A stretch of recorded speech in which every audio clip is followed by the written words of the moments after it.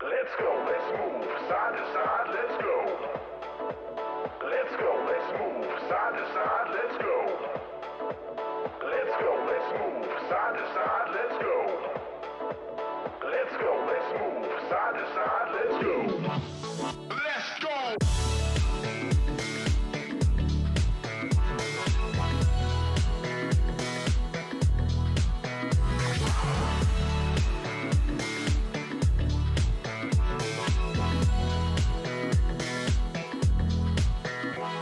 Let's go, let's move, side to side, let's go. Let's go, let's move, side to side, let's go.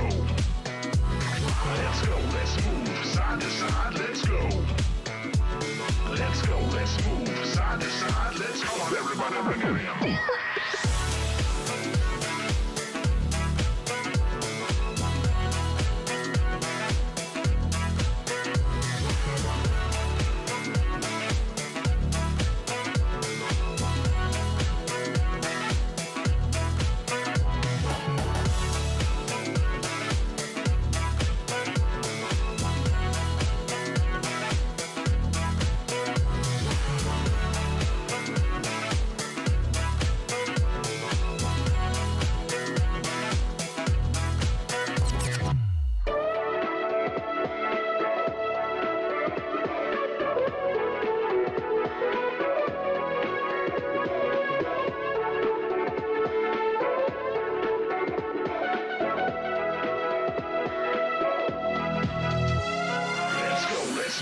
Side to side, let's go.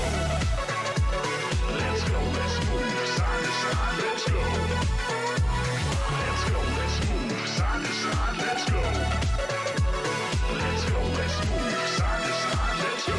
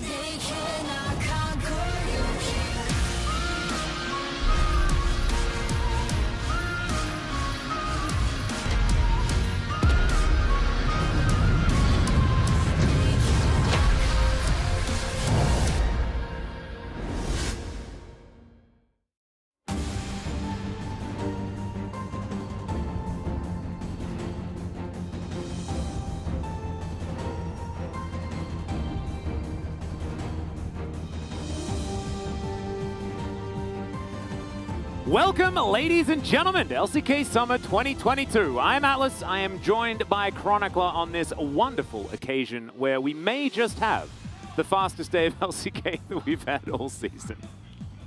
I didn't want to start like that, but I think you might be right. The only hope that we have for a multi-game day where it's a little closer, I think, lies in Fred and Brion's ability to take down Damwon Kia, but recently they've not looked so hot. However, recently against Damwon Kia, 100% win rate.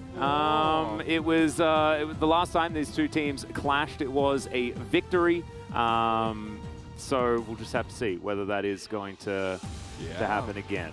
A very interesting scenario, though. It was a victory, of course, in the spring season, not so much in the summer season. So, 2-match and 4-game winning streak for Damwon Kia. They have been smashing teams that are beneath them. And Fred and Brion just came off a 2-0 victory over Nongshim Red Force, who are looking like they're spiraling just a little bit here. And that's particularly worrisome because it felt like they were spiraling already, but as it turns out, now they're actually spiraling. For Fred and Brion, very important win. But that by itself is not going to be enough.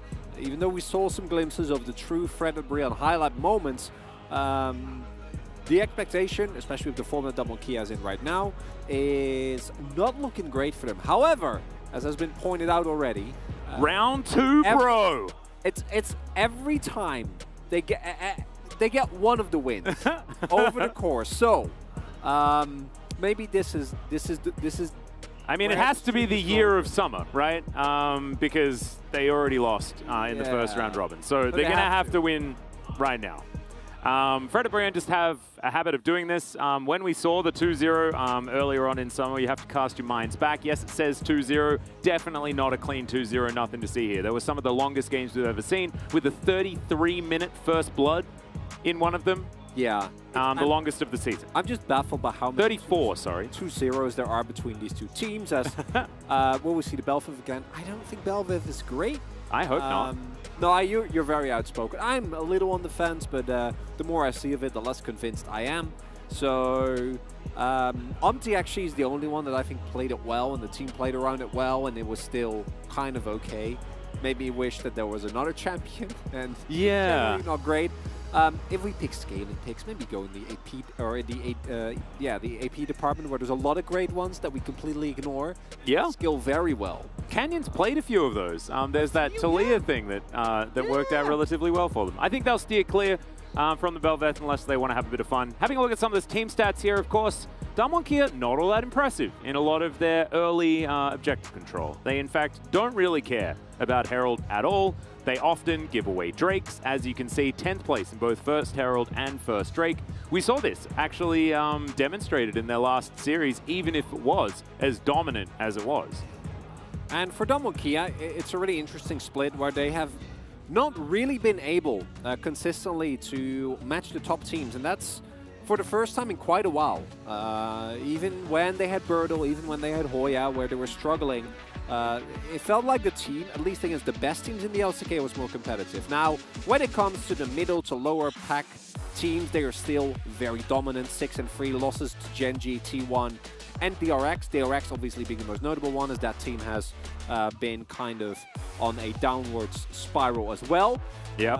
And one has to look to a number of reasons. We've seen Dokdam be somewhat inconsistent, really good in the Felios, but a little bit up and down on some other picks. Same for Kellen when he's not on the Kench. Even Canyon, which always was kind of a hallmark of consistency and such a big hard carry, has been a little bit up or down. Yep, and we have to wish Noguri a happy birthday.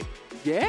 Yeah, happy birthday, Noguri. It's his birthday today, I believe. And that adorable Yeah. picture there with the raccoons on it. Get your Feels birthday mans in chat, although I'm pretty sure Linnell's already done that for us. So that is fantastic. Okay, Damwon this is going to be your roster. No changes whatsoever. I think the notable difference here is the fact that Dokdam and Kellen have looked better and better over the last few games. The discovery of Dokdam's Aphelios has definitely helped this team. But let's check out Fredit Brion one more time with their new jerseys here, coming off a fresh victory. The very first one for the summer season. Can they make it more? This is the roster they decided to go with as well. We'd seen Garmin coming in. We've seen Sword here as well. But we're back to the original roster, and we'll see whether that is going to be able to take down Damwon Kia, who are on a bit of a tear at the moment. They really are. And I don't envy Fredit Brion, even though in their prime they were somewhat of a kryptonite to Damwon Kia, even when Damwon Kia was way better and was running over the LCK last year around. Their jerseys are great though. The little bottle on the back. Yeah, the little yogurt guy. It is amazing. Very good. They have 100% win. Have not lost a single series. Yeah, with those jerseys. Not even a game.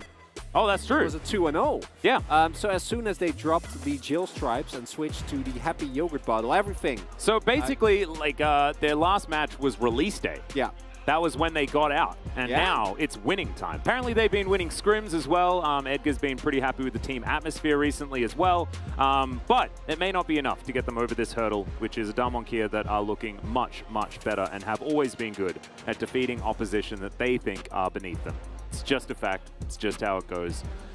Sorry, Fredit Brion. But Henna versus Dokdam is going to be our key player matchup. You can see pretty middling stats across the board for both of these players, and we've highlighted the kill participation for both of them just because they have been pretty pivotal in how these teams are going to win skirmishes. I do want to highlight that Dokdam's laning stats, as expected, him and Kellen have really been struggling there, are underwhelming. Outside of lane, though, we still see glimpses of the Nongshim Dokdam that was one of the most reliable win conditions that that team had. Yep. And for Henna, he has been crucially weak at a couple of points. That's not even just translated in stats, but the Gale Force into a really is the highlight. A moment that we'd prefer to forget. Yeah, you know? well, but we can't, unfortunately. And it's important to note because it is those moments that need to be avoided against a team like Damwon Kia, who in the laning phase I think are the weakest of our top teams.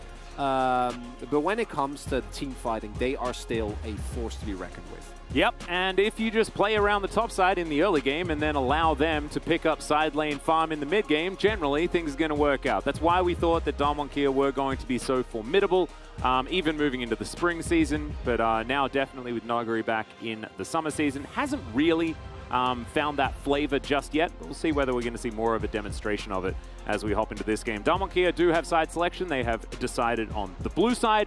Last time around they started on red. That was back when red side was considered far, far weaker. I think a lot of teams have figured out how to play on the red side a lot better now, so we'll see whether Fredit Brion can leverage that in order to get themselves maybe some counter picks or maybe 2 priority picks in the early stages of the draft. Really glad to see that the yogurt bottle is also making it into fan signs. Very good development of the meta. Makes me very, very happy. And going into this one, I would not be sad if Damwon Kia decide to follow the trend of camp bot lane, and great Poppy ban right from the get-go there, and get Dokdam Aphelios and camp him. I think that sounds like a good idea. Camping bot lane has actually been the main way. Noguri has also shown that he's more than happy to just lock in a Gnar, a Sejuani. And I want to talk a little bit about these Poppies and these Silas bans, because we have seen, and it has taken a while, as it always does with the LCK, but an actual development in how we ban after substantial nerfs has come into almost every meta champion that used to be permanent previously, and that's great. I'm happy to say that. That in of itself is a little bit of a sad statement, but Silas has been on an absolute tear. I think it's an 11-game win streak now, if I'm not mistaken. Yeah, no, he's absurdly broken at this point in time. And he's a very safe pick into basically anything as well. Just seems to lane pretty well. The Amumu ban, of course, giving away that this Tahm Kench was going to be coming through. Damwon Kia going to be pretty happy if they can get their hands on an Aphelios. But there's a lot of things that can lane with a Tahm Kench. Even Senna is still available if they would like to go down that route. Fredabreon can go towards like a Seraphine Senna lane if they would like to. But I think it is very dangerous to do so into Damwon Kia that would be very happy just to camp that lane and kill the squishy targets. And then they just run a... I like this a lot more. Because then they just run a... Renata is still open as well, so... Kalista Renata. Well, you can lock Renata in on the next rotation because obviously... yeah, true. Picking up the Azir here is a... Ignoring the Tahm Kench flex to top lane. Great call out, Atlas. I was listening to Cadril last night, and you have to talk about all of the potential flexes, okay? Like the Azir and Kalista, both of them, potential flexes to top lane. Hey, have you seen Dove on Fredabreon? Have we had an announcement? No. No, I know. I know, So, but also no, Flandre wasn't in the LEC, and Cadril still got to talk about it. Morgan's not playing Azir top. He wouldn't do that to us. Well, speaking of flex picks, this is a real one. As the Taliyah is going to come through for Canyon or Showmaker. They have flexed this one around before. Definitely a fantastic choice in both cases, as both Showmaker and Canyon showed that they were fantastic. That Renata you were talking about definitely going to come in, though. So both of the teams looking like they're getting exactly what they want. And for Fredabreon, it's a very strong bot lane on paper. However, it is Dokdom and Kellen on Aphelios Kench. And I think Damwon Kia is going to be able to just snipe a few wins left and right until people realize that Aphelios Kench was what made Nongshim last time around. And it's doing a little bit of a short service to Peanut and Gory and Rich because they all had their strengths as well. But a large part of it was just Dokdom on Aphelios, and with the Kench makes it a lot harder to ever punish him because things like the Azir, if you're playing with a Nautilus bot lane instead of a Kench, do have insane value because it does make it very hard to play.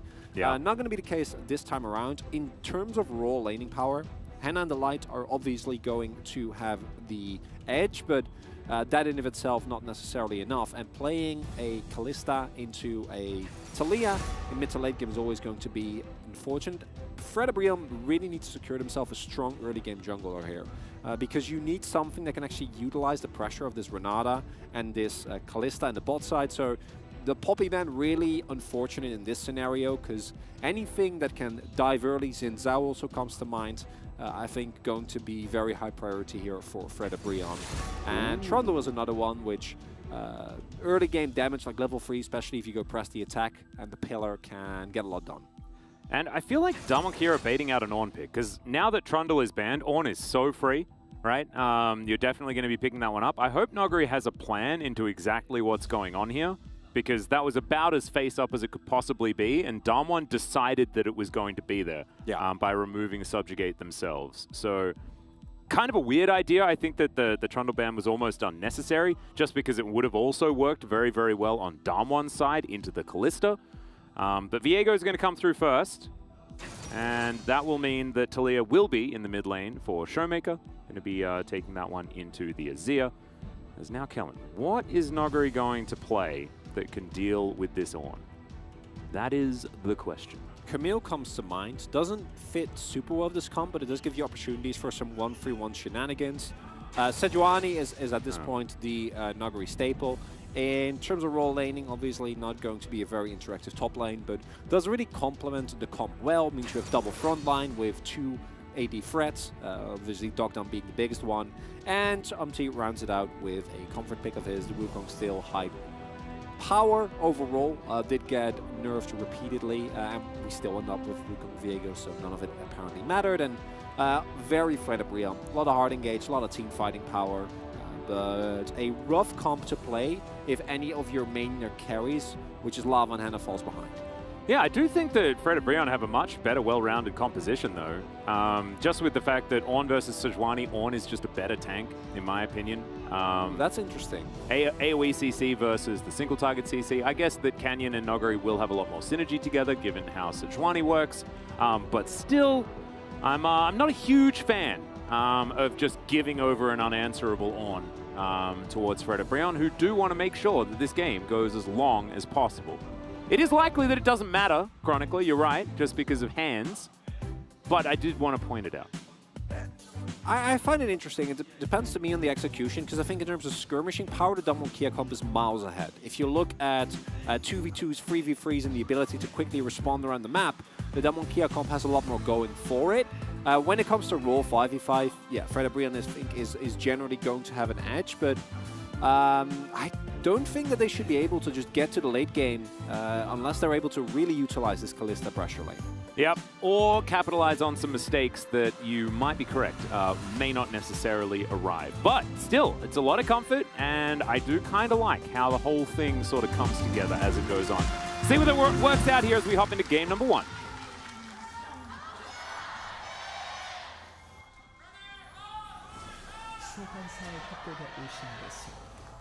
Interesting, we didn't actually get the pan over. I know. I was very confused. And I'm really glad that the you know, the fan cheers still came through, even if we didn't get the same sort of thing. But still. They knew. Yeah. They knew. Let's see how this one's going to go. I think the jungle matchup is going to be very important for this early stage of the game. Like you were saying, 3v3s, 2v2s and stuff like that all across the map going to favor Damwon. But if they can spot out where Canyon's going to be, and they might be able to avoid some of those shenanigans. Level 1 obviously quite strong here as some vision is secured. Canyon going to do the same, but as the invade does not continue, I don't think that either team wants to split the map here, because whoever is splitting the map towards top is getting a much worse deal. Trying to influence the Sejuani Ornn lane is not great. It's not really what you want, even if you do manage to kill one of them, it's not going to have a large impact overall. As will be a leash start here, so Canyon going to have a little bit of an edge in that regard. Yeah. And for Dogdom and Kellen, this is one of the main pressure points of Fred Brion. So if they can hold themselves in this lane, if they can showcase their mastery of these champions, yeah, 3-0, 5-0. 5-0, my goodness. Then they're going to feel very good. Obviously, you're not going to be able to contest the very early levels. It's more towards the level 6 where the Philo starts to have some more threat in terms of the overall laning phase, unless Canyon makes it. This is the exact comp that they just won with. Is it? No, it doesn't necessarily have to be, because they've won two matches, but yeah. Still, 2 games, sorry.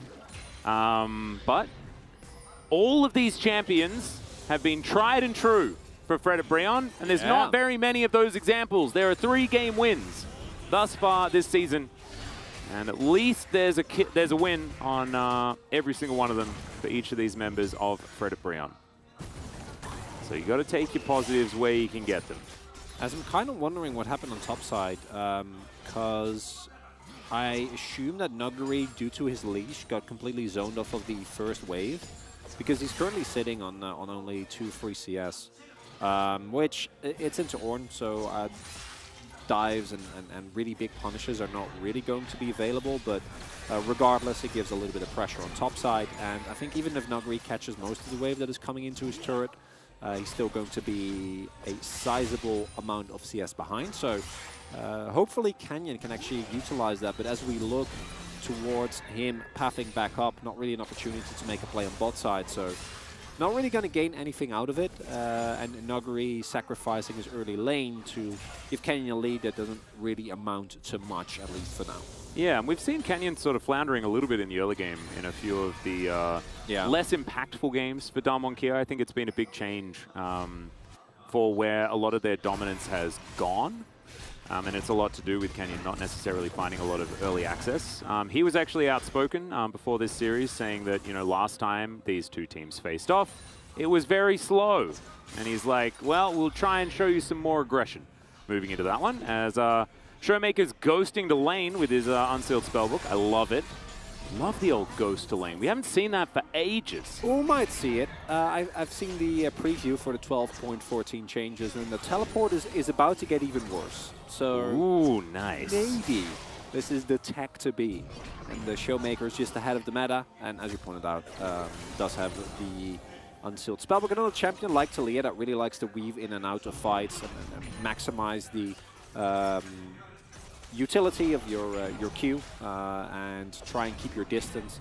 I actually think that in late game team fights, the Ghost actually does give you a sizable amount of value as well. So cool choice. Yeah. Lava also gone for the Comet here, which thus far hasn't really worked out. There's that flash. I've seen this play before. Chronicler, as Kellen is going to collect some gray health. 50% there for the Tahm Kench, but you'll take the flash any day of the week as Canyon starts off with an early game gank that he didn't even need to assist in. Really? No, he was just there to say hello and provide some more unemotional support to Positive reinforcement as they went in. And as I've highlighted, this bot lane for Fred Brion doesn't necessarily need to win the laning phase because there is still a lot of power in most notably the first skirmish as Umti going to go towards top side. Nuguri's low, doesn't have any defensive summoner. Yeah, he's taken the Ignite as well as Morgan is going to do a bit of a drive-by. Great Arctic Assault there from Nuguri. Winter's Wrath slows down Umti and Nuguri's going to walk it out. We call that a whoopsie here in the biz. Really nice sidestep on the knockup from Morgan, especially. And because the Ornod isn't available yet and Umti doesn't have a Cyclone, there's not that much that they can really do in that scenario. But, as mentioned previously, Nuguri still going to be behind a sizable amount of CS, even with the big wave that's about to crash into him. And Morgan also going to just go back, fill up that mana bar, and then make his way back towards the lane. But a Aphelios Kench lane, just getting through lane, is also not really what you want. So Umti has been a little bit more active on the map, but Canyon has actually been able to get himself a CS lead, and I would not be surprised to see him, with the experience lead he has right now as well, look for either an early Drake or maybe an early skirmish to try and keep Bro on the back foot. And I do want to highlight that as we get towards possible Hero or Dragon fight, especially as 6 is hit for Fred Brion, they do have a lot of power, but it's all in Kalista and the big ultimates. And if the big ultimates don't hit, if the Cyclone doesn't get the value, if the Scoop or the Ornn ultimate is not amazing, then it's going to be rough. Well, Umti is going to spot Canyon out here, but Canyon just brute forces his way in. This Brambleback should belong to him, as Dr. going to be taking this Rift Scuttler as well. Red-White Gun's going to deal with that one extraordinarily quickly, especially with the help of the Tahm Kench. As Tongue Lash comes on through, Henna's going to be hopping a little bit more slowly. But Fred Brion now just going to get that push on. And so far, I haven't really seen very many, signs of a game plan here from Fred Brion for the early stages, but still, it's not necessarily end of the world as Umti is looking to take this first Drake of the game as we are 30 seconds away from this first Herald. Definitely should.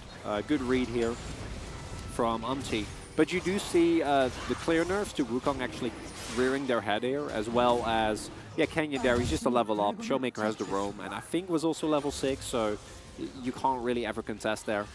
He's always going to be earlier to the play. And again, playing Wukong, Kalista, and Azir into a Taliyah is not going to be very fun, especially as we get later into the game. And but Morgan can break down the walls.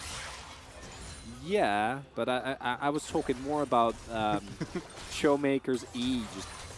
Can't. But think about the walls being broken. You cannot cage this man. That is true. All right. Okay, I'll take it as Well, Henna is not going to be hit by this one. Tongue Lash is once again going to connect, but not going to find too much joy there on the Darmonkey side. So back to the wall.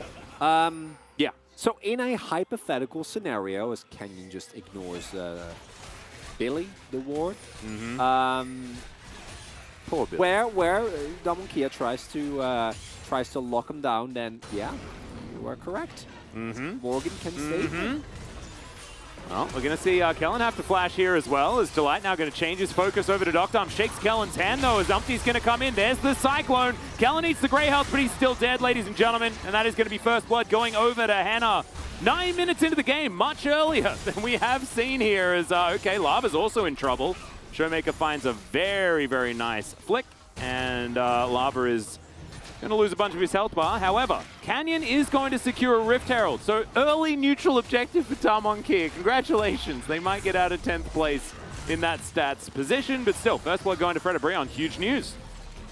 It's true, but especially because they don't actually shove for the plate here, that's not a favorable trade. The Herald, once it's gonna come down, gives you the opportunity to also get maybe a first turbo if you combine it with a dive. As unfortunately here, Doctor doesn't have his Gravitum ultimate, right? So it doesn't actually have any CC. So even with Kellen flashing out very nicely, the moment Umpty shows up, you kind of know that you are going to get taken down. And with the pressure that has been found thus far from Damwon Kia, they haven't really been able to actually get themselves a lot of plates. But if they now get a kill or a successful dive, which again, Showmaker is definitely going to be looking for those with the Taliyah, is going to be very good in setting those up with his ultimate, particularly in bot side if you're able to get something going there, then you get a first turret blood. So opportunity for Damwon Kia is there to come back. But getting gold on specifically Kalista, I think, is also very, very important because we have seen that the champion from behind is not really a champion at all. No, she's a Fate's Call button. A little bit less impactful at that point in time. We did see Bristle picking up a plate there towards the top side of the map. Very happy Sejuani up there. And Damwon Kia, like you were saying, I mean, the gold is very, very even despite that first blood going over to Fred Brion. So I think that it may be proven that first blood play didn't necessarily net Fred Brion the amount of money that they wanted it to, as Umpty going to be spotted there. Actually spots Canyon. I apologize, Spot. Warrior Trickster not going to go in any further. And Fred Brion just getting information where they can. As, all right, Gravitum is going to be applied to Henna. Tongue Lash comes through as well. Fred Brion just getting rid of the vision where they can find it. 1.5 minutes on this Cloud Drake. That's going to be the next one. We have, okay, Showmaker looking for a seismic shove. Oh, you cannot go over that lava. But he is able to set up the wall here. Lots of walls available on both sides of the rift, actually, on Fred Brion's side of the rift. And, okay. Umpty just here to try and hold this wave as the Azir makes his way back. Oh, and I really like this from Damwon Kia, because what they're doing here is they set up the mid play, they draw people from Fred Brion towards mid, right? Umpty and Lava, Umpty is drawn to that, and then as a result, they get the shove on bot side as well. Nuguri is still able to make it back to his mid lane, and as a result now, Damwon Kia is the one who, in the end, did get the favorable trade in terms of gold, and yeah, Lava, you used to be able to interrupt, or rather ignore, Unraveled Earth. Yeah. Not so much anymore. No, that's that was a pretty fun change there. Anti-dash. I love it. Yeah, I'm a big fan. Yeah, it's because it just wasn't that. It was good for the one tap with W, and that was basically it. So, very frustrating for anyone with a dash, which nowadays every champion Atlas. Yep, and Lava really bearing the brunt of it. So he's probably not going to make that mistake again, unless he does it accidentally. As now Showmaker, just threading some volleys through in this mid lane. Nuguri fighting against Morgan here. Yeah. As we're just applying the permafrost, applying the brittle. Oh yeah. Look at that. Winter's Wrath evens out the trade. Yep. That was a lot of action. For top lane, yeah. Yeah. Sure. One day, we'll remember that Cho'Gath exists. Indeed. Today's not that day. No. Today we fight. I need to remember Aragorn's full quote there from Return of the King so that we can say it whenever you say things that are a little bit epic sounding. But it is not this day. Anyway. Not this day. It's really funny as well because Cho'Gath is about as anticlimactic as he gets. Yeah, exactly. He just waddles. The epic answer of the Cho'Gath. Lumbering to the top lane. And then he eats you. Yeah. Yeah. He is good at killing tanks though. Yeah. Feast is a fun ability. It is. As Showmaker's got a lot of wave clear now, with just the Lost Chapter completed. He is stacking up that tier as well, and the game has gone back to being slow. Yeah, that's where we excel, right? It's where the LCK really showcases their innate talent of talking about anything but the video game. Indeed. Well, that's some more, permafrosts and some brittles, and Morgan definitely lost out on that trade, but he still has more than half health. Oh, look, he threw a rock. Nuguri avoided the rock. Nicely done. Henna completes his shield bow. Certainly good news. Gale Force done here for Dr. Arm as well, though. So he'll have that extra mobility that he's looking for. Oh, look at that Arctic Assault added, peppered in there. Oh, Noguri is unrelenting in the aggression. Really appreciate your enthusiasm. I'm really trying to find something. No, I think it's great. I don't share it necessarily. Can we go back to talking about Cho'Gath? I love Yeah, we Cho'Gath. can. What's so good about Cho'Gath? Is it the Vorpal spikes? It's mainly the... Is it Feral Scream? Yeah, Because that ability's so old and he hasn't been meta for ages, and so therefore a silence still exists. And this is where Atlas really shows his age, because he actually knows all the Cho'Gath skills. No, of course. Yeah. No, I think into the Ornn, it's a little cheesy, but yeah, it's the max health damage, it's the 1k true damage that eventually you get with Feast. And Ornn is very happy to ignore forms of CC, so the knockup obviously is not going to be necessarily as valuable. Rupture? Well, yeah, but... I'm just trying to get back into the Cho'Gath zone. So between Vorpal Spikes, Rupture, and Feral Scream, you actually can make it very hard for the Ornn to actually continuously play the video game. You can't bellows breath if you are not allowed to bellow because you're silent. Yeah. Whoa. I know. Mind-blowing. Mind-blowing. And choke points are your enemy here as Damwon Kia, so grab that mid-prio. Try to make your way from multiple angles as... All right, Canyon just diving towards Henna. There's the Weaver's Wall, though, to protect Canyon. It was a decent hostile takeover, but there was no follow-up because there was a big old wall in the way. A disaster. Canyon's still at 50% health, though, as Shirley is going to get uninterested in what Fred and Brion are doing. Canyon now going to clear out some vision. Damwon Kia back towards their turret as the Abyssal dive to allow Kellen to reposition towards this river once again. 3.5 minutes on this Drake, though, as you see Fred and Brion moving southward. And that is just Lava picking up a bottom wave, and they will give away this Rift Herald. A lot of those R buttons going wide, and therefore not a lot to use to try and take back control. And when you have as much initiation as Fred and Brion does, as Henna, you cannot be on the front lines. You can't get engaged on. Right, like it's not allowed. He has to use both his summoners. They have to blow a lot of ultimates just to make sure that they get out of life. And sure, they don't give up a kill, but they do give up the Rift Herald. And I'm pretty sure that Damwon Kia is going to keep trying as Kellen's ready to munch. He is. Not going to have to in the end, but overall, still a very favorable trade as Morgan again bellowing his breath, making sure that he doesn't get knocked into anything. Yeah, well, there's a Glacial Prison, and Lava's been lit on fire. He's real dead. That's going to be Noguri with the fadeaway here as the Cyclone just really doesn't look like it's doing very much. It's going to get another knockup as Umpty's going to look for another devastating blow, but Winter's Wrath going to come through, slow him down, and that's just a solo kill for Noguri in a 1v2. And the moment that Umpty shows bot side, Damwon Kia's mid lane or bot lane knows, yeah, we can push. No one cares. We're free. To just get this mid lane turret, and overall this is where the snowballing starts for Damwon Kia and where the Fred and Brion comp really struggles. If you are Look at the piggies! Oh man, have you seen Sing? I have not yet. I know Sing 2 was recently released. It was. I saw that one too. I liked them. I thought they were both very cute movies. You know what is a great movie? That is, Matthew McConaughey was an Australian though, and he's a koala, so that was pretty strange to me.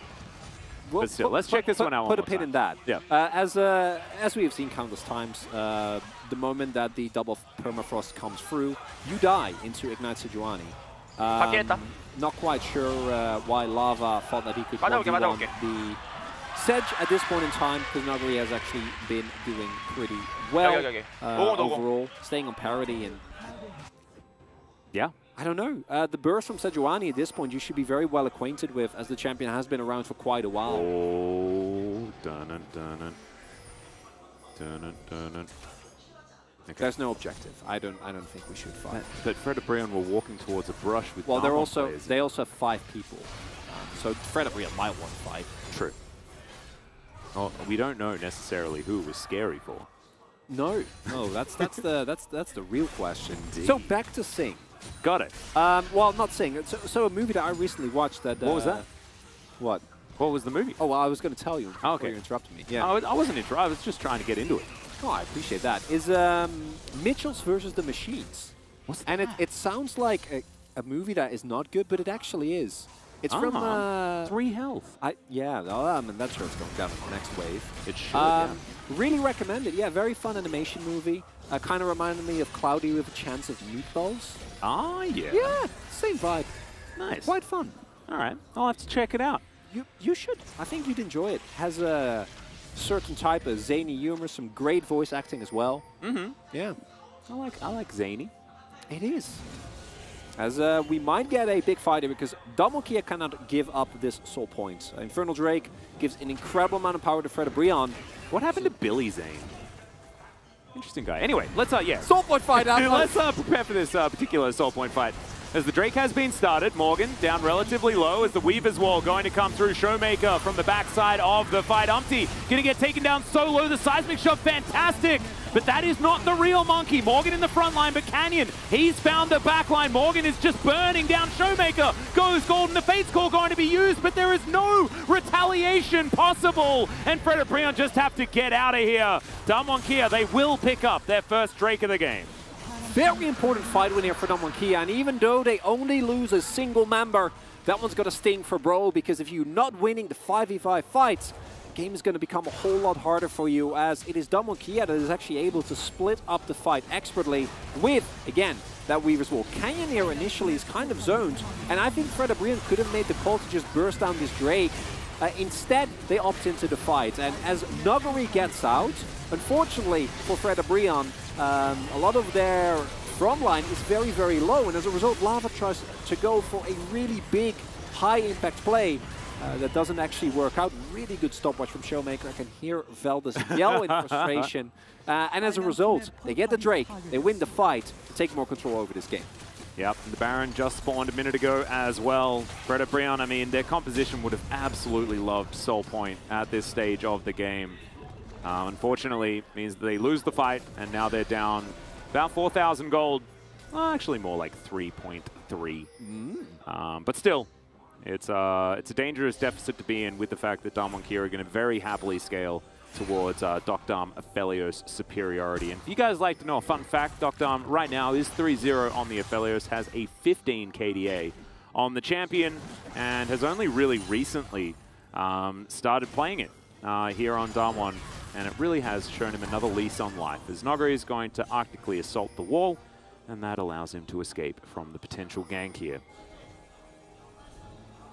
And if Liv Sandbox is our aggro team, you know, the team that always goes in, Fred and Brion is really the, we will only fight if we absolutely have to. And if they don't, they will not fight.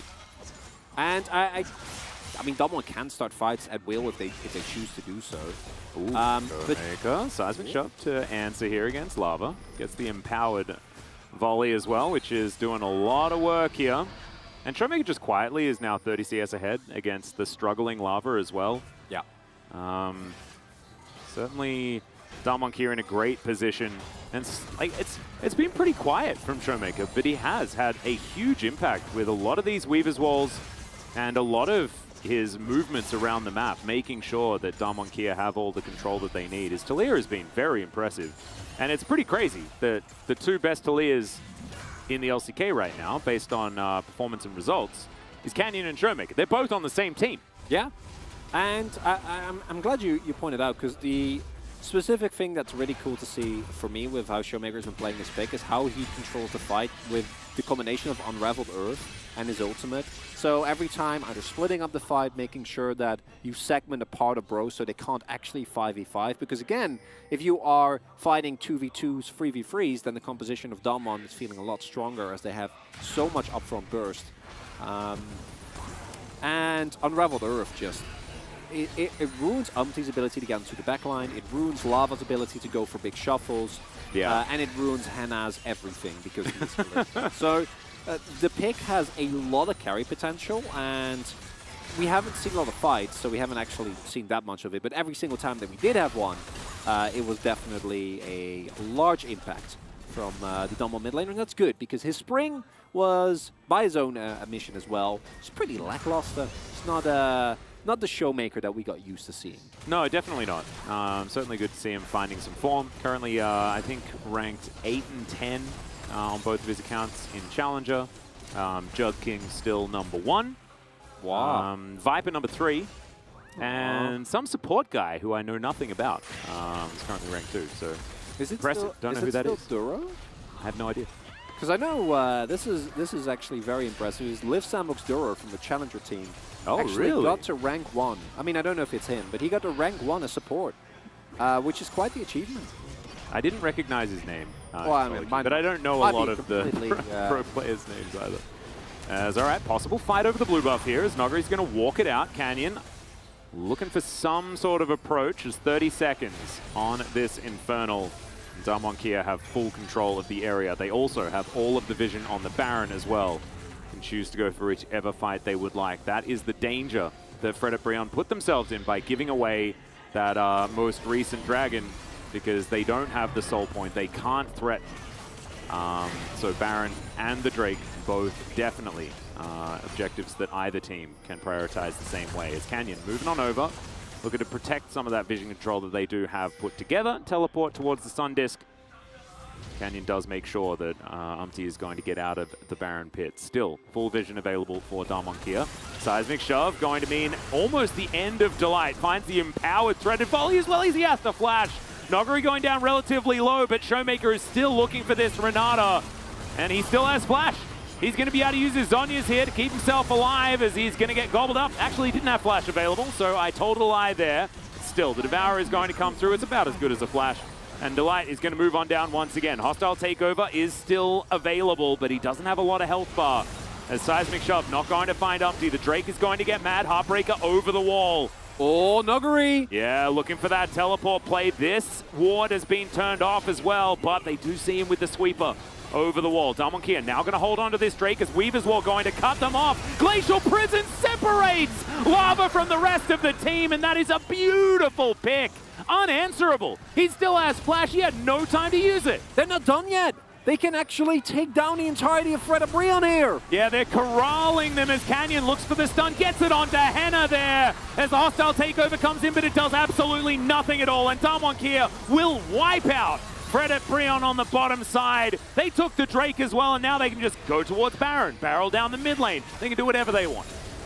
And Damwon Kia might not have the early game decisiveness and snappiness of our teams like T1, like Gen G, and if they want to stand up to those, they still got a long way to go. But the way that they execute their team fights right now is looking a lot more like the Damwon Kia that we were treated to last year, which I think is a great development. This team has really been trying to find their identity. And as it turns out, all they needed was Dogdom and Kellen, not Aphelios and Kench. And as you pointed out, Showmaker has been so good with how he's been setting up these fights. Yeah, and I actually think that, honestly, Tahm Kench, Taliyah, Aphelios, like, Damwon Kia shouldn't be allowed to get them. No, if they're still available, especially in the second round of picks, then I think a mistake has been made. Because the way they play around these picks in not only the draft, but also in-game, is fantastic. As Umti gets in for a decent Cyclone here, but Kellen protecting Showmaker and buying out, like getting out so many of these key ultimates is so important for Damwon.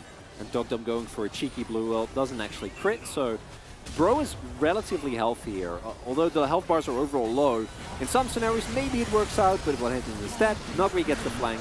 Really nice wall from Showmaker, immediate CC follow-up from Kellen, and then yeah, from this point onwards, we can cut. Yeah, we can cut the replay. It is bad times as the flash immediately forced from Hannah due to the Unraveled Earth, and then still goes down. Everyone goes down, and it is indeed Liv Sandbox Duro that is currently second. It is. Yeah, There we go. they are a really fun challenger team. Would recommend. If you enjoy challengers, Liv Sandbox is good too. It's a good thing in general as well. That is two monkeys for the price of one. Oh my god. That's a bargain right there. As Inner Tower going to be taken here by Nogari in the mid lane, but meanwhile, there is a big siege with this newly acquired Baron buff. Oh no. No Bellows Breath available for Morgan. Therefore, he's going to get thrown back towards his wall, and now he's looking to get the rest of that health bar back up again. Damwon Kia looking to break down this inhibitor turret in the mid lane, and I have a feeling that there are the majority of the nails in this coffin for Fred at Brionne. Teleport play to come through from top Maverick Morgan. Let's see what he can actually do here. Does get a knock-up onto Showmaker. Pretty nice, but the Zhonya's is still going to be there, and everyone's playing around in the Unraveled Earth. Another Devour going to be used on the Taliyahs from the backside. side. Doc Dom comes through with a huge ulti. Cyclone going to be used, but Umpty just doesn't do very much damage. Canyon going to be moving around here at 0 health, but he's going to survive because everyone's dead on the side of Fred at Breon. Double knock up there from Morgan, who's surviving for a long time, but it's a bouncy castle for the Ornn. He will be taken down, and there is the ace for Damwon Kia, and this game is over. Game number 2, let's see if Fred at Breon can make something else happen. And Fred at Breon got first blood, and that was it. They got no turrets, 2 Drakes, which I guess that's nice, but yeah. Outside of that, it was a one-sided affair. Damwon Kia in the map movement, in the skirmishes, in the team fights. Way too big for Fred at Breon.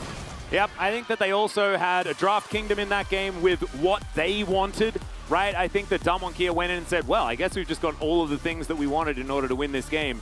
They did so beautifully, but now an opportunity for Fred at Breon to move over to the blue side and potentially challenge a little bit better here against Damwon Kia, who are looking reinvigorated over their last few matches, especially their first one this week against Kwangdong Freaks. They looked scary with the amount of dominance that they had. Rough week for Kwangdong, of course, so hard to evaluate exactly where Damwon are, but once again, I mean, this was pretty systematic. It was, and with the way that the middle-of-the-pack teams, which at this point I think also includes DRX, have been very up or down in their performance, it can be hard to rate some of our stronger teams. Again, barring Gen G T1, because they just beat everyone. Well, I guess Gen G didn't beat T1, but outside of that, those 2 teams really don't have a match. But for Damwon Kia, we have seen, even in their wins against some of the middle-of-the-pack and lower-tier teams, them kind of struggle, the team just not really coming together, and it's understandable because this is a roster that relied on what Ghost and Beryl specifically provided for so long. Yeah. And now the meta has shifted, they have a much more resource-intensive bot lane on the bot side, and slowly we're seeing this team really find their own style, and it is very clearly different from what T1 and Gen G have, but if they can keep honing it, I think we could have some really exciting matches between those in the future. It's definitely weird seeing Noguri picking all these tanks over and over again, but as you can see, doesn't necessarily play them a lot like tanks, as he did 4 times the damage that Henna did, approximately. He did 4 damage to Doc Dom! Yeah, no, it's this is a very angry piggy up there towards the top side, and we've been outspoken about this. Noguri Sejuani is just better than everybody else's, is what I'm kind of realizing. He's plays it aggressively, chose the Ignite this time around into the Ornn matchup, and was able to get a solo kill onto Lava. And that meant that there were just not a lot of pressure points on this map, not a lot of options for Fred at Breon, but they do have an option. They can move to game number 2, and we are going to go to a short break, and when we get back, exactly that, game number 2.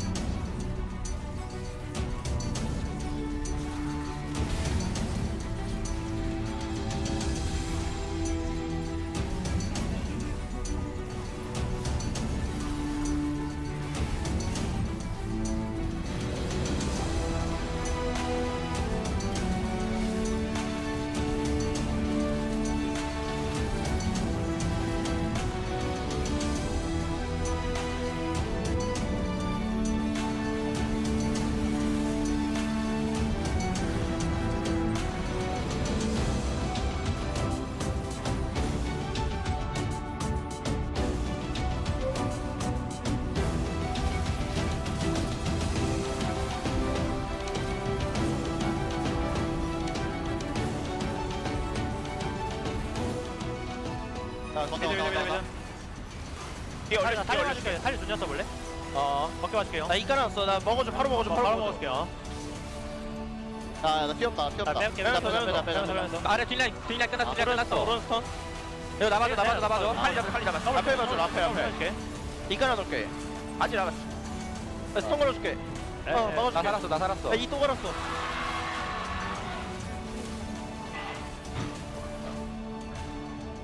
나이스.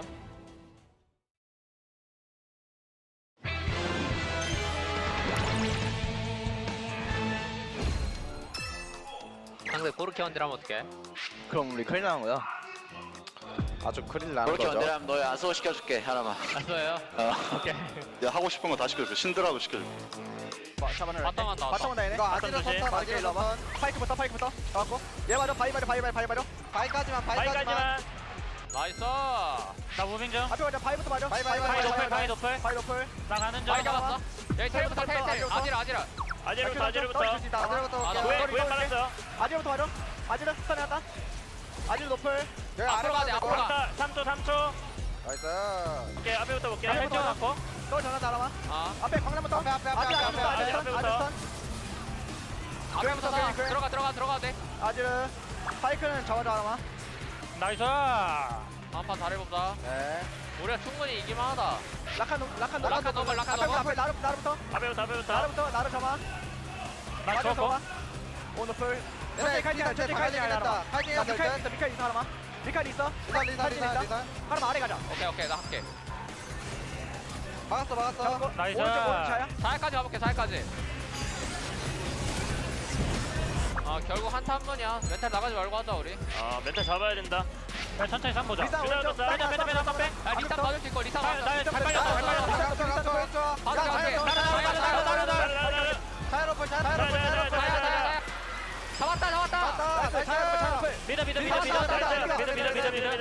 끝났다. 나이스. 와, 잘했다. 와, 나 지금 나이스. 와.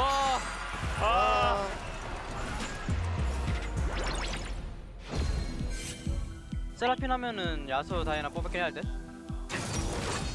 요네 마렵긴 하네. 연애 좀 하자, 제발. 너네들 나를 좋아? 한판 다 해봤는데 근데 그렇게 어려울 것 같진 않아요. 어떻게 뭐가 나와 보이지? 일단 리시는 많이 해봐서 괜찮겠네. 리신 하자로요. 저 뭐냐 이거? 이게 무조건 이겨야겠다. 얘네 올라왔다. 왔다. 하려고. 그렇죠. 일단 먹고 렐 올리비야. 일단 쳐봐. 세라핀 보이긴 해. 렐 6렙. 와줄 수 있나? 나 탈진데. 맞춰서 갈게. 칼리 딜은 못하게 됐어. 탈진 박았어. 아 일단. 위에 칼리 딜 못해. 좋은데, 이거? 칼리 딜 못해. 위에 봐, 위에. 위에 오오오. 할만해. 나를. 나를. 렐 잡았고. 칼리. 나이스. 위에 오고. 나이스. 나라만 찰게 일단. 찾아. 오케이. 좋긴 해. 많이 좋아.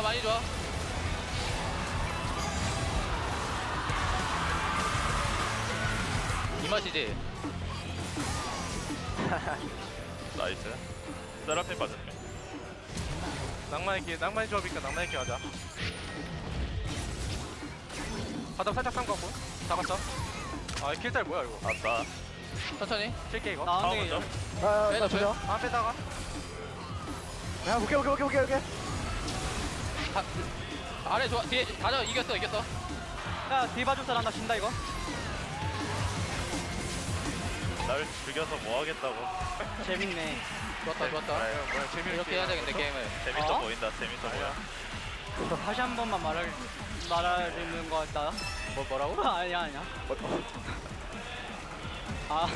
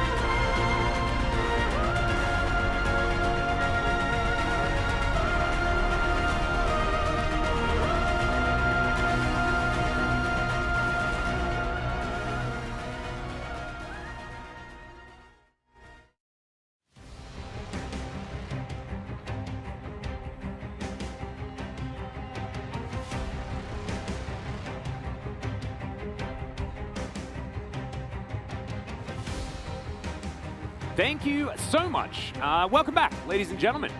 Here we are for game number 2 between Damwon Kia and Frederick Brion. If we were to do a desk, Chronicler, as I was so used to saying thank you so much after a desk segment that didn't actually exist this time around, so I feel a little bit silly. But if you were to be a desk Chronicler, what would you be saying? As Showmaker's going to pick up POG, pretty obvious one this time around, 2-0-7. I'd probably celebrate the Damwon Kia draft. That would be the beginnings of what I would do. Yeah, it's partially the draft, but the execution of Damwon Kia in the fights was just miles ahead. And this is in large part due to the comfort that they were able to acquire for themselves. But I also got to commend the way that they were able to snowball leads around the map. This is something that they have struggled with a lot more. And still do, than T1 and Gen G. And we're always going to keep comparing them to them because the expectations for this Damwon team are still that they will be a legitimate title contender. And if Showmaker can keep the form that he did in this game, then those dreams might be a little bit more likely. As Dom and Callan also, yeah, I would talk about them not, they should not get a Felios catch anymore, as, yeah, this makes sense. I really appreciate the no votes. I think he had an incredible game. And his Glacial Presence combined with Showmaker's zone control made the team fights effectively unplayable.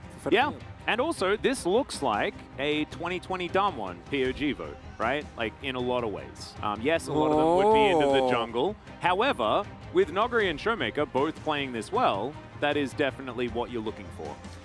So Showmaker is going to pick it up. Fantastic Taliyah play. We have to remember that this is a flex pick for them as well, so a dangerous one to leave through the draft. At the same time, and now an opportunity for Frederick Brion to potentially ban that one away if they elect to head towards the blue side, where you get a bit more banning flexibility. As once again, we'd like to remind you that it's Noguri's birthday today, so the raccoons are out in force. The raccoon with the birthday hat. Love that. Like, feels raccoon birthday, man. That sounds like something from Resident Evil. Have you watched the new Resident Evil TV show? No, I've heard it's very campy fun. Look, I didn't enjoy the first episode. I've heard it's effectively Gossip Girl but with zombies. And yeah, that's kind of what it feels like. If you go into it with that mindset and don't actually consider the Resident Evil series, then I've heard it's good, which that's a pretty good sell to me. I'm not gonna lie. Yeah, I actually quite enjoyed Gossip Girl. That's what I'm saying. That's where I kind of meet you, because I'm not really a Carly Rae Jepsen fan, but I'll watch me some Gossip Girl every now and again. Anyway, let's get into the draft here for Frederick Brion versus Damwon. Tahm Kench going to be the first ban. Beautiful. Love to see it. Now the question is, do you ban Aphelios as well? Because Aphelios can still be played with Nautilus, can still be played with Lulu, so there are still plenty of opportunities for Dogdom to pull that one out, and I think he will at this point. It's been his Aphelios and his Asriel that have been a pretty large cut above the rest. And Damwon Kia, even with the Kench being banned away, they still don't want to play against Kalista Amumu, so going to take that off the board here. Lucian ban on blue side, obviously interesting. Yeah. Because ideally, you'd pick that one up yourself. And I think a Taliyah ban on this position in blue side does make a lot of sense, where you're actually able to get yourself one of the power picks and then deny Damwon some of the picks that you might not necessarily want to grab, but that they are incredibly adept at. As you pointed out, the flex potential, that pick also kind of crazy. Damwon Kia is going to ban Corki here as first ban, or as third ban rather. Yeah, I don't really see any other scenario. And that leads me to believe that we might get maybe a Gnar first pick here for Frederick Brion if they do want to go into that direction, also picking away from Damwon Kia. What should be a Aphelios first pick? I could. Hannah has definitely preferred the Aphelios, and it is also a pick away from Dogdom. I think Aphelios first pick is a insanely big liability, and you should not do it. Because then Damwon Kia lock in Gangplank and Azir, and you don't get to play the video game. But I like the Azir a lot more. I think the Azir pick away here is, even though Lava didn't necessarily have a great showing, he got ganked by Stopwatch a little bit. I don't think you can pick up Aphelios that early on, and especially with the Kench not there, because Kench takes away so many of the innate weaknesses of the champion. Yeah. I personally not like to see Damwon pick up Gnar, but they will do so. Sort of definitely the tier list. Just, we know that Noguri is very good at playing the Sejuani into the Gnar, and you can wait to see what Frederick Brion are going to lock away. But if they do want to pick up Aphelios, before you go towards it, and try to avoid, you know, one of these gangplank situations so that Dr. can actually play that Aphelios without having to worry about the big old cannon barrage. Canyon, let's see what he's going to go towards here, as we could just be trying to counterpick the Azir, but you could also just straight up pick Aphelios here. So now the gangplank angle is looking pretty strong for Fred Brion. But it's Morgan. That's true. He hasn't really been much of a planker. No. That's been Sword. No, and that is the main reason why I think Fred Brion, or Damwon rather, feels relatively safe picking this up here. The Aphelios is probably going to be shadowed by... the Bel'Veth lock-in, and Gangplank is obviously going to be picked up. Not sure about the Bel'Veth. I've been pretty outspoken. I don't need to. You are. Yeah. Let's talk about what she does provide, and then I'm on board with you. Just want to Void Madam Yi. Bel'Veth also gets countered by Taliyah. In a way, so it's can't zig and zag as effectively, can you? No, not really. And the reason why I talked about the Gangplank being a threat into the Aphelios is specifically because barrel combos can make the game unplayable for the Aphelios, right? Like if you get hit by one, and if you're playing it, Zeus, for example, with a crit Gangplank build, you cannot team fight. If they are good, you will not be able to ever approach. For Morgan, I don't know if he quite has the same level of usage of how he is actually able to get those barrels going. So in that scenario, you're looking more at the usual threat of a cannon barrage and Fred Brion going in with a big swoop from the Azir. And yeah, Bel'Veth definitely going to have two prio lanes here. Generally, Azir is prio in almost every lane that he plays, and Gangplank should have early prio at the very least into the Gnar. Although there is, of course, some matchup variancy there. And if you also pick yourself up a bot lane that at the very least can shove, then you have shoving lanes, which means Bel'Veth can safely farm. You get the first move on the Heralds, pick that one up early, and start your snowball. And I really like that Kalista ban for this reason. Personally, I'd love to see the Nautilus banned, because I do truly believe that that is a no-brainer R4 here otherwise for Damwon Kia. Provides you engage, combines extremely well. Any lane, you will have kill threat in with Aphelios and Nautilus at level 6. And then Damwon Kia also keeps hidden where Taliyah is going to go. I think that picking a support is 100% the idea here for Damwon. I would expect that one to come through. And the Nautilus, like you were talking about, going to be it. So golf claps all around here for Damwon Kia as far as what they've made with this draft. But Fred Brion need to round out this one. Now, pushing lanes that come to mind are Ezreal Karma. Ezreal going to be locked in, and this would be a blast from the past, as Delight is considering a Leona and will lock that one in. So, giving some CC to the bottom lane to allow for a setup for Ziggen and Zag and Bel'Veth to get in there, potentially. Also want to highlight, that Showmake or Umti last time around was extremely proactive on the Bel'Veth last time, and if you combine it with Leona, there's definitely a lot of opportunities there. Leona not in the greatest of spaces. I actually was expecting the Rakan to come out. The Delight specials. Yeah, forgo laning phase and really focus on just roaming around together with Umti, as, again, it's going to be Viego here. Not the most exciting pick. Like it a lot more than the Wukong in this matchup, or this composition specifically, as your impact against champions like Ezreal is not nearly as big as it might otherwise be. So overall, Damwon Kia, again, very skirmishy. Dogdom has Aphelios. Showmakers playing Taliyah again into Leona and Azir and Bel'Veth. So I'm feeling pretty good here. If you're Damwon Kia, it's not an exciting draft, but it's a very strong one. Yeah, no, it definitely is. Feels a little bit similar to how the last game went. Yeah. You know, definitely not the most exciting. However, Damwon just waited it out and then found the team fights that they were looking for. We'll see whether that can happen again for them, or whether Fred Brion are going to come with a little bit more of a plan to be able to utilize this Bel'Veth draft. They're the only team that has been able to win with this champion. Canyon is an example of a jungler that has failed to win with the Bel'Veth as well. So, I mean, if that doesn't give you a bit of confidence here for the bros, I don't know what will. I was told, and I think at this point this will be outdated, but it is something that was true a couple of days ago. There's only three players that have won in competitive, like, major league play with Bel'Veth, and it was Kanavi, Haru, and Umti. So All right. Yeah. So you're talking about like in the main, the top regions. Okay. Well, there you go. Let's bear that stat in mind.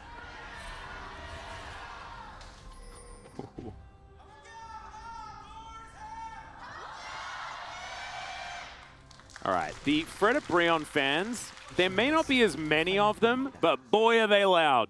And I feel like they're perfectly representing Twitch chat right now, which I assume is just spamming Fred Brion Giga Chat over and over again, which is what they want to do. And I respect you guys for it. There are no purer people in this world than Fred Brion fans. 100%.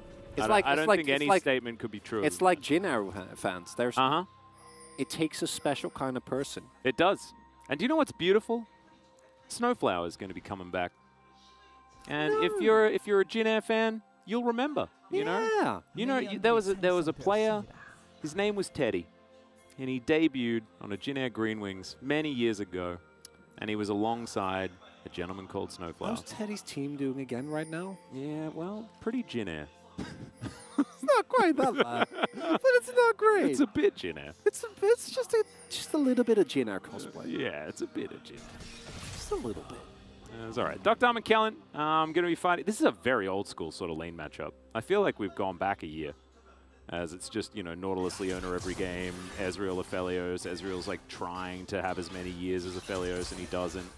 Thankfully, there have been a couple of nerfs to Aphelios since those times, and so therefore this lane doesn't feel quite as awful. But Kellen's still going to find himself a hook onto Delight, who is going to return the favor with the Zenith Blade.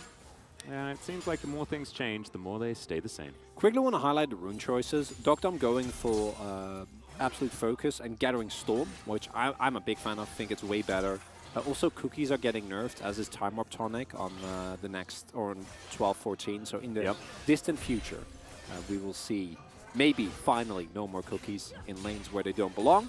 And some rune choices here on the side of Fred Brion as well. Lava has actually adopted, recognizing that even though he's playing the same matchup, last time around the Comet not getting a lot of value, and obviously Comet doesn't really scale nearly as well as a lot of the other runes. So going for First Strike instead, and then Hannah also going for the Press the Attack to maintain at least some modicum of all-in power. As mentioned previously, the Aphelios and Nautilus lane is incredibly strong post-6 for their ability to just lock someone down. Hannah has also not gone for the cleanse, and into the Damwon comp. That might be something that he is going to regret eventually. Yeah, that is definitely a dangerous move. We'll be relying a lot on buffering the Arcane Shift as much as possible, as Lava is going to have his Earth Unraveled, which is suboptimal, I'd imagine. Haven't had the Earth unraveled under my feet. What's that song? Feel the Earth move under my feet. No idea. Feel the sky tumbling down. It's an old one. Anyway, Delight is going to get spotted here by Canyon, who moves on in. Delight will take, you know, about a third of his health bar. And Hannah's going to get hooked. The Arcane Shift, like we were talking about, going to need to be buffered. Did so. And so that's going to work out. And nice early pressure from Canyon here. Going to be a little bit behind in terms of the back. As a result, Omti already backing. Will be able to start off his clear again, whereas Canyon are going to do so after picking up the Scuttle now. And this is, of course, also ideal for Bel'Veth. Just go and try and farm up as much as you can in the early game, and then post-6 try and make some moves around the map. And Delight going to be able to catch this wave as well, as Canyon not going to be able to really get anything done besides some pressure in that lane, maybe some missed CS underneath the turret. And overall, expect this early game pace to be very similar to the last time, and not really see anything start until we reach the later. Whoa! Okay, that's some flashes. My eyes weren't on the mini-map, and therefore I got a little bit frightened by the Nautilus coming out of nowhere. So did Lava. Yeah, reminds me very much of Bioshock, you know, when you round the corner and you see the Big Daddy. Yep. Very, very scary. Or at least it was, you know, 15 years ago when I first played that game. Anyway, that is going to be the first bit of action. A few flashes going to be off the table. Ghost also used here once again to get back to lane by a Showmaker. I love it. Gives him 2 backs, you know, if he uses the teleport for the next one.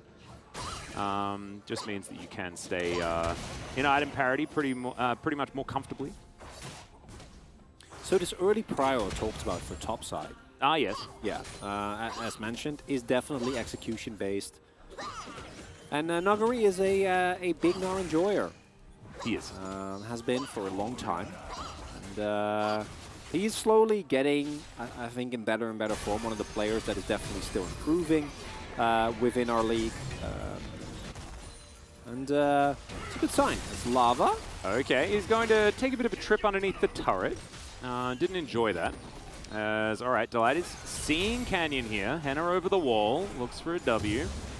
Canyon will finish this one off. Umpty lying in wait. I wonder what his idea is here. And his idea is to zig and zag and find himself a Canyon. Gets a nice knock-up. Zenith Blade will connect there as well. As Canyon trying desperately to get out, but he won't be able to. Graviton value not there either, and that is first blood going over to Fred Brion. And once again, first blood for Fred Brion. But last time, there was a great trade for Damwon Kia on the cross map. This time around, not so much. Canyon, crucially, not level 6, doesn't have his ultimate available, so cannot get out of that CC chain. Umpty hitting a knock-up, and Canyon flashing while the Zenith Blade had already connected. Unfortunately, as Umpty is very low, and is forced to smite Earth. Oh no. No. So the cross-map play going to go over to Damwon Kira's first blood, maybe picked up by Fred Brion. However, Damwon get to start off the Drake, and they will secure that. They didn't start off the Drake. They finished off the Drake. Yeah, but look, come on, it's how else is poor Umpty. Poor Umpty. It's all right. Gnar comes back here, though, as Morgan's in a bit of trouble. Speaking of trouble, Delight also struggling here. That is Crescendum. That's a lot of damage. Docdom's going to pick up that kill. And it always seems to start with the first blood and then finish in disaster. He is so... It's a bad time. Yeah. It's a bad time, Atlas. That's what it is. Yeah. Drake goes over. Hextech Drake early on. Really nice. Has the ability, haste, and the attack speed is going to be useful for basically any champion. And then also dying in this lane pre-6 is a really bad sign. Because it's not going to get easier. It's only going to get harder. And if Phileos gets going early, then you are looking at a bad time. And I know I wasn't going to be a big fan of the Phileos first pick, but I am going to go back to that draft. No, I don't think the pick away would have been right, but I'm going to go back to that draft and banning Lucian on blue side when the Aphelios was an option. Yeah. Definitely something that Fred Brion might want to reconsider in the future, because Dokdom just doesn't lose. As this is, it starts off so good for Bro, and this is a really nice early skirmish, right? Cannon gets punished for taking a very aggressive blast cone, and then the Zenith Blade connects, so the flash follows, and there's nothing Dokdom and Cannon can't really do. Dokdom crucially did go cleanse there, and even if he did, a heal wouldn't have been enough. As that is a clean That is setup. so sexy from Kellen. So Dokdom uses the final Graviton bullets on Leona, and then combined with perfect timing on the Hex Flash and the hook. Oh. Yeah. That is what all of that time playing together gets you. And remember, Dokdom and Kellen sort of refused to come to Damwon Kia without each other as well. And we're getting some evidence as to why that happened. Beautiful coordination there between the two. As they're also going to get Dokdom a blue buff, because when he's playing Aphelios, you may as well just give him everything ever. I think that's the theory. Canyon's also invading enemy topside. I don't think he actually got a lot. But probably not planning to go towards his bot side jungle problem for a while. Wondering where they're going to place this. I say wondering. It's probably just going to be bot lane. He's sprinting straight bot. And yeah, with no cleanse. And Kellen, I don't know how close he is to 6, but I assume he is getting up there. As I say that, he's giving solo experience to Dokdom, so I guess that will not be the case. I foresee bad tidings for Fred Brion rather in the future. Yeah. Well, I mean, and the cleanse choice is actually for... Oh, flash from Nuggery, actually. Not risking it at all. Weird. Yeah. Yeah, the cleanse choice is for the future, right? Because it doesn't really do anything into Nautilus, just because he's built out of knockups. So it doesn't feel great. But you do want it against all the rest of Damwon Kia outside of Showmaker. Yeah, there's still the autos, there's the slows, there is the Graviton. Yeah, the Graviton as well, I guess. Speaking of Nuggery, the champion. Yeah. It's just, it's tough because Azrael especially has a lot of innate safety, and with the heal and ignite combo, you feel a lot better in terms of actual laning power. But then you're playing into Dr. McKellen. So that really changes the equation. And maybe you want to go for teleport instead. You know, like, yes, you're completely foregoing laning phase, but with how the laning phase has been going, maybe that's... It is pretty foregone already. Yeah, that's my point exactly. Yeah.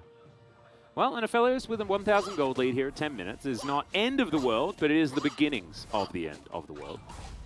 As that is 2 plates already. Nogari's basically had a Herald crashed into his lane.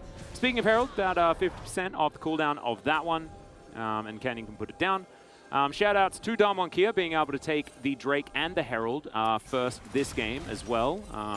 I'd like to think that they were given Drake. I don't know if they took No. They prioritized the Drake beautifully there. Calculated, absolutely.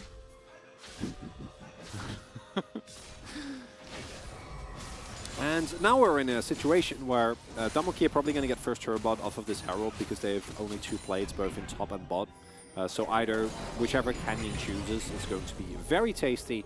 And Dogdom, so it's 6 for Kellen. Dogdom has Gilforce. Like, there's no way this bot lane turret is not going to stick around, especially with Umti pathing towards top. So would be very surprised to not see them try and at the very least get some pressure going there. Or they just wait a little bit longer and they just get Drake. Yeah, or they just put it mid and then Aphelios gets it anyway. Yeah. I think that he probably still gets all the plates in the next 2.5 minutes. That's such a sad time though. Yeah, because this is definitely spreading the most gold around. They can't. The fact that you can do it that's the real worry. As Seismic Shove comes through here as well onto Lava. Will take a bit of damage. As clearing out vision, Canyon will be able to take this Drake. He's on vision himself. Seeing smites like that not necessarily work, as Showmaker is going to find another shove. As alright, Solar Flare will connect. Heartbreaker was buffered nicely there. As there's a flash forward from Kellen. Depth Charge connects onto Henna as well as Showmaker's here. Of course he is. Gets the flash out of Delight. And now Damwon should be able to at least zone Bro away from this turret. Not quite able to get this next plate right now, as there's not a whole lot of time remaining there. So they may not be able to get all of the plates here on this turret, which is good news for Bro. And as you say that, Chakrams are picked up, and Dogdom still has ulti, so... And Gilforce, I think Henna's still gonna just play it safe. Yeah. He's 30 CS behind. It's really rough. Well, 25. But still, that is another plate that goes down. See whether the rest of them will be picked up in the next minute. Whether that's not going to be possible. Nogari still putting on the pressure here on this top side, despite the fact that he had to flash away from that barrel. And you can see Umti, he's looking to bank on the greed that Nogari has demonstrated in the past. Needs to keep up that forward percentage stat, so that means that he will definitely be sticking around here. Control Ward is there in the brush for Nogari. And I think he's going to have to take the... okay, never mind. He is most likely going to be dead here. As the knockup will connect. More Ziggs, more Zags. The Gnar comes through. I think the crush will be there, but the wallop doesn't connect onto anyone, and the barrel is going to come down as well. Umti's going to get a possession, as this might be the beginning of something for Fredabreon. Really nice flash by Umti to make sure that he didn't get CC'd, and as a result was able to output enough damage. As this bot lane surely is going down. All right, Moonlight Vigil comes down. It's a lot of damage there, as Dogdom's going to get those Chakrams back. And Henna is going to have to deal with this turret that's being really frustrating. In they go. Dogdom picks up that kill, make that another one. And Kellen, he's going to be sacrificed for the good of the colony. And they don't get the last plate, I don't think, as it had just ticked over. But still, they get first Tower Blood, and Dogdom's Aphelios is a gazillion gold ahead. So Atlas, before we get into the analysis, I need to ask you this. What colony? What colony? Well, because we've been talking about movies and stuff like that, I'm thinking about Ants. You know Billy Crystal? So it's always a different colony? Yeah, it's based on how I'm feeling at the time. So it can be space, can be ants. I think that's where the line came from, was you got to do it for the good of the colony. Yeah, no, I get the line, but I just figured maybe you had a specific colony in mind. As, again, Umti, nice flash here. Nogari, otherwise, I think probably still dies, but this way it is guaranteed, and you reduce the amount of time necessary as... Yeah, Henna and Delight are stuck underneath the turret here. Dogdom is monstrous. In the meantime, Lava's going to, die. Showmaker's going to come over as well. Not able to get that Unraveled Earth underneath the Bel'Veth, and so therefore she can zig and zag away. But yeah, coming back to Lava being picked off again is just not a great look for the mid laner of Fred Brion, who did have a great series in their last one. It's a rough one, Atlas. That's what it is, because the overall map state is just getting worse and worse. As a result of the bot lane falling, now the bot lane is roaming all across the map. They already up 2 Drakes, and if you get an Inferno on this team comp, it's not good. It's back-to-back Infernal Souls as well, and this time yeah, here have the first 2. Well, to be completely honest, it could be Ocean Soul, and it would still be a big problem, because the overarching... Oh, dear. Well, Umpty's going to try and turn this. He's zigging, he's zagging, he's trying to get the work done. He moves out of the way. Oh, Canyon doesn't find the Heartbreaker, and Umpty does it. The great escape. Henna's not got... Well, he's... Okay, it's Infernomolt, so it's not exactly the most high damage right now, as Delight's going to come down. Oh, man. Okay, well, Umpty definitely showing some smooth footwork there. Umpty actually utilizes the Bel'Veth E better than any other player we've seen her play with in the LCK. Really, really nicely done. Doesn't actually get anything, but he doesn't die. So that's a win. As taking a look back at this play, it's Kallen. I don't know what to tell you. This is a carrier special. Hex Flash over the wall, hit the hook, and immediate use the ultimate. No counterplay available here, unfortunately, for Lava as he goes down. And what I was getting to was the soul point surely going to get picked up here for Damwon Kia. The overall goal is actually not that horrible for Fred Brion, but it's a 2k gold lead on Dokdam. Yeah, and does it get better, you know, as the game goes on? I guess, you know, there are a lot of scaling options here for Fred Brion, but I just don't think it gets better soon enough. I also, it gets better in theory, like your champions scale well, but if you look at how the Damwon champions scale, then the Damwon comp can win a fight at basically any point, regardless, right? So the execution is crisp. It's still going to be very, very tough as... Oh, Nuggery's here. Yeah, Nuggery's here, but so is Umpty. Lying in wait. Can he make this one work? All right, there's the face check. Good little knock up there. Umpty's still taking a lot of damage as Showmaker's trying to run this one out. Has to flash, has to ghost, but he will survive. Nuggery fighting against 4 people. Pretty Nuggery right there. But still going to have to back away. But Canyon's going to get Soul Point for free, and Dokdam's going to take an inner turret because he's got red-white guns, and he might even take an inhibitor turret as well. So outer turret successfully secured for Fred Brion, and they lose about everything. As, okay, Umpty's also going to be able to get a red buff, so probably even trade. Nuggery going, like actually walking up there to get some extra autos in, as his team is getting mid-inner, has full vision of red side bot and is getting a Drake there as well, is probably worth. It's good. It's good he's back, isn't it? Yeah, that's it definitely is. It really is. And as a result, Damwon Kia continues to snowball here. And reason why I'm pretty pessimistic about the scaling for Fred Brion this time around is because we have already seen that they do have a lot of issues with actually executing team fights cleanly. And the Damwon team comp is very hard to play into, as you are very reliant on hitting either big barrel combos or hitting a lot of upfront poke. Because Lava going for big shuffles should generally not be a thing that is possible between Kallen and most notably Showmaker with the Unraveled Earth. So as a result, all the power from Fred Brion is either a big engage or Morgan again getting damage down. But I'm seeing a Coldfield Wallhammer, and that's not crit. Yeah, yeah. No, it's not. Just going for a little bit more utility, I guess. Shirley is going to put her head into the turret, and Weaver's Wall is going to put Umpty on the wrong side of it. He can zig and he can zag, but he's going to flash. Gets himself out of the way. Oh, not so lucky is Delight, as Nuggery's jumping forward, looking for some options. Doesn't find them, but they do get the turret. Morgan is going to be able to answer with an outer turret on the bottom side. So a lot of trading down here for Fred Brion. For Fred Brion, you are going to... Oh, Lava. Grabbing him. Can't quite get in range, so Umpty sitting inside the mist of Canyon. Like he was trying to be camouflaged as Nuggery's going to teleport in. They're looking to try and lock down Morgan as Umpty's just desperately trying to chase after Canyon here. Morgan is going to get the close first, though, as Canyon may be forced to ult. He does so. Has to get over that wall, as now Nuggery is walking up to 2 people, as per usual, and he's flashing. He's looking for the Gnar into the wall. He gets it. The wallop comes down, and he just puts a boulder into the back of her head. Can he walk it out? The answer is no, as Lava comes over and answers, but it's a 1-for-1. And True Shot Barrage just sails majestically by. Oh, Nuggery. We are getting some vintage Noggery today. Oh man, that was beautiful. I love that's top laner spirit right there.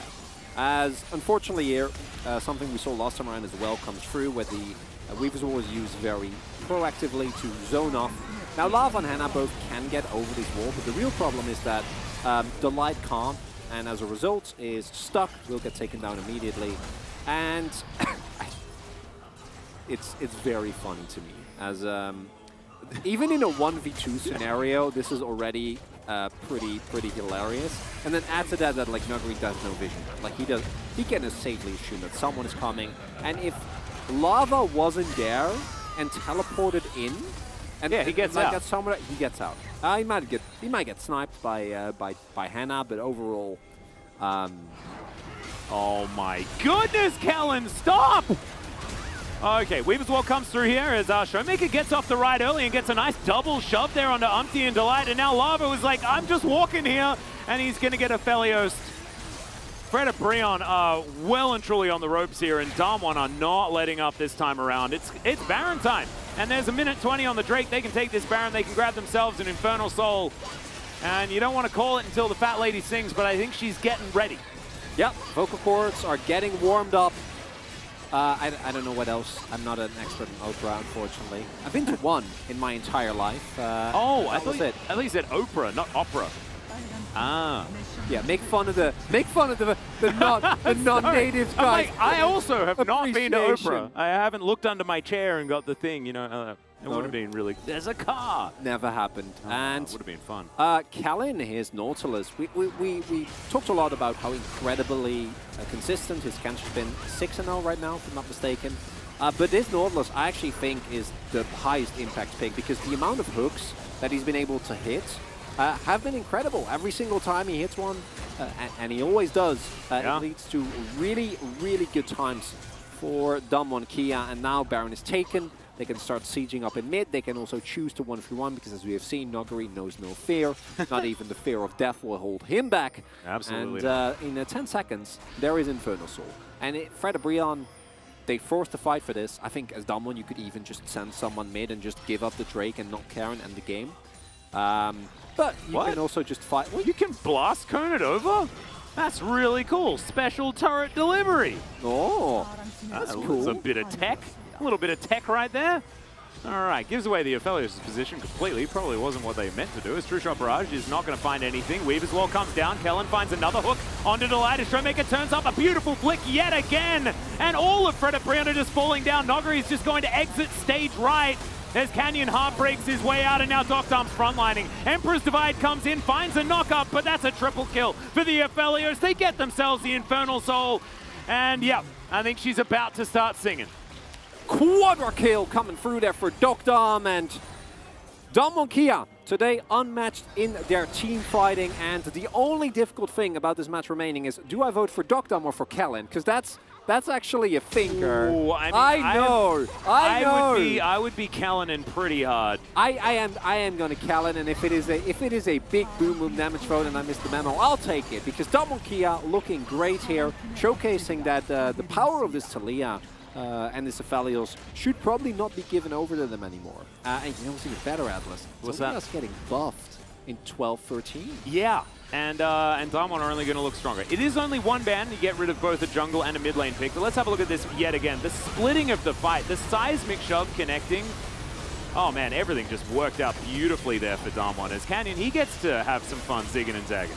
And these moments of timing really separate Damwon Kia from, even with their inconsistencies, through some of the other teams that we have seen. DRX comes to mind. Nongshim is obviously the most heartbreaking example of this, where everything in a team fight feels like it happens on time. Showmaker's Wall gets immediately aided by Kellen starting the fight. And even if Kellen dies, he sets up for the seismic shove. And as the wall is timing out, Nuggery is there to keep the two people on the bot side occupied. And those type of timings, I think, is going to really be one of the trademarks for Damwon Kia as they face off against the stronger teams within the league, and really what they should try to push as much as they possibly can. As yeah, right now it's a very sizable gold lead. We can Looking call at this it's a doom push, right? Yeah. It's feeling a bit like a doom push as Showmaker is going to jump off his wall. It was put up just to make sure that this turret is going to be delivered to Damwon Kia. Playing pretty textbook right now as they rotate around. Baron has worn off, so the siege is not as easygoing as it otherwise would be, but always is much more comfortable when there is an inhibitor down. As Dokdam very easily clearing up these minions on the bottom side of the map. His Infinity Edge is complete. His Canyon just slinking around. Seismic Shove doesn't find it. Showmaker can always just look for another one in a few seconds' time. Breon, it just feels like there are absolutely no options here. There's not a lot of the issues for Breon. I think this draft is a little bit more lackluster than the previous one. I really like the previous one as well, though, as we saw, did have definite weak points that were nicely exploited by Damwon Kia. The core issue for Breon is that, especially in the first game, someone in this one, a lot of the issues do not necessarily derive from just draft. It's the laning. And when the laning is this rough, no matter what the matchup is, you know, Morgan gets the counter matchup into Nuguri. Hannah gets to pick his bot side matchup, and still doesn't matter. Yeah, I think Hannah he's at least going to get knocked up. Solar Flare connects, but it's a great buffer on the dredge line. Showmaker takes a True Shot Barrage, I think, but it didn't really do too much damage as Nuguri over the wall finds a Hyper Proc there onto Umpty, and Dokdam, he's bottom lane. He's just chilling. They'll just get another Weaver's Wall, and they'll use that to take this turret. And Breon is left with no options. This isn't even Damwon playing aggressively. This is Damwon saying, no, Breon, you will allow us to explode your Nexus. It's not going to be done at this point. Goldie's too big. Infernal, so you saw that. Nuguri with a couple of autos blows up half of Umpty, who is technically building pretty tanky. Has to play the steel caps, is going towards that Frostfire Gauntlet, and now with 2 inhibitors down, Damwon Kia can just back. Play very, very clean and safe. I don't know if they will. Yeah, cute little stun there as Umpty is just looking for an option, wants to find the knockup, doesn't get it. Canyon a little bit too quick. Seismic Shove deals with the Gromp very effectively, and we've got 27 seconds on this Baron. You can imagine that Damwon Kia are probably going to be pretty quickly heading on over there and collecting it. As Dokdam, what's the next item there, buddy? He's going towards a Rapid Fire Cannon. Wants to be able to get a little bit more of that reliable poke damage in, I guess. Yeah, that's what he needs. Yeah. Poke. Yeah, no, 100%.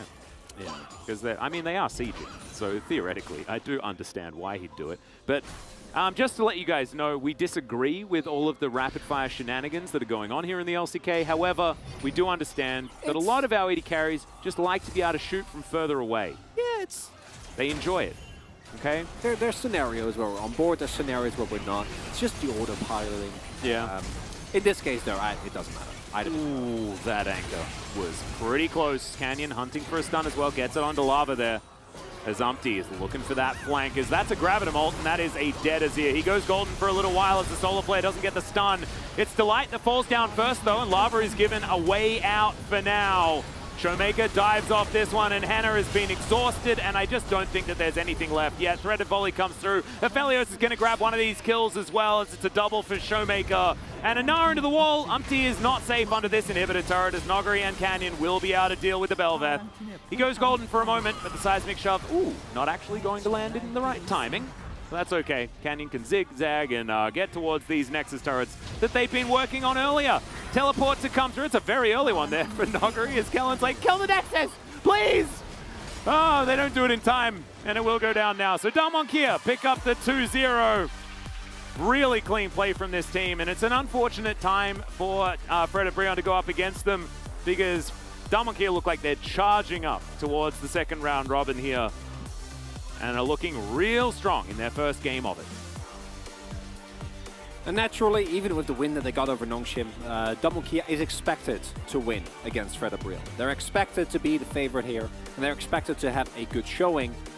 But in the past, in spring, it had not always been the case. This team has definitely struggled at times, most notably with finding an identity that works for them and seeing them get better and better. As we get closer towards playoffs, second half has just started, but it's already on all of our minds. It will be exciting if we have another actual contender as opposed to just talking about Gen.G T1, Gen.G T1. Yeah. And Damwon Kia, they definitely have the players to make it work, but a big question for them is how are they going to find their current meta read? how are they going to slot in these new players? And slowly but surely, it seems like we're getting answers. We definitely are. And I think a lot of it has to do with this Aphelios, which I think moved up from 3-0 to 5-0. And Noguri also playing his aggressive, reckless, abandoned self. That is definitely what we wanted to see from him, moving towards that top side, almost being able to escape that 1v3 that he just randomly decided to go for there. As Dokdam also pretty excited, but you can see that a lot of what I'm detecting from Damwon Kia is focus on the future, right? This isn't by any means good enough for them just yet, but happy birthday to Noguri, and picks up a 2-0 on it as well. I just imagine Dokdam's like, yeah, I got to play Aphelios 2 games. It was a good day. Yeah. That's all I want. So let me play Aphelios, please. And as a result, Damwon Kia, looking very good here, is now back in 3rd place, if I'm not mistaken. And I think the level of play really warrants that as well. As the only thing that, again, was really a big problem was getting first blood for the 2nd game in a row. And then the rest of it was Dokdam and the gang just running over them as Noguri flashes in. So yeah, there was a surprise Ezreal, and Noguri didn't really notice. It was the surprise pigeon was the one that really got him. But this team fight just so beautifully navigated by Damwon, and it's an example of what we used to expect from Damwon here, right? Which was exemplary team fighting. That was exactly what they were known for. That's why they managed to win in 2020. And we're getting hints of it. It's not quite back yet, but we're getting hints of what it could look like, especially with more of a carry bottom lane player in Dokdam instead of Ghost. It really does change the landscape of this team. And hopefully Damwon can really find exactly how to utilize that added power. As you can see, Dokdam just flashing onto Morgan here. And having a great time. Yeah, the meta shift towards, again, the Aphelios really being a champion of high value again definitely has helped. I think Damwon Kia here as well. We saw this with T1, notably, where Gumayusi in spring on the Jinx and the Aphelios was incredibly consistent. Some of that consistency has kind of gone by the wayside. And for Damwon Kia, the answer was also very simple. Just pick Aphelios again. And overall, as expected, incredible damage from both Noguri and Dokdam. Showmaker still having really good team fighting, but Taliyah, especially in her current form, the actual damage starts to come through in the later stage of the game, but still incredible usage of her E in team fights. And Kellin, to me, one of the best Nautilus games we've seen in a while. Just really clean, hitting a ton of very tight hooks, setting up a lot of great plays. And overall, I think just a great game from Damwon Kia. Yep, pretty clean stuff. Don't learn a whole lot necessarily from them against the lowest team in the league here, but still, it's good to see their coordination coming back, and it will definitely be, once again, one of these times that they can utilize to create some more momentum. But we'll have to check in next week, see what's going to happen. Let's check out the standings first before we get into the schedules for both of these teams. And Damwon Kia will reclaim that 3rd place as they have so much game score. They 2-0 a lot when they're winning. So that's why you can see that +10 in comparison to the +6 of Live Sandbox, who do spend a little bit more time on the Rift against a lot of teams, notably Halma Life Esports in that series in the 1st round robin and things like that. So Damwon moving back up to that 3rd place, and this is the top 3 that we were kind of expecting. Yeah. And Damwon Kia looking as well. Next matchup is Nongshim, which right now is feeling very good. And then comes the match against DRX, because in Hanwha KT, maybe Live Sandbox, but this is far in the future, so the Live Sandbox can stock and go both up and down. Same for Damwon Kia, so that one is a little bit too far for me to comment on. The DRX match is really big. Noguri has been extremely outspoken about he does not want to be a gatekeeping team. He doesn't want to be the team that beats the weaker teams, but doesn't stand up to teams that are close. And with how Damwon is looking right now, and the fact that they lost to DRX last time around, I'd imagine that that's the match that they are really going to put in a lot of effort for. Well, also, Damwon Kia are now far ahead of DRX. So technically, DRX are a team that is beneath them, and so therefore they should crush them, right? In that matchup. It's the matchups that are going to be coming later on in the season against Gen.G and T1 that were able to take down Damwon Kia that are going to be very, very interesting to see whether Damwon Kia can do it. But I think Live Sandbox is the closest thing to a really big challenge for them outside of that DRX match that they did lose in the first round robin. But let's bring up Fred at Brion's next few matches and have a look at who they have to contend with. Next time it will be DRX, but T1, that's going to be a very tough match. And then some battle at the bottom of the standings, theoretically, before rounding it out with definitely a KT that's starting to get scarier and scarier. I'm not raving about KT at this point in time. I'm not overly enthusiastic about how they've been playing, but Aiming has the most POG points in the league. KT's there, and KT...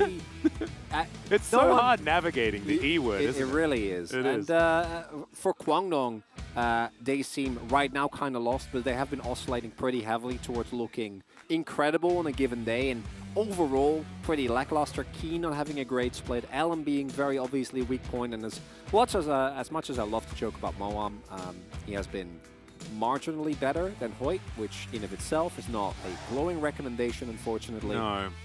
So the matches against Kwangdong, against Nongshim, should in theory provide Fred Brion with some respite. It should, but it doesn't really get easier next week, so we'll see what Fred Brion are going to be able to do. Of course, stealing a game off DRX is always something that you can do. DRX, they can win and lose to any team ever. It's basically how that one works. So definitely an easier opposition, I think, than Damwon Kia in the form that they are in right now. But as we wait for the POG, Chronicler, who won the debate? Is it Kellen? In your mind? I went with Kellen. I would not be shocked if it ends up being Dogdom because he had a really good game, but there was some semblance of also just scooping up what the rest of his team spoon-fed him, which I think is actually a really good way to play the game right now.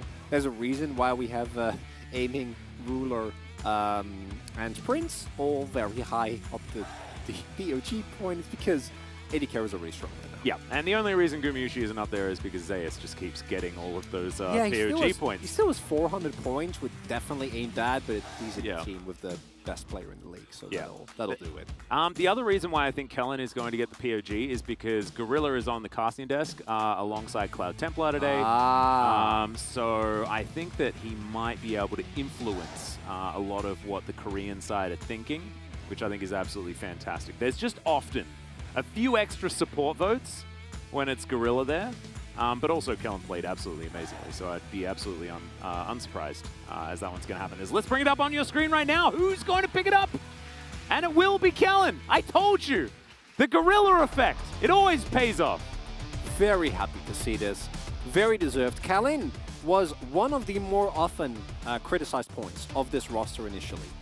Dogdom hadn't really found his groove, but he wasn't a great liability. But Kellen felt somewhat invisible, not really able to stand up to some of the other supports in the league, Karriya most notably, but even people like Lahen's the very obvious one, but Kael has really been a rising star in terms of how well he's been able to perform. On similar champions as well. Exactly, and seeing Kellen not only, as we know, showcase his great Kanj, but also be able to branch out a little bit, play other champions, and do a good job, I think is a very nice thing.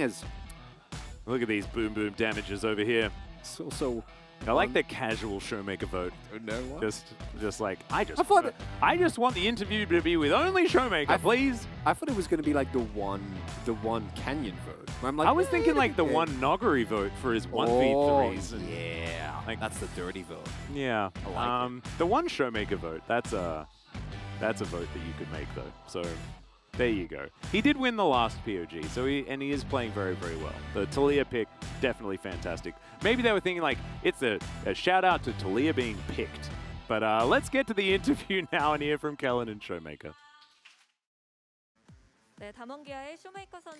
Thank you very much, guys. This is Season for the POG interview joined by Kellen, Showmaker from Damwon Kia. Congratulations, guys. So you guys started the round 2 with a victory and reclaimed 3rd place. How do you feel, Showmaker? This was our first match of the round 2, so I'm happy that we were able to pick up a very clean victory. Kellen, you managed to pick up a POG as well. How do you feel? We lost to Fred Brion in the spring split. So I'm happy that we were able to pick up a very clean win against them. Indeed, Bro is known as a giant slayer because they stood strong against Damwon Kia so well, and they just came back from their first win of the season. So what did you focus on today's match? 오늘 마음가짐 Today's mindset? Well, 뭐 열심히 잘 하자 약간 이런 생각으로 let's do well, you know, let's do our best, I guess. What about you, Shoemaker? 그냥 하던 대로 Yeah, just like that. You know, we wanted to play as we normally do and get the win. I think game one exactly fall into that kind of play. You know, Damwon Kia was able to get a very big stomp against Freddy Brian. The way you played out the map was so clever. Was that something you guys planned in advance? I think the drafting was really good, so we could just like play slowly, just go following our own tempo and still win. So we wanted to go slow and safe. And Shoemaker, you played Talia back-to-back in today's series. The champion that is undefeated here in 12.12 patch, 6-0 so far. And Damwon Kia has the lion's share of that win rate. I wonder why LCK doesn't prefer that champion much. First off, Talia is a flex pick for jungle and mid. And we have a Talia master living in the jungle, so that's why Damwon Kia kind of prefers that a lot. Then could you guys tell me more about Talia, like how to play against it? Well, when you're playing against Talia, well, when we play Talia, you have to just like, you have to go all in to get a pick onto that Talia. Focus on the Talia, that's my tip. So we had a 0 Talia matchup for 2 games in a row. Tell me about the mid lane matchup. Azir can definitely win lane. He has the edge, but Talia is so good at making plays and setting up. So Talia is also really good.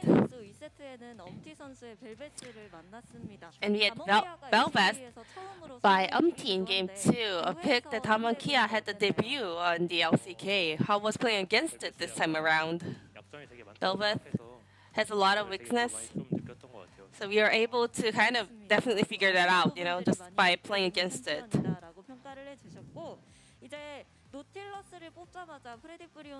And then we had Nautilus locked in by Damwon Kia, so Freddy Brian decided to counter that with Leona.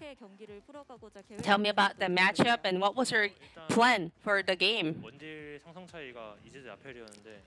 It was Ezreal versus Aphelios, which means Aphelios does win that matchup, so it was a winnable matchup for Nautilus as well. And also, there were a lot of picks that were banned already. So we were able to still get the win. And Kellen, you were roaming around the map a lot today, and you were able to deny some of the Drake takes of Belveth. So Canyon told me, like, I'm pretty sure she's gonna be on the Drake. So I went there, I saw her, and stopped there. And Dogdam's Aphelios was also super fat. He got quarter kill in the end. And you were the one actually protecting him throughout the game. So how much of a credit do you share with that for the Aphelios scale? I think 50%, 50-50. And we have another news from Damwon Kia. Today, Nuguri is having his birthday. Any birthday wish over to Nuguri? Happy birthday. Do you have any present? Winning? What about you, Kellen?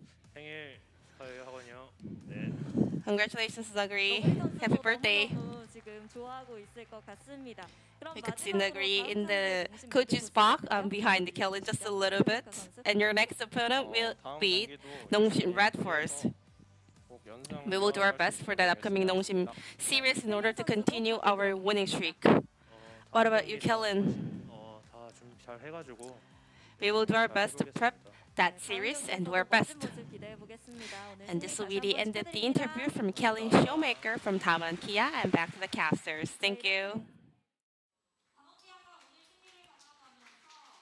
Thank you so much, G-Sun, especially for putting in the effort when you have to be at home quarantining after COVID. Of course, that's just a thing that we have to deal with here in the LCK. That's why we don't have a carpet space today, as well as Wolf is also quarantining, and that means that we can't do the desk remotely. So a little bit of a shame there, but get well soon, both Wolf and G-Sun. Both of them actually feeling okay. It's just one of those things. You just have to make sure you can't give it to anyone else.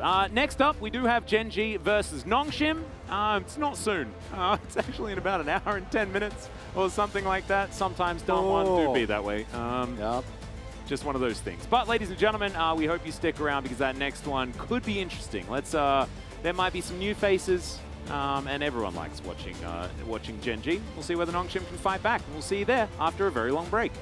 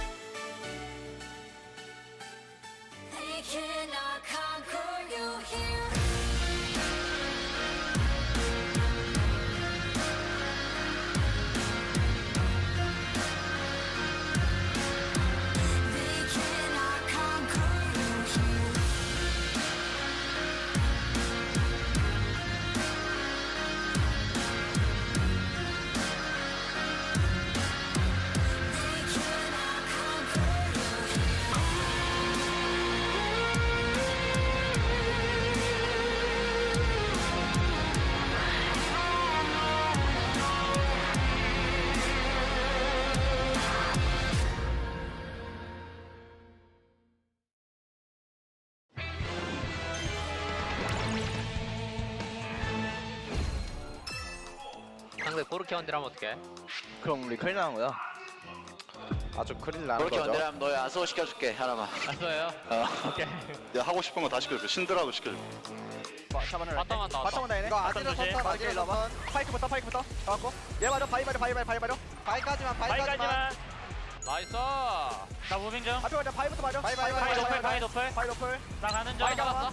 여기 텔부터 아지르부터. 구에 빨았어요. 아지르부터 맞아. 아지르 스턴 해놨다. 아지르 노플. 여기 앞으로 가야 돼. 앞으로 가. 3초. 나이스. 오케이, 앞에부터 볼게. 앞에부터 넣고. 또 전화 날아와. 앞에 광남부터. 앞에부터. 앞에부터 들어가 돼. 아지르. 파이크는 저거 알아와. 나이스. 한판 잘해봅다. 네. 우리가 충분히 이길만하다. 라칸 넘어. 앞에 나루부터. 앞에부터.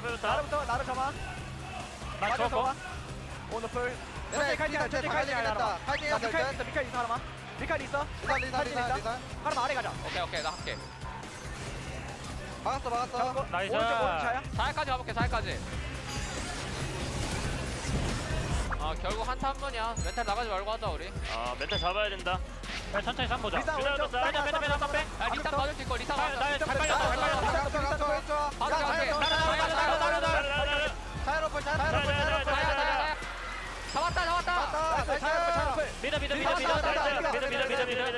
끝났다. 나이스. 와, 잘했다. 와, 나이스. 와.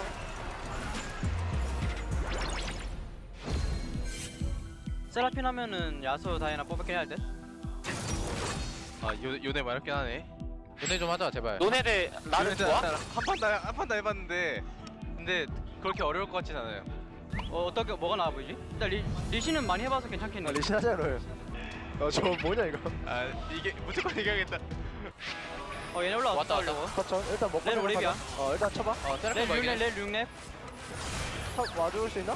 나 탈진데. 맞춰서 갈게. 칼리 딜을 못하게 나를 됐어. 탈진 박았어. 일단. 위에 칼리 딜 볼게. 못해. 좋은데, 이거? 칼리 딜 못해. 위에 봐, 위에. 위에. 오. 할만해. 나를. 볼게 나를. 렐. 잡았고. 칼리. 나이스. 위에 오고. 나이스. 나를 한번 찰게 일단. 찾아. 오케이. 좋긴 해. 많이 좋아.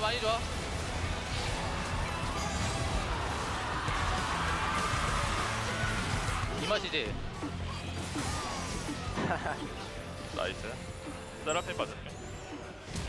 낭만의 조합이니까 낭만의 길 하자. 바닥 살짝 삼갔고 잡았어. 아 킬딸 뭐야 이거. 아싸. 천천히. 킬게 이거. 나 다음 엉덩이. 먼저. 빼줘. 빼다가. 야, 오케이. 아래 좋아. 뒤에 가져. 이겼어. 야, 뒤 봐줄 사람 나 진다 이거. 날 죽여서 뭐 하겠다고. 재밌네. 좋았다. 뭐야 재미없게 이렇게 해야지 근데 게임을. 재밌어 보인다. 재밌어 보여. 다시 한 번만 말하는 거 같다. 뭐라고? 아니야. 아.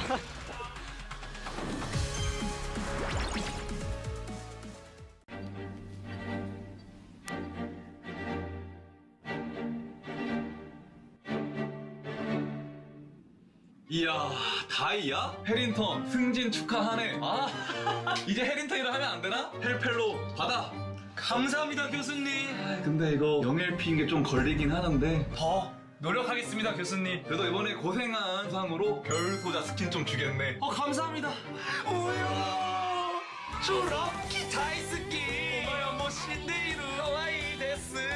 너무 다 이쁜 거 아닌가? 너이 새끼! 뭐 하는 거야? 잡았어. 빨리 전적 검색해. 오케이. 범죄자 검거 완료. 가만있어.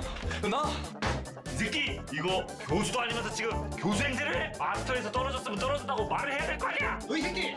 저번에 나가면서 알아봤어. 앰비션은 30연패를 해도 마스터야. 이 자식. 아니라고. 벗겨. 벗겨. 옷도 벗겨. 아니야, 다시 올라갈 수 있어. 다시 올라갈 수 있다고. 신챔프 연습하다 그랬어.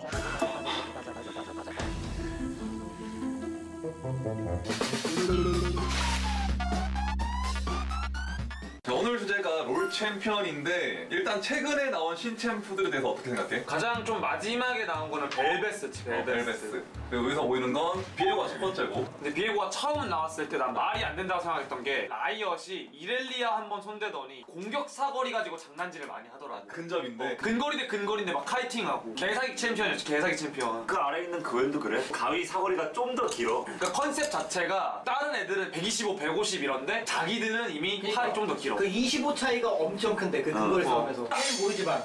그치, 너는 팔 긴 거밖에 안 해가지고 너 125랑 뭐 150이랑 차이점 알아?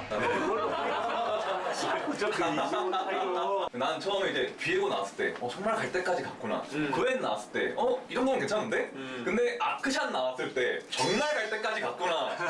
진짜 라이엇이 정말 써먹을 수 있는 거, 나올 수 있는 거 다 꺼낸 그런 느낌? 난 진짜 제가 이렐리아 이런 애들한테 맞들 안 지는 거 보고 나 이거 챔피언이 말이 안 된다. 솔직히 아크샨이랑 비슷한 게 이제 탑에서 쓴다고 치면 이제 퀸이 있잖아. 아크샨으로 가면 돼. 퀸이 있었나? 스도 근데 좀 말이 안 되긴 했어. 그나마 좀 양심 있는? 근데 내가 볼 때 이거는 앞에서 욕을 더럽게 먹었기 때문에 한 번은 쉬어가 줄 거야. 더 세게 나올 수도 있었는데 딱 민성이 말이 맞는 것 같아. 눈치 좀 보다가 다음 챔피언을 또 그냥 미친놈으로 만들었어. 아니 근데 이거 원딜 감수성으로서 제리 같은 이동기 원딜도 필요하긴 했어. 네, 말이 안 되잖아. 요즘 애들 막 맵 날라다니는데 원딜들만 그 평범한 이동기로 돌아다니면 좀 안 되니까 제리도 하나 이렇게 추가해 준 거지. 나는 근데 솔랭에서 진짜 8대2 9대1로 다 이기고 있다가 역전 당한 경기 전부 다 상대편에 제리가 있었어. 근데 그리고 얘가 문제가 세트로 다니는 놈이 있어. 유미. 그냥 둘이 합체하잖아? 그냥 바로 게임 나가고 싶어 그냥. 나 아무것도 못해. 벨베스야 뭐 나오자마자 솔랭을 다 파괴하고 다녀가지고. 근데 쟤는 좀 난 처음에 웃음벨인 줄 알았어. 벨베스는 처음 나와서 다들 웃었지. 그냥 가오리. 근데 사기 챔피언이었다 얘도. 전력 먹으면 게임이 끝났다. 너프도 지금 계속 당하고 있고. 근데 반대로 지금 닐라는 지금 영상만으로 사격을 지금 다 듣고 있잖아. 이게 근데 약간 모바일 게임 같은 거 기준으로 봤을 때 이전에 냈던 캐릭터들이 잘 안 팔리면 다음 거를 사기로 낸다? 닐라 이거 벨베스의 매출액에 따라서 가격이 정해진다. 예전 구챔프랑 신챔프랑 성능 차이가 어느 정도 난다고 생각하세요?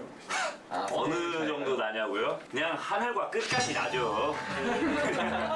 옛날 챔피언들 패시브 한 번만 읽어봐 주세요. 판테온 Q 창을 던져서 데미지를 줍니다. 오 그냥 진짜 생각났어 진짜. W 적에게 스턴을 겁니다.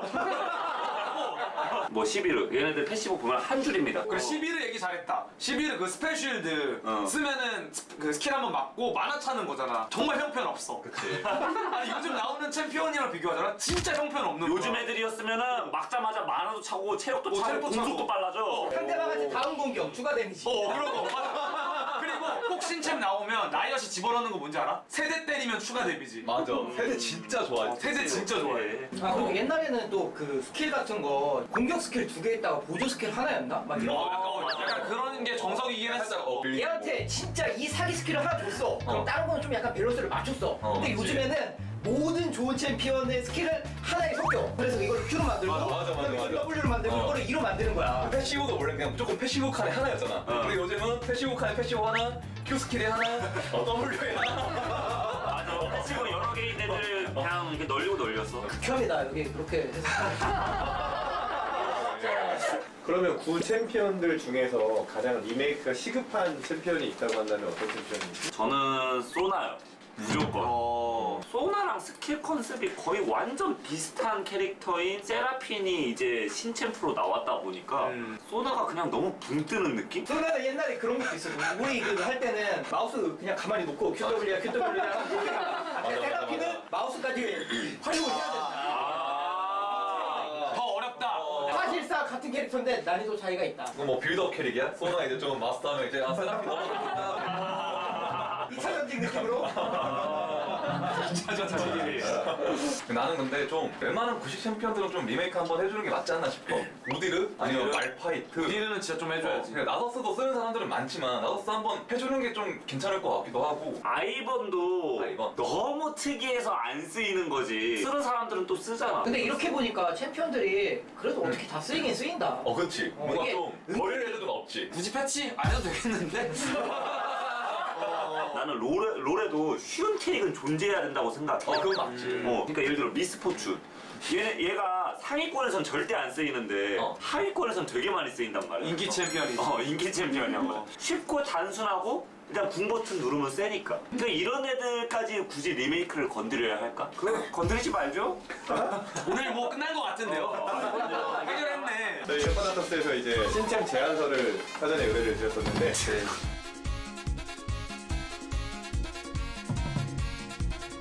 익명으로 투표를 해서 1등을 하시는 분의 아이디어는 라이엇 본사에 전달을 할 예정입니다. 그래도 될까요? 정말 그래도 되는 걸까요? 공개 촬영하겠다. 헬리님만 네, 너무하네요 진짜. 이거는 선수들이 하면 진짜 재밌을 것 같거든?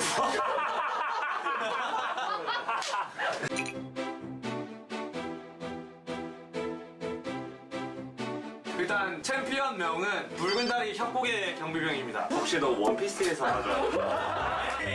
무슨 소리야? 나만의 아이덴티티야 나만의 아이덴티티. 이거 아이디어를 어디서 가져왔냐면 있으면 우리 다들 한 번씩 해보잖아. 술 이제 취하면 꽃갈콘 같은 거 지나가다가 이제 하나 누워져 있으면 다리 한번 껴보고. 예사롭잖아. 한쪽만 끼고도 일어서는 건 힘든데 두 쪽 끼고 일어서 예사롭.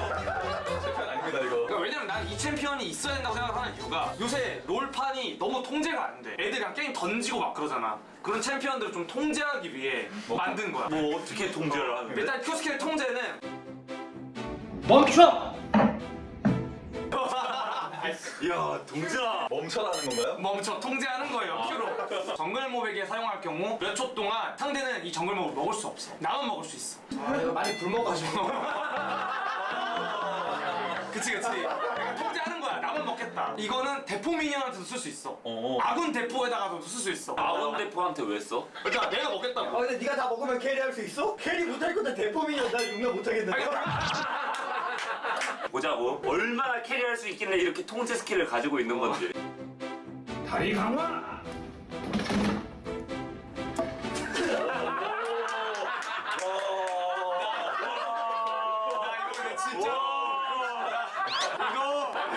가만히 있는데 움직일 수가 없네. 그러니까 이거는 스킬 설명하자면 한쪽 다리로 제자리에 서서 반대편 다리로 혼신의 힘을 다시 때리는 거야. 아, 그럼 사거리가 엄청 길어? 사거리도 제법 길지. 네가 CS를 다 쳐먹고. 이건 이 스킬. 눈이 멀어라! 상대 시야를 없애는 거지. 실명시키는 거야, 실명. 근데 얘 무빙은 되잖아. 그럼 얘를 이렇게 시야를 차단했는데 얘가 그냥 뒤로 걸어놨는데 너는 시즈모드 받고 이렇게 가는 거야. 여기 서 있으면 너무 아니 너무 급해. 너무 아니 네가 하는 건 그거야. 그 실명 걸고 그냥 시기부터 받고 뒤에서부터 탱크미니언 먹는 거야. 돌아가. 아니야, 궁극기를 봐야 돼. 궁극기까지 봐야. 내 구역이야! 내 구역이야! 내가 만든 세상이야! 이럴 건 다리 왜 끼는 거야? 그냥 컨셉이 그런 거야. 내 구역을 하면은 발동해서 두 개를 깔아가지고 그럼 다리 강화를 할 수 없는 거야? 이거 삐어를 깔고 갔잖아. 나 거기까지 생각 못했어. 진짜 나이 서른 먹고 이거 하는 게 너무 다음은 빠른 변형의 실제 좋아할 것 같아. 사연입니다.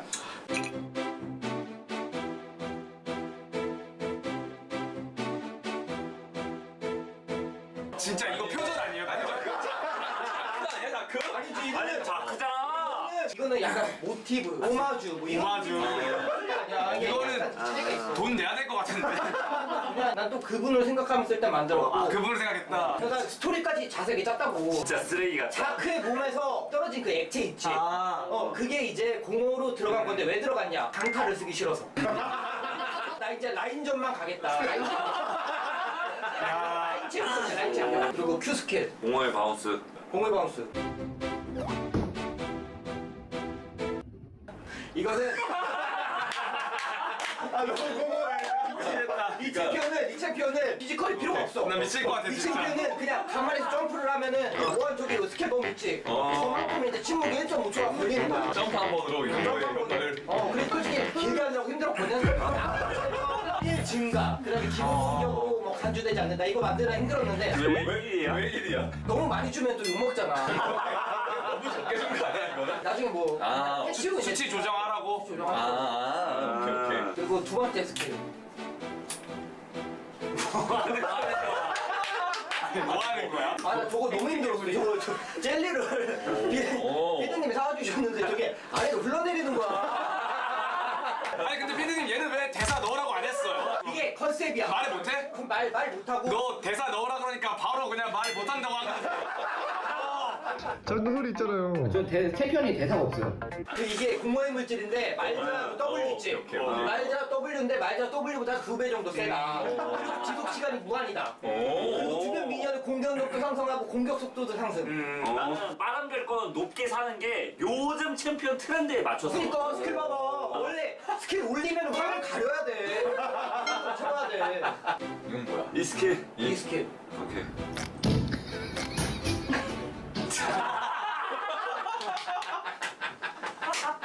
이거는 그 타격 같아 보이지만 타겟팅이야.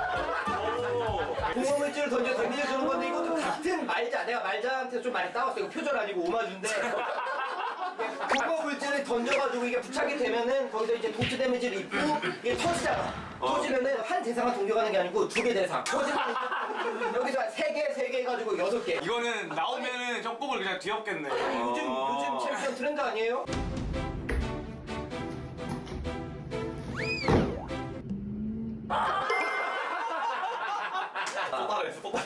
또 아무무를 보고 배웠어?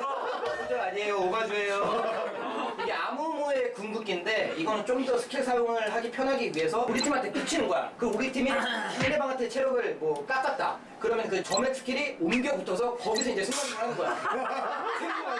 그냥 완전 상위호환이네. 아니죠. 뭐 스탯 쪽으로 조금씩만 뭐 깎으면 됩니다. 그나마 되게 괜찮았어. 나머지 2명 얼마나 잘했는지 보자고.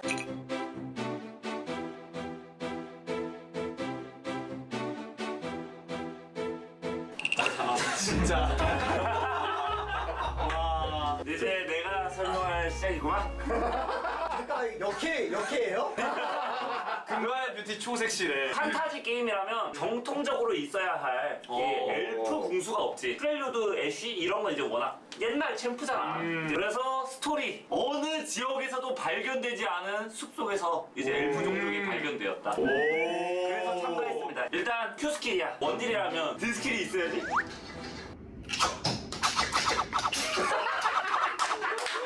야 이거 어디서 본 것 같은데 이거. 야 세 보인다. 저 궁극기 아니야?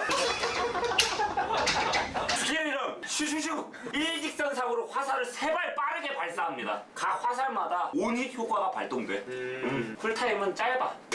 평타. 평타.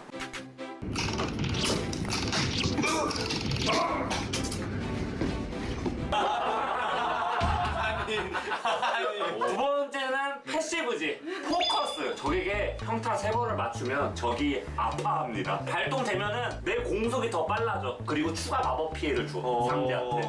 누난 적용됩니까? 적용됩니다. 신챔프니까. 신챔프니까. 그리고 이제 다음은 너프 안 되게.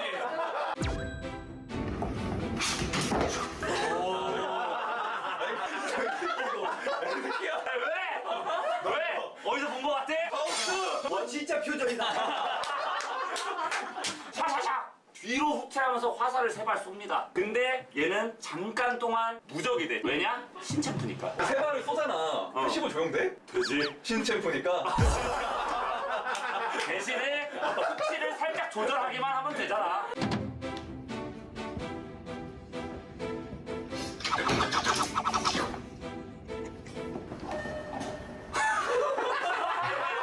대은신에서 튀어나오면 추가 데미지를 줘. 그리고 일정 시간 내에 키를 따면은 대은신 들어갑니다. 스킬이 너무 단순해가지고 머리에 안 들어온다.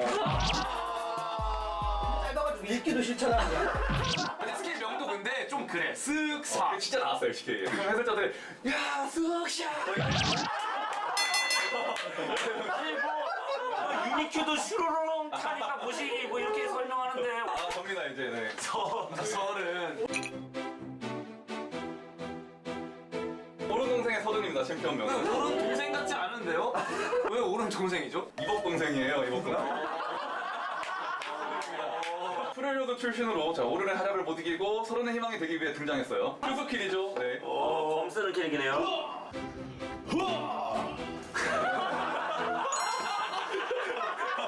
서른 이상을 위한 챔피언이니까 스킬이 단조로워야 돼요. 일치선상으로 건기를 날리는데 1러의 큐스킬이랑 정말 비슷해요. 맞았을 때 상대는 기절을 받고 맞추면 피해복까지. 리턴이 엄청 크네. 근데 그 정도 리턴 없으면 섭섭해 요즘에. 신체니까.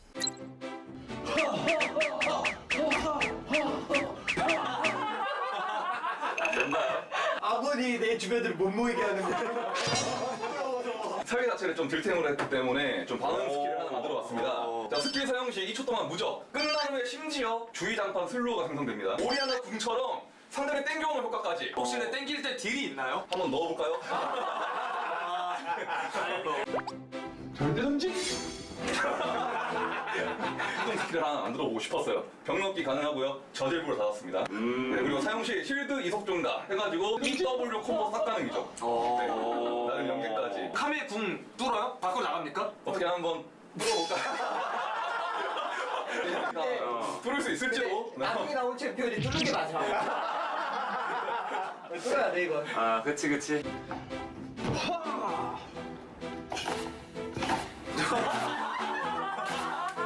싸우려고 하는데 피지컬이 안 돼서 진짜 못 때리는 거야. 평택 카멜공, 자르방공, 모델공 그냥 다 합쳤습니다. 카멜공처럼 못 벗어나고 평타 강화 플러스 자르반처럼 여러 명 가질 수 있어요. 그리고 모델처럼 진실의 방으로 끌고 갑니다. 근데 자기가 죽지 않을까요?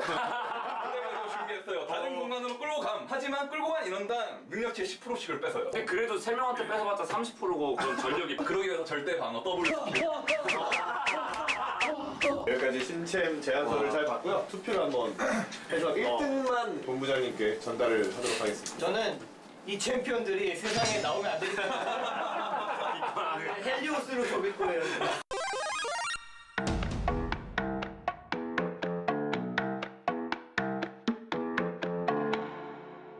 자, 오늘 챔피언에 대해서 이야기해봤는데 뭐 어떠셨나요, 다들? 저는 뭐 기억에 남는 게 없네요. 저도 기억에서 다 지워버려가지고. 그냥 라이엇이 나름 그 밸런스 같은 것도 잘 맞추는 것 같고 특히 챔피언의 특성 같은 걸 잘 살린다. 결국에 신챔프가 나와야 새로 즐길 거 있고 계속해서 나와주긴 해야 된다. 오늘은 챔피언에 대해서 프로도 한번 해봤는데 여러분들도 궁금한 게 있으시면 댓글로 또 많이 적어가지고 알려주시면 좋을 것 같고 자, 협박 나이스! 안녕.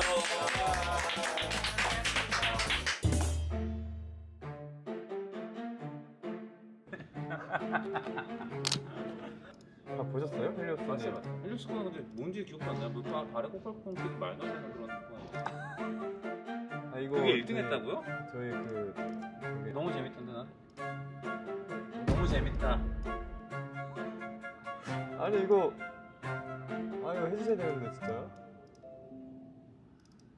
네, 안녕하세요 여러분. 어떻게 뽑힌지는 모르겠지만 저의 그 협곡의 경비병이 나오게 된다면 많은 사랑 좀 부탁드리겠습니다. 본부장님 챔피언이 꼭 만들어질 수 있도록 도와주십시오.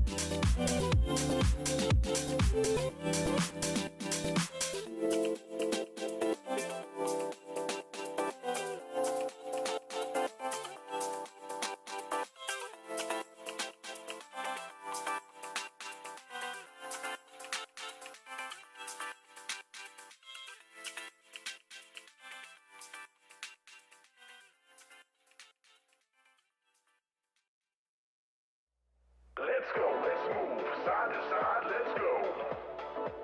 Let's go, let's move, side to side, let's go. Let's go, let's move, side to side, let's go. Let's go, let's move, side to side, let's go. Let's go!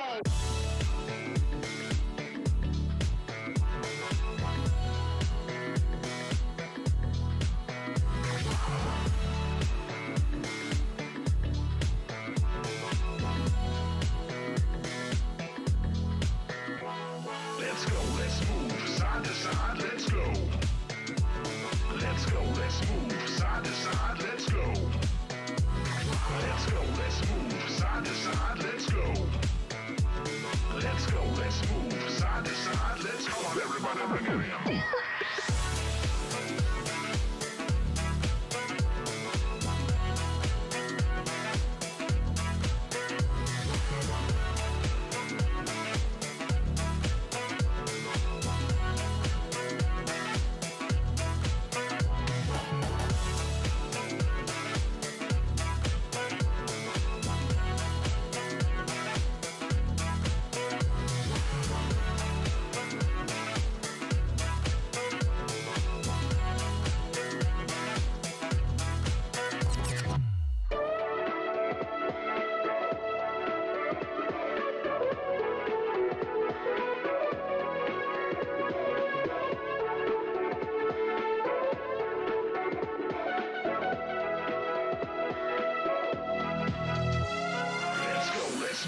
Side to side, let's go.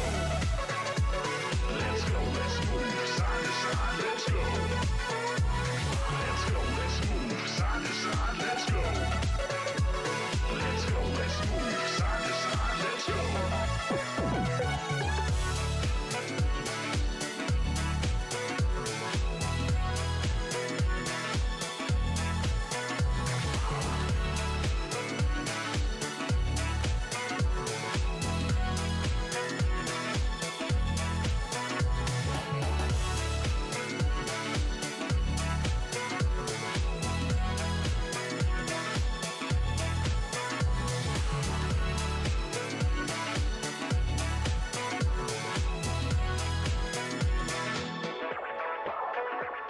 Let's go, let's move, side to side, let's go. Let's go, let's move, side to side, let's go. Let's go, let's move, side to side, let's go. Let's go, let's move, side to side, let's go.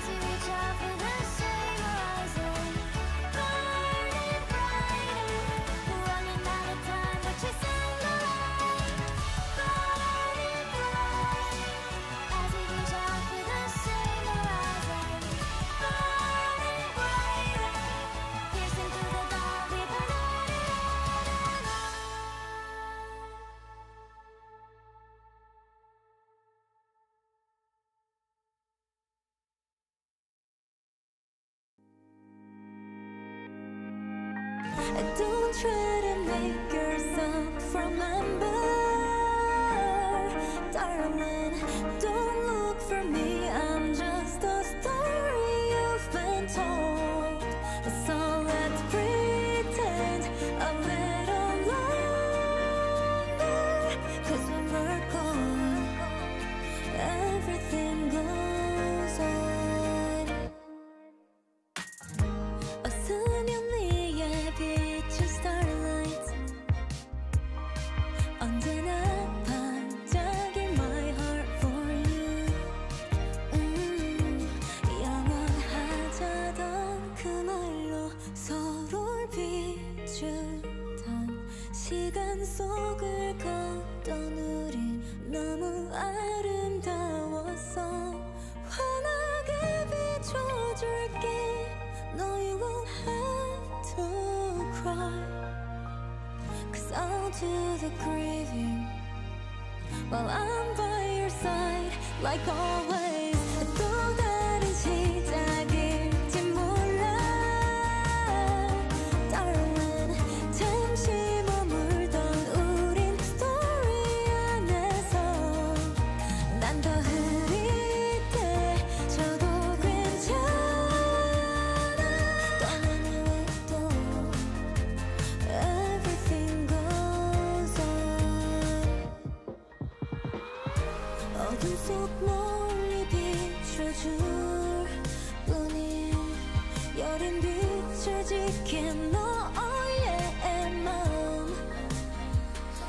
나를 잊어간대도 Don't apologize. Memories stay forever. 그걸로 충분해 You and I.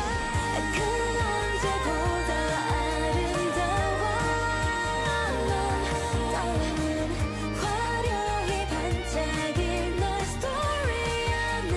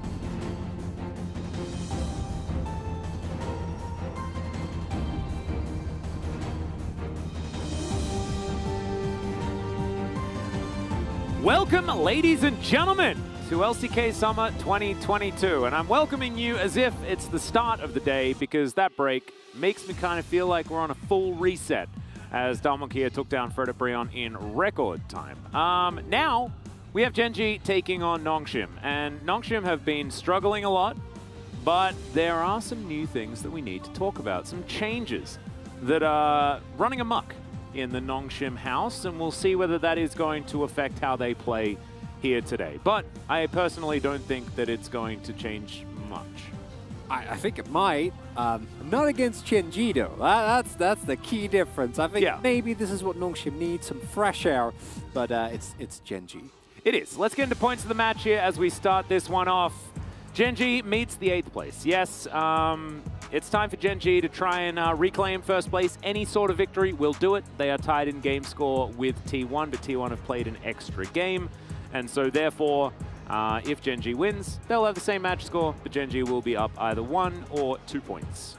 And it would be the biggest upset of the entire split if somehow Nongshim get it done here, because Gen G have only lost against T1, which makes sense. Yep. And they also demolished the first place team in Live Sandbox, well, now 4th place team in Live Sandbox. As this is what you were hinting towards, Snowflower is back. You might remember him for his service in the LCK for a large amount of years. Jin Air Green Wings, KT.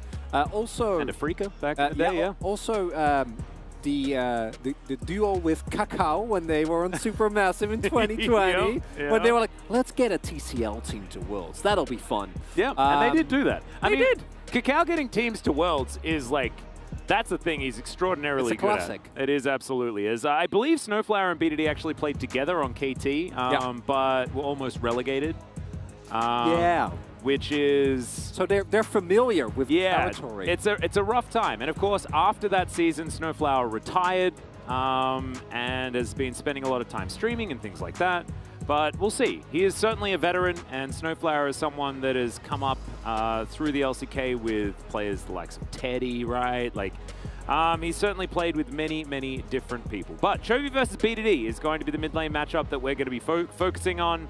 As of course, Chovy does have a lead in that department, but BDD against Gen G is always a hot topic, right? He's a mid laner that had been with Gen G for a very long time, and is now trying to face off against them at the lowest point. We have to also recall the Nongshim, even dating back to their time as Team Dynamics, have taken a single game off Gen G. It's 1-18.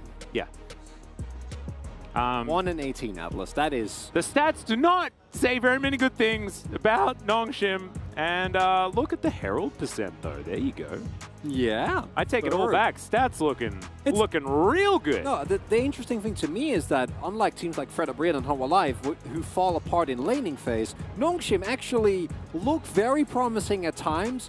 But you just know there's going to be a point and a mild gust of wind will blow down the entire house of cards, and one player will be doing A, another player will be doing B, and a third player will be doing math, and the fourth player is playing the violin, but he's not doing a great job, and it's just not coming together. And for Gen G, everything is great. Yeah, well, that's basically the gist of it. Yeah, they're all playing violin. Let's just say that. As they left them at home today. But this is, of course, Gen G. Welcome to LoL Park. Doran, Peanut, Chovy, Ruler, and Lehens. Yes, there are a lot of changes going on over the other side of the rift, but not here. Just some waves and some happiness. Any team that has Peanut and Lehens on it, I've said this many, many times. I mean, these guys by themselves make their whole team happy. Together sounds like a circus to me, but it's a circus that's working out. A circus of value, if you will, to go with some more of the BioShock references from last series. Absolutely fantastic performances thus far from this team. You mentioned they've only lost a match to T1, and that was an epic series as well. Whole lot of fun. Looking forward to the rematch of these two teams coming up later on, but you're going to have to see a few more of them first as both of them prepare for that moment. Oh, yes, please. Xayah and Rakan, very, very cute. Yes, please. Wait, you want? I don't like Xayah very much right now. Nah, it's Ruler. It is very cute. So it's attack speed champion Ruler kiting Xayah gaming. That's true. I can see it. I think there's a skin that he also has on the champion as well. Yeah. So it'd be pretty cool. Imagine if they just locked in the full Gen G Worlds roster. He's allowed to play Ezreal, though. He can just take Haru's skin if he wants to. He doesn't have to use his. Oh. But here we go. Let's introduce Nongshim to LoL Park as well. As you can see, Snowflower making his way out. I actually saw him backstage having a chat to Lyra for a while. I think he's probably pretty happy to be back here playing professionally again after taking a fair bit of time off. And this is what Nongshim wanted. They identified the fact that they lacked the coordination, so they wanted a veteran shot caller to come in and see if he can run the show. The thing that I find is going to be very, very difficult here is that bottom side of the map has been relied upon to carry for the majority of our teams. That's why we see POGs going to 80 carries a heck of a lot. And with Snowflower and Ghost down there, I just don't think that they will have all that much pushing power, one could say, especially up against Ruler and Lehens. Yeah, the matchup really matters there. And Ghost never has been an AD carry that has been the focal point of his team, right? So the current mana not suiting Nongshim very well. Also, again, Sylvie's in for Dread. And Sylvie's a player who I think was pretty serviceable, but also didn't really fix any of the issues that Nongshim were dealing with. Yeah, it was similar to when Juhan yeah, I think Sylvie had a little bit of a better showing. As the reason why we're talking about the jungle is because these stats really tell it all. The one thing that you can keck W about with Chovy, of course, is his kill participation, but that will do a disservice to what this player has actually provided. And his priority and the laning strength that he has been a key contribution to the way that Gen G play around the map. The way the Peanut is enabled, he's allowed to go for much more aggressive plays. And as a whole, if you have a mid lane that always has the shove, that just always has prio, objective play becomes so much easier. And BDD, I just hope for a better individual performance, because it has been such a fall from grace for a player that was one of our best mid laners. Yeah, and I mean, you saw the stats, right? He has the highest damage share in the league. He has the most damage per gold in the league. And like, it's clearly BDD trying to make plays. So hard. And it's just not actually really working. And he was always a player that did need a team around him to, you know, let them start the fights and then make things happen after that. And we'll see whether Snowflower can add to that. As you can see, the spirits are pretty high, and that is certainly good news. And for Nongshim, what we're mainly looking for here today, if we're completely honest, is just looking better. It's fine if you lose to Gen G. It's the same with Fred Brian and Damwon Kia. You're not expected to suddenly start crushing them in a straight-up 5v5, but I want to see cohesion. That is really the only thing what right now they should be focused on, because individually, the team has looked okay. Not amazing, but okay. Good enough at least to get wins against team like Fred Brian, against team like Humble Life, and even on a good day maybe a Kwangdong or a KT that are somewhat faltering. But right now nothing is coming together, and it is a very, very important test for Nongshim if they can just look like a 5-man unit. Yep. The win isn't required. No, we don't even need... They can get 0-2, and that's fine. It's just about what they demonstrate on the Rift and how much they fight back. Because honestly, against Fred Brion, it was barely a showing. It was quite unfortunate. Yeah, as Gen G will ban away the Azir from BDD. Surprise, surprise, BDD pretty good at the champion. Chovy as well, pretty happy to play it. But Seraphine going to leave the Rift afterwards. And the Zeri, of course, going to be banned. I would expect probably 3 bottom lane bans. As there's the Lucian. Yep. So we just need a Kalista ban, and then I guess we're good. Yeah. Yeah, Nongshim has a very easy ban phase. And then... but do they ban Aphelios or do they ban Kalista? You ban Kalista, and then Gen G first locks Corki, and then you pick Aphelios Kench. I like it. Right? I'm into it.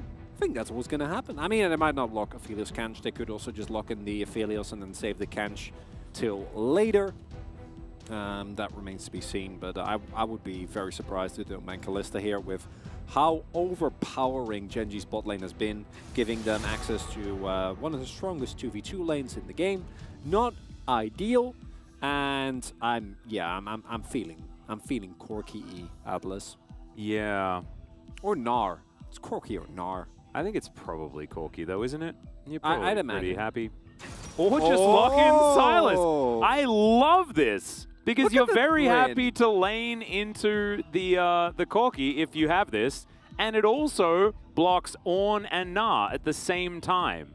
Well, it doesn't block them, but it makes it very difficult to happily pick them up. Actually perfect. Sylas also very highly prioritized in drafts in the previous series, and if you have a player that can adequately pilot the Sylas, which I do think there's a certain barrier that you need to kind of hit, but we've also seen a lot of players farm top points on it, because if you get to the later levels, your hijack becomes completely unreasonable, and our laners have found many a way to kind of ignore the fact that his early laning phase is, well, not very bad, but definitely pretty bad, as you get shoved in a lot, and obviously your matchups are often going to be ranged, but makes the draft much harder for Nongshim here. I would like an Aphelios pickup regardless, as most of the extremely aggressive picks have been taken away, but instead getting a strong pick for Kana here. Yeah, it's no, this is not surprising at all. So now it's Sylas, Poppy, Na.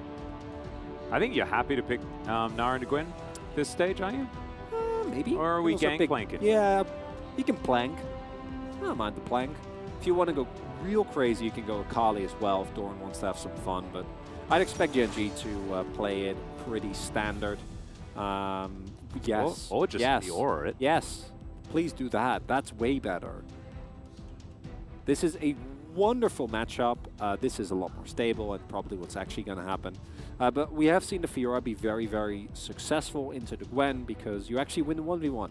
And it does take away a lot of Gwen's power, but Fiora does, of course, suffer from not being the greatest team fighter. And Gangplank right now is in a wonderful state where he is good early and kind of mid, and then also extremely late. Or extremely strong in any point in the late game, really. So overall, I think the Gen.G have a really strong core here that can go in many different directions. And that is that's one of the get comfort for our Snowflower and make sure he's happy kind of picks here, because this basically guarantees that if both teams now start throwing bans towards the AD carry pool, it's gonna get real small. It can get pinched hard. Yeah, I wonder whether Gen.G will just focus on the mid lane instead and try and shore up matchups for Chovy. Things like the Lissandra have been picked into Sylas internationally, but Tahm Kench is going to be taken away first. Yeah, I really don't like Lissandra into Sylas. I feel like you can even do it the other way around. We have seen matchups like that be played in various ways depending on who pilots them. It's Chovy, which is why I'm like... Yeah, I mean, Chovy's just going... Like, he's the guy that farms on any melee champion better than anybody else into range matchups, so it really doesn't quite matter all that much.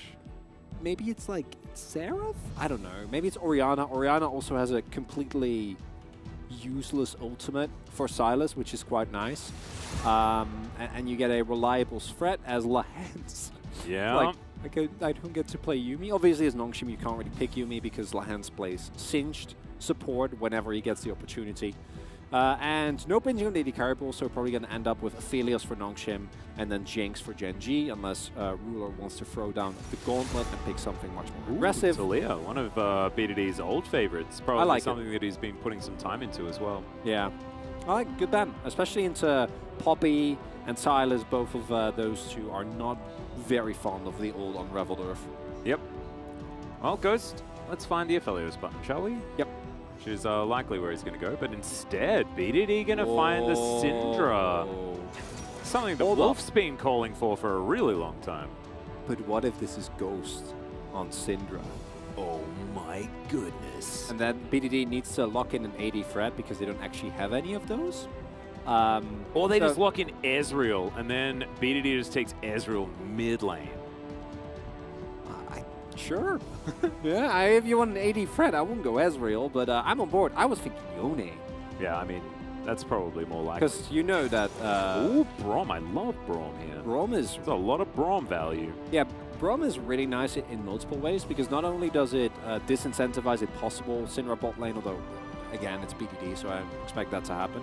But in addition to that, it also makes any engaged support's life very, very sad. The one downside of this is that the Gen.G comp now, barring Peanut jumping in, is lacking a hard engaged support, so that does mean that they're going to be a little bit more reliant on Nongshim mispositioning or running into them. So the Gen G comp, I think, is very, very strong in terms of individual components. As a whole, though, it can feel a little bit messy because the Jinx goes more towards team fighting.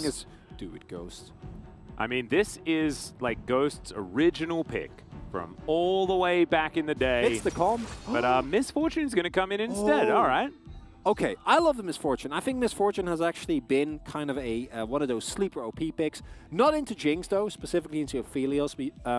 I'm hoping for the good old no interaction allowed Emax Misfortune that actually does a really good job of bullying the MF, or the MF is the bully, the Jinx out of lane. Looking at the comp overall, the Nongshim comp also feels a little disjointed because you have some pick potential. I think Syndra and Viego actually work very well together, but then you have some team fighting power, but you don't really have great setup for big Misfortune ultimates. And then for Gen G, as already mentioned, there's some team fighting, there's some dive. So a lot of this will come down to the individual execution, and then I'm going to make you guess with which team I'm going to side. Well, I don't think we even need to talk about it. There is a composition for Gen G, one for Nongshim, and we'll see whether Nongshim can get over this gigantic hurdle that's in front of them. As, yeah, this is the Gen G comp. I do like the Braum for Lehends, definitely not his more flashy of picks. Top side of the map looking like it's pretty low range, but I do like being able to play around the map really effectively with the Gangplank, right? You can side lane in 2 lanes, theoretically, with Cannon Barrage being able to stop pushes on outer turrets and things like that. And Misfortune Nautilus, here on the other side of the Rift, is a pretty cookie-cutter lane, right? You have a lot of power in the early stages. If this is the Comet variety that's just making it rain both bullets and, of course, comets, you're going to be very happy with how you can situate yourself. But it's all going to be about execution here as we hop onto the Rift for Game 1.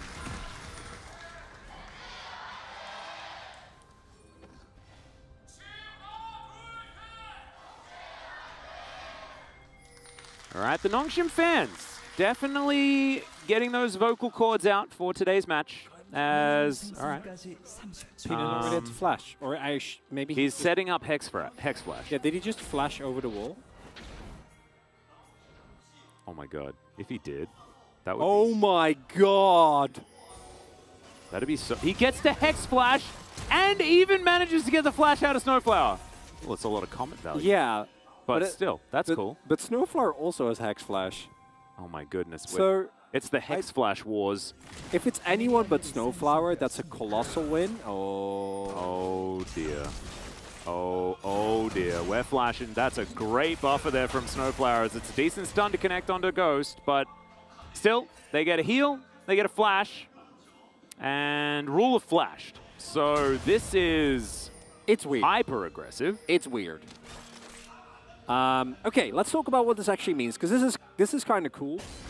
With the Lise especially, and BDD at least making sure that they have possible eyes on Peanut as he walks out of the jungle. And Sylvie starting topside, we're going to have a split map where Ghost and Snowflower are not actually going to be able to utilize a lot of the early laning powers. Ghost went for Gathering Storm. Shout out. Great job. Found the right button. And there's a lot of stuff to talk about with the MF build as well, because you can actually go in a number of different directions. Also want to talk about the fact that Chovy went first strike into Syndra, which... That's crazy. That's a post-laning first strike right there. That's I'm going to 100-0 you first strike. Because even with chains, like... Can't imagine that Syndra will let you proc that reliably in lane, but due to the fact that Peanut starts on this bot side of the map, Ghost and Snowflower are going to be basically forced to play defensively. There is no heal already, and this wave they will not be able to approach at all. And as a result, if Ruler and Lehends can stack a big enough wave, then they might be in deep trouble. Note Sylvie though, cleared Peanut's topside and is now on his way to bot, so I don't actually think that we're gonna see a dive in time here. Peanut is hugging the wall, goes for the Hex Flash. Yeah. Lonely level 1. He's already over here. All right, let's see who's going to target, as there's the stun and an easy first blood going over to Peanut. And now Sylvie's going to turn up, and yeah, there's some mist that's hanging around. But he's not going to be able to stop any of this. Still, Ghost is still here and does manage to pick up all the experience. So yes, it's first blood. However, this plate. Guys, okay, never mind. Don't want that. Plate gold's, it's overrated, I think. What do you think? It's not, no, which was implied in your statement. And do pick off the, or rather pull off the gank very successfully here. Sylvie just a little bit too slow. Not sure if Ghost and Snowflower can get a little bit more of a counter push going, or if Sylvie skips a camp. Maybe then the timing could have been on, but then he also would have only been level 2. So very crisp timing here from Peanut actually being able to make it. Also due to the ward, or staying out of vision of the ward, he's actually able to not be shown until he's actually near them. And this has become a hallmark for every single Peanut Poppy game, which is the level 3 dive on bot side to put his bot lane in a great position. As you pointed out though, Ghost actually not put that far behind, and Ruler wasn't the one picking up the kill. So the bot lane is not irreparably damaged. The overall game state is still not great for Nongshim, because they're already 1k gold behind and we're 4 minutes into the game. Yeah. It's not looking too fantastic as far as money is concerned. I think the rest of the map is probably contributing to that one. As you can see, Peanut camp ahead, Doran a few CS ahead, and I guess it's not really. So it's mainly just the fact that that kill gold went over. Yeah. Few assists also spreading around. As Peanut, he's coming through again. He's making such good use of this Hex Flash. It is ridiculous, but Steadfast Presence not going to be there for the dredge line, so Snowflower makes it out alive. They are at least absorbing this pressure, and that was Ghost's best attribute. Yeah, that's what they do. Oh, another dive, really?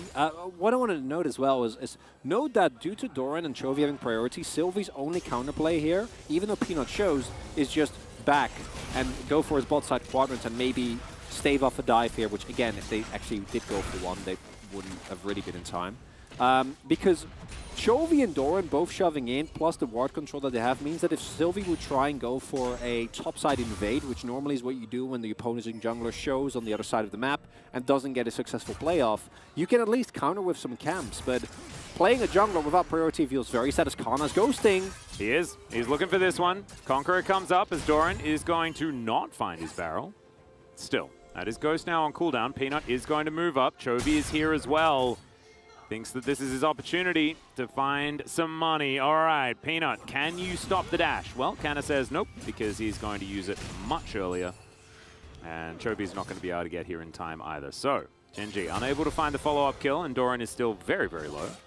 We'll need to eat some oranges, I believe. Does have a corrupting potion charge still there. Level 6 also available here, and yeah, as a result, due to this constant prio, Sylvie, nice pathing here, kind of making the read that there will be some vision in his own jungle.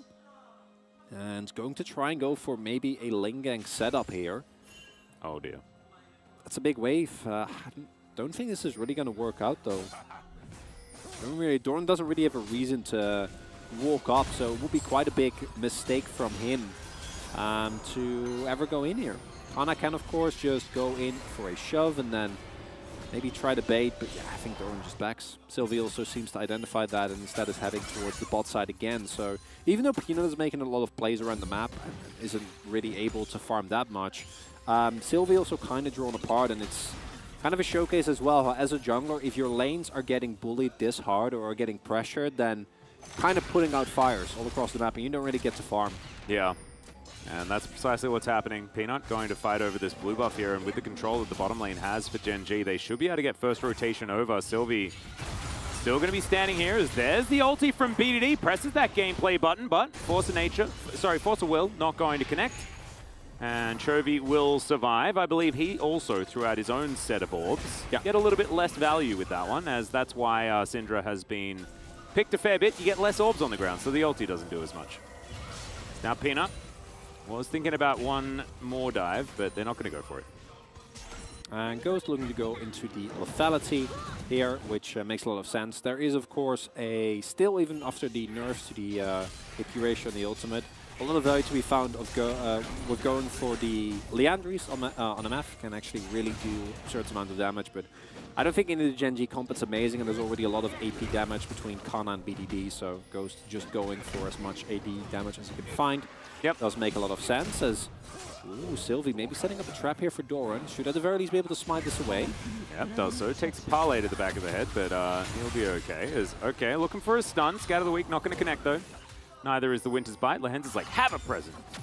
And BDD's like, no, I prefer not to. I just want to highlight, BDD went for Airy on Syndra into first strike for Chovy, and he is not up any CS. Oh, he's up 3. He's not up any considerable. Like that's actually such an impressive thing here from Chovy. Being able to navigate the matchup that well, as Nongshim moving in position here to do with everyone. No level 6 in Snowflower, crucially. Yeah, Sylvie's actually able to pick up the aggro as well, as getting pretty impatient is good old Shirley. Is Peanut looking to come in here. Let's see what he can actually get done. Is Canna. All right, not going to do it, and they do get the reset. Oh, bad news. Nongshim now realizing that their mid lane is about to get crashed, so they can't actually stick around. Very interesting that the full reset comes through here. Nongshim is going to give up the area.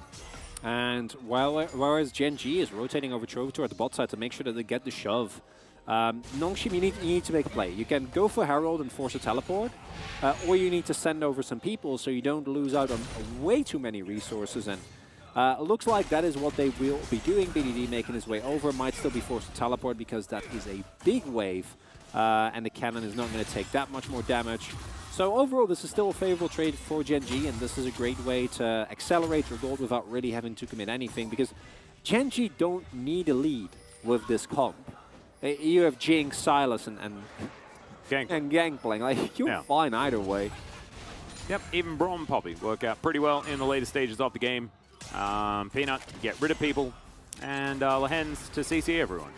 So, yeah, Peanut is going to start off this Rift Herald. Sylvie in the area once again. Peanut knows exactly what's going on here, and Canna has finally got some control here of the lane. He may not have a CS advantage, but at least the minion wave is in his control. But still, Gen G have their bottom lane sticking around in this area. Chovy's going to move back down, pick up this wave of minions. And yeah, it's a very interesting situation when it comes to this Rift Herald that just isn't being taken by anyone. It's Sylvie's turn to have a try. And we'll see whether that means that he will be able to take it. As Snowflower moves on over as well. It's going to spot out this vision. As Peanut's on his red buff. He's like, oh, guys, really? BDD missing that ward in the brush. Like, walking past it 3 times made me very, very sad. And that might actually be a problem for BDD as he now gets zoned away from this turret. So counterplay from Gen G is just to try and look for a dive. BDD reads it well. Oh my goodness, that was pretty close on the Super Mega Death Rocket, but not going to quite get there. Is Peanut looking for BDD. Oh, great scat of the week. Nice. Fantastic work there from the Syndra. Doesn't worry too much about Poppy, does old Syndra, because she doesn't do very many dashes. But this is the benefit. Gen G just get to probably take the majority of this turret. I think Chovy should be able to at least get another plate. Oh no, BDD comes over. He does have pretty good wave clear. And overall, I think it's an okay trade if you can get first turret blood, which every turret has 5 plates. And you're not really ever getting prior on any of the lanes, besides maybe top. So a top dive into a Herald Crash would be really good if you can get it as Nongshim. That will kind of redeem some of the lost momentum for you. But with this type of draft, with Syndra and MF, you need to get some things going. You need to get some early skirmishes, and I actually really like that Gen G is just like, no, we don't have to fight yet. We don't really want to. And I don't think they should, because if you just get to 1, preferably 2 items on champions like Jinx, like Sylas, like GP, then your fights become so much easier. And it's still possible for Nongshim if they get the old scatter into Viego resets, but it does become a lot harder. Yeah, and also you have to remember that this Rift Herald going down doesn't bother Gen G too much because they have Poppy, right? And what does she do? She bonks Shelly away and says, no, those plates are not yours. So if that is something that they can reliably do, and if they can track Sylvie effectively and keep control of these waves, then I mean, where do the plates actually fall down? Oh, I love our observers. Every time that one of those waves is getting crashed into the turret, and there's no one to pick it up, they show us, and that's really why this gold lead is so colossal, even though there's only a single kill, is because every time Nongshim is behind the play, like they're just only trying to catch up to rotations and to what Gen G is doing. They're only trying desperately to make sure that they get the wave, that they don't lose too many plates. And every time they back, another plate goes, another wave goes, and it's just going to be, yeah, as you point out, Peanut's there. Yep, here's the Poppy ult. That is going to get rid of BDD. And they do manage to, get the charge. So Sylvie picks up the money. It's something. Yeah, it wasn't what Peanut wanted, I don't think. But Lehen's going to throw down the door. That worked out pretty nicely. Everfrost comes through for Chovy, but Lehen's just going to get taken down extraordinarily low. And there's the flash from Sylvie. Picks up the Heartbreaker for the kill. So we're even on kills. Not so much the money, but definitely the kills. And now Nongshim might even be able to grab this Drake. Yeah, important moment here for Nongshim because this Drake at least allows them to get a small victory in terms of the mental because it was looking somewhat dire. And also mean that the Gen.G will have a little bit less freedom when it comes to the objectives, as we will be having. Gonna let you do the honors. Oh, it's a Cloud Soul finally. I love it. Not quite the upgraded one, but I don't think it needs it. I think Cloud Soul's already extraordinarily good. All right, BDD taking a bit of damage now from Chovy, and as these items start stacking up, you mentioned, the scaling of this this Sylas is ridiculous. Already level 11, so got a couple of points into the hijack. Level 16 is, of course, where it gets really nutty. And as far as ultimates to steal, Ghost picked Misfortune. So, yeah, that makes Sylas pretty strong. Well, it's out of all the ultimates, I don't feel like there's a super, because even the MF ult, I think still suffers from the fact that as Sylas, you kind of want to be in the thick of things. That's Chovy, so I'll probably find some amazing angles. But it's kind of interesting. I think the Gwen might be the highest value, or the Nautilus ult, because CC is kind of busted. Yep. But it's more of a I'm really good at Sylas game, I think, than... yeah, it's not about like, there's some really cool ultimates. It was first pick Sylas, so yeah. It's not about that. No, and it doesn't need to be because, again, we've seen Sylas be plenty useful as... yeah, Chovy monstrously far ahead, unsurprisingly. I wonder if we can get a look-see at what the first strike value has been thus far in the first 15 minutes of the game, because I don't expect it to be very high. But maybe I underestimated Chovy's ability to reliably proc that. I think by about this stage, last time he played it, it was like 150 gold. But I'm not entirely sure. Anyway. Yeah, I also don't remember what the matchup in that scenario was. Yeah. Because it should really make a big difference if you're playing it something like a Syndra or... so guys, there's no objective. I'm down with fighting, even though Nongshim is 3k gold down, but I don't think you should. As look at the vision, right? Like, this is what Gen.G has been doing. It's really a textbook game, and even though there's not that many kills, Gen.G is just shoving in waves, getting plates, shove in a wave, rotate in the jungle, shove in a wave, pick up an objective, and thus far, I'm going to say objective, I've only got the Drake, but it's more about the overall level of control that's there, and it makes it really hard for Nongshim to go for a proactive play. Yeah, and they're thinking about looking for one now. You can see the Rift Scuttler is going to spawn. Chovy over here.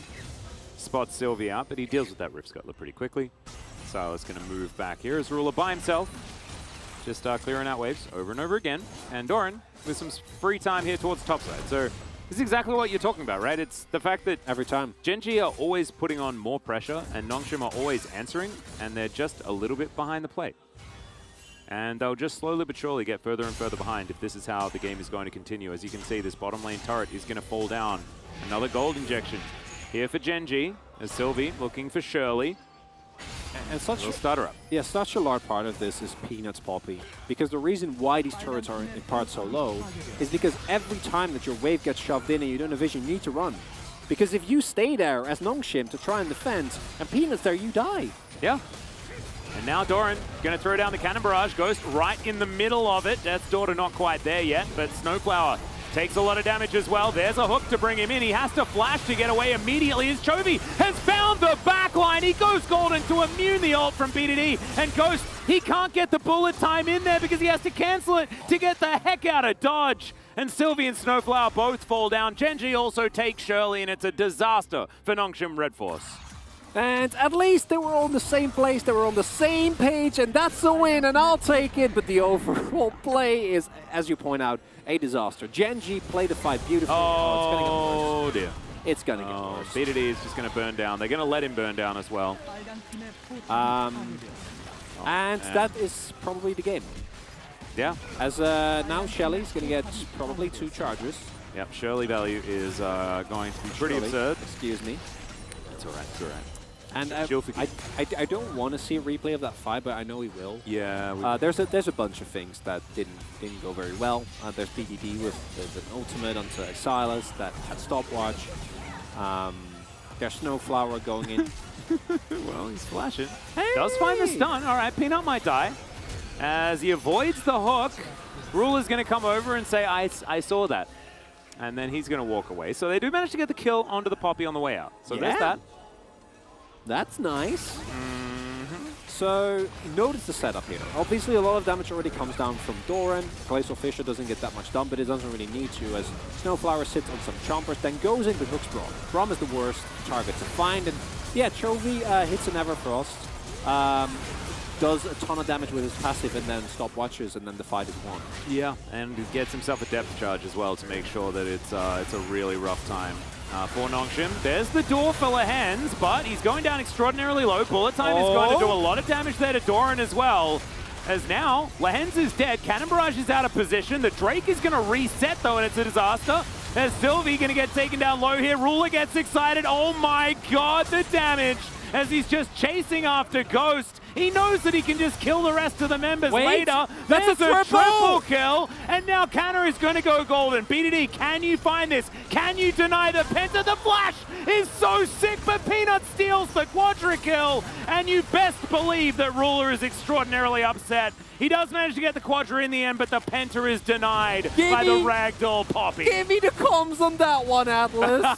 Ain't no way Ruler's gonna allow. This is the man that as soon as he gets a kill, starts yelling for the Penta, and he doesn't get it. Yep, I can see the look on Peanut's face. He's like... Is it giggle? He's like, oh no, I really messed up. I may have ruined the mental of Mady carry. I had to help you. I'm sorry. I mean, his flash did avoid, I think, lethal damage. Yeah. So this fight start is actually great. It actually works out really, really nicely. But then Sylvie steps a little bit too far. It's a Chovy again, who just goes into 5 people and turns his stopwatch into a Zhonya's. And as such, again, to the dismay of Veldes, somewhere out there, just lives and is completely fine. As the stopwatch makes sure that Kana stays alive for a little bit longer. And yeah, Peanut just making sure that his AD carry stays alive. 신드라 쪽, 신드라 딜러 볼게, 딜러. Oh my god. So he goes in, uses the Viego ult as a gap closer, then Everfrost, hops over the wall, and then goes in with chains, maxes out his passive usage, and then presses his Zhonya's. Well, Snowflower's dead. Ghost also having to stop the bullet time very early there once again. BDD finding a bit of damage there onto Lehens, but man, Sylvie and Snowflower are spending a lot of time taking dirt naps today. And they would. In this scenario, they're the ones that are trying to frontline, quote-unquote, as this game, as our dear friend Wolf would say, is over. Yeah. I think he probably did say it. He's just not on. Well, he's not the here show today. Yeah, but I think at home he probably said it. He fought it at the very least. If you did say that it was over, Wolf, can you let us know via a tweet? I would appreciate it. Anyway, Chovy here towards the bottom side, pushing in another wave as the Baron was collected, I believe, while we were checking out a replay. It's 22 minutes. There's a 12,000 gold lead, and yeah. No replay of this. Yeah, not a lot of counterplay to that one. No ultimate available, so Sylvie can't really buffer out. And yeah, Snowflower also dies. So you know I'm an optimist, Atlas. Yeah. So I'd love to say that Nongshim, even though they're getting beaten here, look reinvigorated. And I don't think that's true. I think they look marginally better. Yeah, no, I think this is actually a step up. The problem is that they're facing Gen G. Yeah, well, if they had have like made these adjustments before their Hotwa Life game or a Fred Aprion or the Fred Aprion game, perhaps, then maybe they could have been looking a little bit better. But it's a Gen G game. I mean, they did manage to beat Hotwa Life last time around. That is their one win from the first round robin. But yeah, they might have looked even better in that series. What's the other team they beat? Pass. We're gonna save that one for the next installment of Indeed. Atlas and Chronicler quizzes. Well, we are sieging right now. Doran has moved on over. Everfrost doesn't find the mark there from Chovy, but he has another Heartbreaker, so he can move anywhere that he wants to. In a small radius around him. Now just looking for chains over and over again, not really taking damage, as that's a big boop. And Peanut says, nope, Nautilus is not going to be here. You cannot engage against us, and we will just take 2 turrets and 2 inhibitors in a moment's notice. And Snowflower comes back, he's like, what happened, kids? Why did you break down my house? And they say we had no choice, and they would be correct. We simply had to. There was no other option. Oh my goodness, Chovy's gold advantage is like 7,000. Yeah. Yeah, no biggie. And where does he get CS from, guys? Well, it's not Ruler. It's not Doran either. So it's not Peanut. It's he's stealing Lehens' CS because Lehens is down 6 creeps. Yeah, that must be it. And we joke about this a lot, but what this actually showcases as Doran has sometimes you just ult yourself, I guess. I don't know. Well, Peanut's going to move on over. Doesn't find the heroic charge, but does get the flash out of Snowflower. Okay, so it's like approximately close to 4.7k. Oh, okay. No, what I actually want to highlight, and what is one of the reasons why Gen G is winning this game so hard, even though initially in terms of kills it was not, it's because they play so well around waves. And we highlighted it a little bit already in how if there is a wave somewhere, it will be picked up by Gen G. And that's why they're so far ahead, and obviously also Nongshim at this point spends a lot of time in the Death Chamber as Peanut. Yep, Chovy's found some needlework as well, as Canna's going to take a dose of his own medicine. Chovy's just thrown out as many of them as he would like to. Ruler gets excited. Everfrost going to slow down the Gwen, who's desperately trying to dash out of this one. Decent long-range hook there from Snowflower. But the bullet time doesn't really do anything. Lehens has the door at the ready. And there are 3 inhibitors now dead. Nongshim with not a lot of answers. And this is 3-item jinx. Super Mega Death Rocket is going to mean that Snowflower has to go back to that fountain as quickly as possible. And Canna wishes he was a little bit more immune than he already is. His W is going to be on cooldown relatively soon, as now Ghost taking a lot of damage. These Nexus turrets are now going to fall down, and Nongshim, you have to do something. You have to make a play. Otherwise, the whole base is going to die. And I mean, it's probably going to die anyway. I was about to say Atlas. Yeah, but okay, Steadfast Presence comes in. Snowflower is going to be pushed against his dead turret. And Canna is trying to run away. Chovy is finally going to get on in there. Sylvie takes a whole host of damage. And now Ruler is just, yeah, it's a bit of a shooting gallery here. Hold up. Sylvie's now going to try and reset. Okay, Chain Lash coming down. Wait. Chovy's going to die as well. And Doran just last hits the Nexus. There it goes. Some giggles here, some wry smiles from Gen G. Man, that was a macro masterclass, and that was not close at any stage. As it turns out, if you win every lane all the time, the video game is actually really easy. Oh, look at that. He was ready. He knew. It was very, very cute. Wow, Rule Lucian is actually really, really cool. Yeah, actually looks incredible. No, as I was saying, if you win every lane all the time, then playing League of Legends is really easy. Yeah, it definitely is an upgraded situation. And the other team that Nongshim managed to beat was Kwangdong Freaks, actually, earlier on in the season. So, I personally just want to highlight again the form that Gen G is in right now, and it is every lane basically permanently either having prior or having ability to go for a play. The vision that leads to gives Peanut free reign, and any team that they're playing into, this is not just Nongshim, and this is the reason I think why Gen G wins as hard as they do compared to T1, which I think generally wins very hard, but that has a little bit more fun, either in draft or in the game, or a dumb one, which has a lot more issues all across. As Chovy does the most damage in the game on a melee character. 26 minutes. A scaling one at that, which that's just great. As Ruler got a Quadra as well, and that doesn't even, that doesn't even really show up. I can't wait for the 2 media votes though. I know. As I know. It becomes so hard to play the game. Sylvie or Snowflower, when everyone is just getting dove all the time everywhere. Yep, it's a really difficult one, but let's see whether Gen G do it again as we move to game number 2 after the break, and maybe side selection will change as well. See you after this.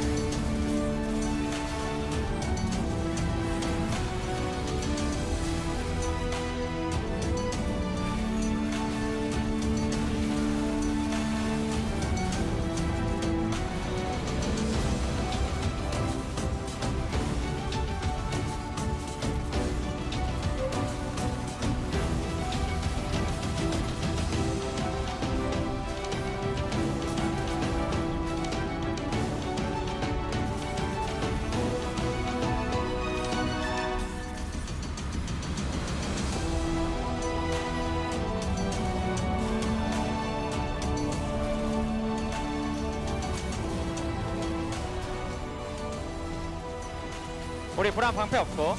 노틸 끊었어. 노틸부터. 얘들아 노틸 먼저. 노틸 쳐주게. 노틸 잡았어. 노틸 잡을 듯? 야 신드라 노플. 뭐임 진짜? 끝내자. 끝내주실 분. 갱플이 날 죽였어.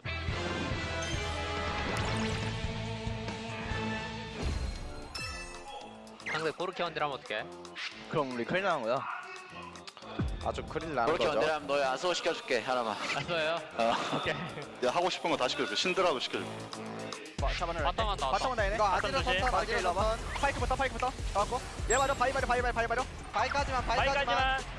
나이스. 나 무빙 중. 앞에 맞아. 바위부터 맞아. 바위 높을. 나 가는 중. 바위 잡았어. 여기 텔부터 텔. 아지르부터. 아지르부터 맞아. 아지르 스턴 해놨다. 아지르 높을. 여기 앞으로 가야 돼. 3초. 나이스. 오케이 앞에부터 볼게. 앞에부터 맞고. 또 전화 날아와. 앞에 광란부터. 앞에. 앞에부터 들어가 돼. 아지르. 파이크는 잡아줘 하나만. 나이스. 한판 잘해봅다. 네. 우리가 충분히 이길만하다. 라칸 넘어. 앞에 나루부터. 나루부터 나루 잡아. 나 잡아. 오너풀. 천천히 했다. 미카엘 있어 하나만. 미카엘 있어. 리산. 하나만 아래 가자. 오케이 나 할게. 막았어. 나이스. 오른쪽 차야. 4회까지 가볼게. 4회까지. 결국 한타 한 번이야. 멘탈 나가지 말고 하자 우리. 멘탈 잡아야 된다. 천천히 쌈 보자. 리산 오른쪽. 빼. 리산 받을 수 있고 리산 잘 받을 잡았다.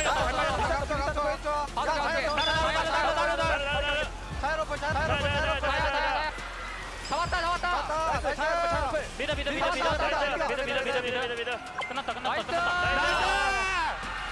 잘했다. 와, 나 지금 나이스. 와.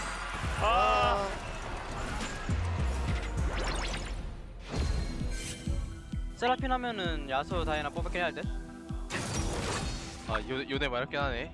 요네 좀 하자 제발. 너네들 나를 좋아? 한판 다 해봤는데 근데 그렇게 어려울 것 같진 않아요. 어떻게 뭐가 나와 보이지? 일단 리시는 많이 해봐서 괜찮겠네. 리신 하자로요. 저 뭐냐 이거? 이게 무조건 이겨야겠다. 얘네 올라왔다. 그렇죠. 일단 먹고 렐 올리비야. 일단 쳐봐. 렐 6렙. 와줄 수 있나? 나 탈진데. 맞춰서 갈게. 칼리 딜은 못하겠어. 탈진 박았어. 위에 칼리 딜 못해. 위에 봐 위에. 위에. 오. 할만해. 나를. 렐. 잡았고. 칼리. 나이스. 위에 오고. 나이스. 나라만 찰게 일단. 찾아. 오케이. 좋긴 해. 많이 좋아.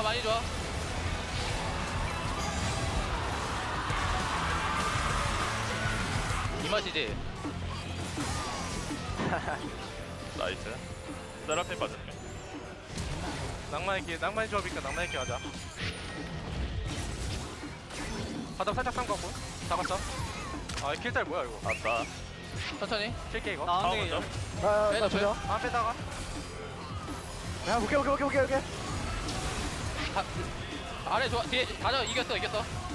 야 뒤 봐줄 사람 나 진다 이거.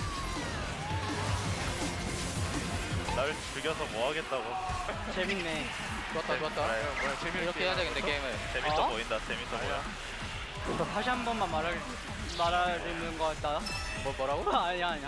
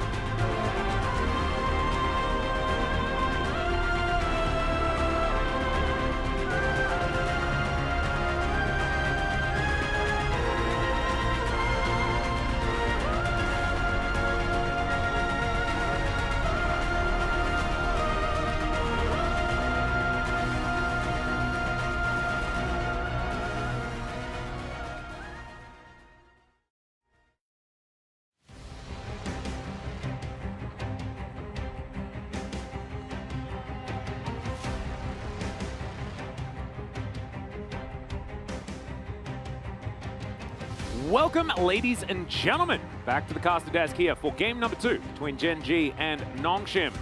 Nongshim didn't really put up much of a fight against Gen G in game number 1, but we'll just have to see how the drafts are going to change and adapt as we move to game number 2 and potentially a blue side for Nongshim, which might make things less, right, difficult. Yeah, about that. I don't know if there is a draft. I'm a firm believer in draft matters, and it's important to improve in draft. But at the end of the day, you got to play the video game well to win. Yeah. And in this scenario, I have a hard time seeing how current form Nongshim, and also I don't know any recent future for Nongshim is going to be able to deal with this because Gen G is just too good. Yeah, that's, yeah. Can analyze it, but it's pretty straightforward. I can also add a few extra things into the cons column for how it's going to work for Nongshim as well. They've demonstrated that they can't really win on things like Dilution, and so they're going to have to ban that on blue side. Let's check out player of the game, though, for game number 1 and give it over to Chovy because he's... Oh, okay, Peanut is going to collect the POG for his early game prowess. Good vote. Good vote. I thought that Chovy was going to pick it up definitely for the money vote. You know? I voted Chovy because I also think that Chovy had an incredible amount of mid-game and teamfight pressure. But we have talked about this many times. Peanut farms POG points on Poppy. He is incredible. This is a Chovy highlight. This is the Chovy highlight. Yeah. We'll just go watch the Chovy highlight. But the reason why they're so far ahead, I think, is Peanut and his pressure. And the way that Gen G overall plays around it. Him and Lahans have just been an incredible duo. And overall, yeah, makes sense. All right. Yeah, no ruler votes. Good. Bit of a mix between the old Chovy and Peanut. I personally think it's one for the Chovy robbed column. It's been a while since we've had like a time where I've actually felt like Chovy was robbed. And but so, here we are. Yeah, we finally get there. All right, let's look forward. Let's see whether Peanut can get more POG points or whether it is going to be, you know, this is also Ruler's opportunity to move up to 700 alongside both Aiming and Zeus. But Peanut deservedly collects it this time around. And I want a bit more spiciness in the draft. That's what I want. A little bit more spiciness. Not happening, Atlas. No? No. We're not going to get it? That's this is the LCK, we don't do that? That's T1's music.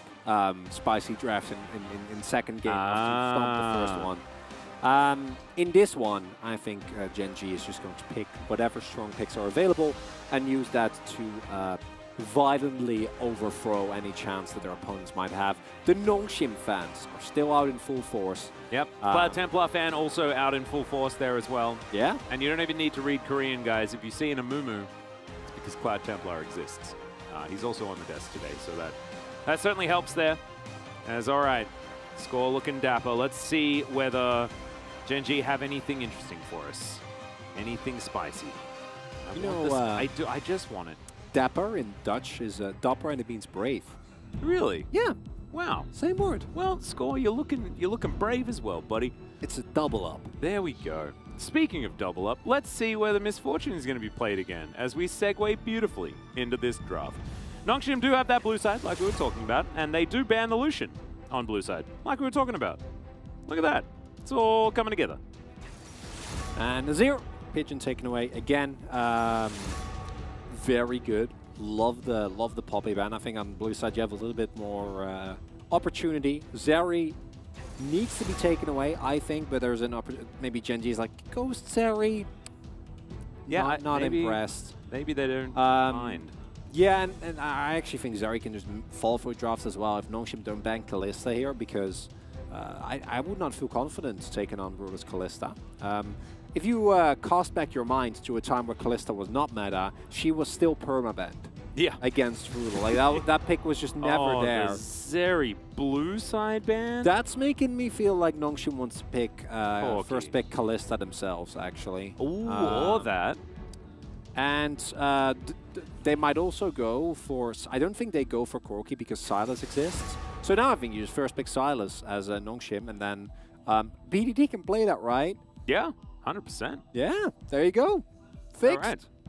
Let's see what Gen G are going to do into the same first pick that they picked up last time around. Watch them pick Gnar and I don't know, something else with a... Like, they take Seraphine off the ban list. They're like, I want to pick that into Sylas as well. It's perfect. Sona mid lane. Let's give him a crescendo. There we go. Yeah, and Alistair, very important as well. Oh, yeah, you need that. Need that. Alistair game, and then what else would you... So you run Alistair Misfortune, because both of those ults are pretty good for a Sylas. Yeah. Not that's a Yuumi. Okay. So Final Chapter, also a pretty good one. Is Wukong going to be locked away here for Peanut? Ooh, Wukong is an interesting one. Putting this on much prio on it. A jungler that I still think is definitely punishable, but we are not going to see any of the picks. Udyr, the Karthus all come to mind that can actually do a very good job into the champion early on. Expecting Trundle here. Again, the comfort for Snowflower I think is completely fine, and Nautilus is quite a strong champion, so not too bothered by that. Two already pretty good ultimates though for what I assume will be BDD, but maybe they'll flex to Kana depending on the topside matchup already. And now pick. Okay, I was wondering if they wanted to lock in a jungler to make sure that Sylvie actually has a good time, but oh, the Twitch. Yep, it's Twitch Yuumi. Alrighty. Ruler's, I can see this little smirk, and I get it. He was one of the wins of the 2 wins that we have gotten, and it was a very convincing one. Yeah, it was Ruler and Deft that played it in the same week, I think, and it looked extraordinarily good, and then didn't really pick up too many wins after that. So now you add Evelynn and Akshan, and then you have 4 stealth champions. Hey, there we go. I know. What about Rengar? Maybe yeah, Rengar top. Go Rengar top, and then Akshan mid. There we go. And then Lehends goes full AP, so you still have an AP threat. It's perfect. It's foolproof. It's absolutely. It's amazing. Oh my goodness, I can't wait for them to lock it in. Stealth is everyone's favorite mechanic in League of Legends. 100%, 100%. You could theoretically count Akali in there, right? Because maybe Pyke? Yeah. As well? Pyke seems fun. Yeah, so mid lane Pyke? Uh-huh. Yeah. I don't think it makes for a very good composition, but I do like the theme. No, we're drafting theme here. Obviously, yes. Looking at the actual bans here, the Gnar ban obviously not available for Gen G themselves because they're playing it to Sylas, but a pick that Kana would still like to pick up. Gen G now, if it not bans, probably going to look for a GP on top side. Alternatively, can also just smack Doran and Ornn and be done with it. You have 2 incredible... Yeah, it's going to be Ornn. You have 2 incredibly big threats in the Yuumi and the Twitch specifically.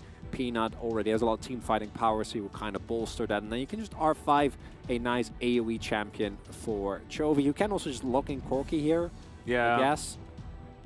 All right, the Rise. Of course, a lot of Rise's kit is not in his R button. Yeah. Which is one of the reasons why a lot of people like to pick Rise into Sylas. So there we go. That is the decision here for Gen G.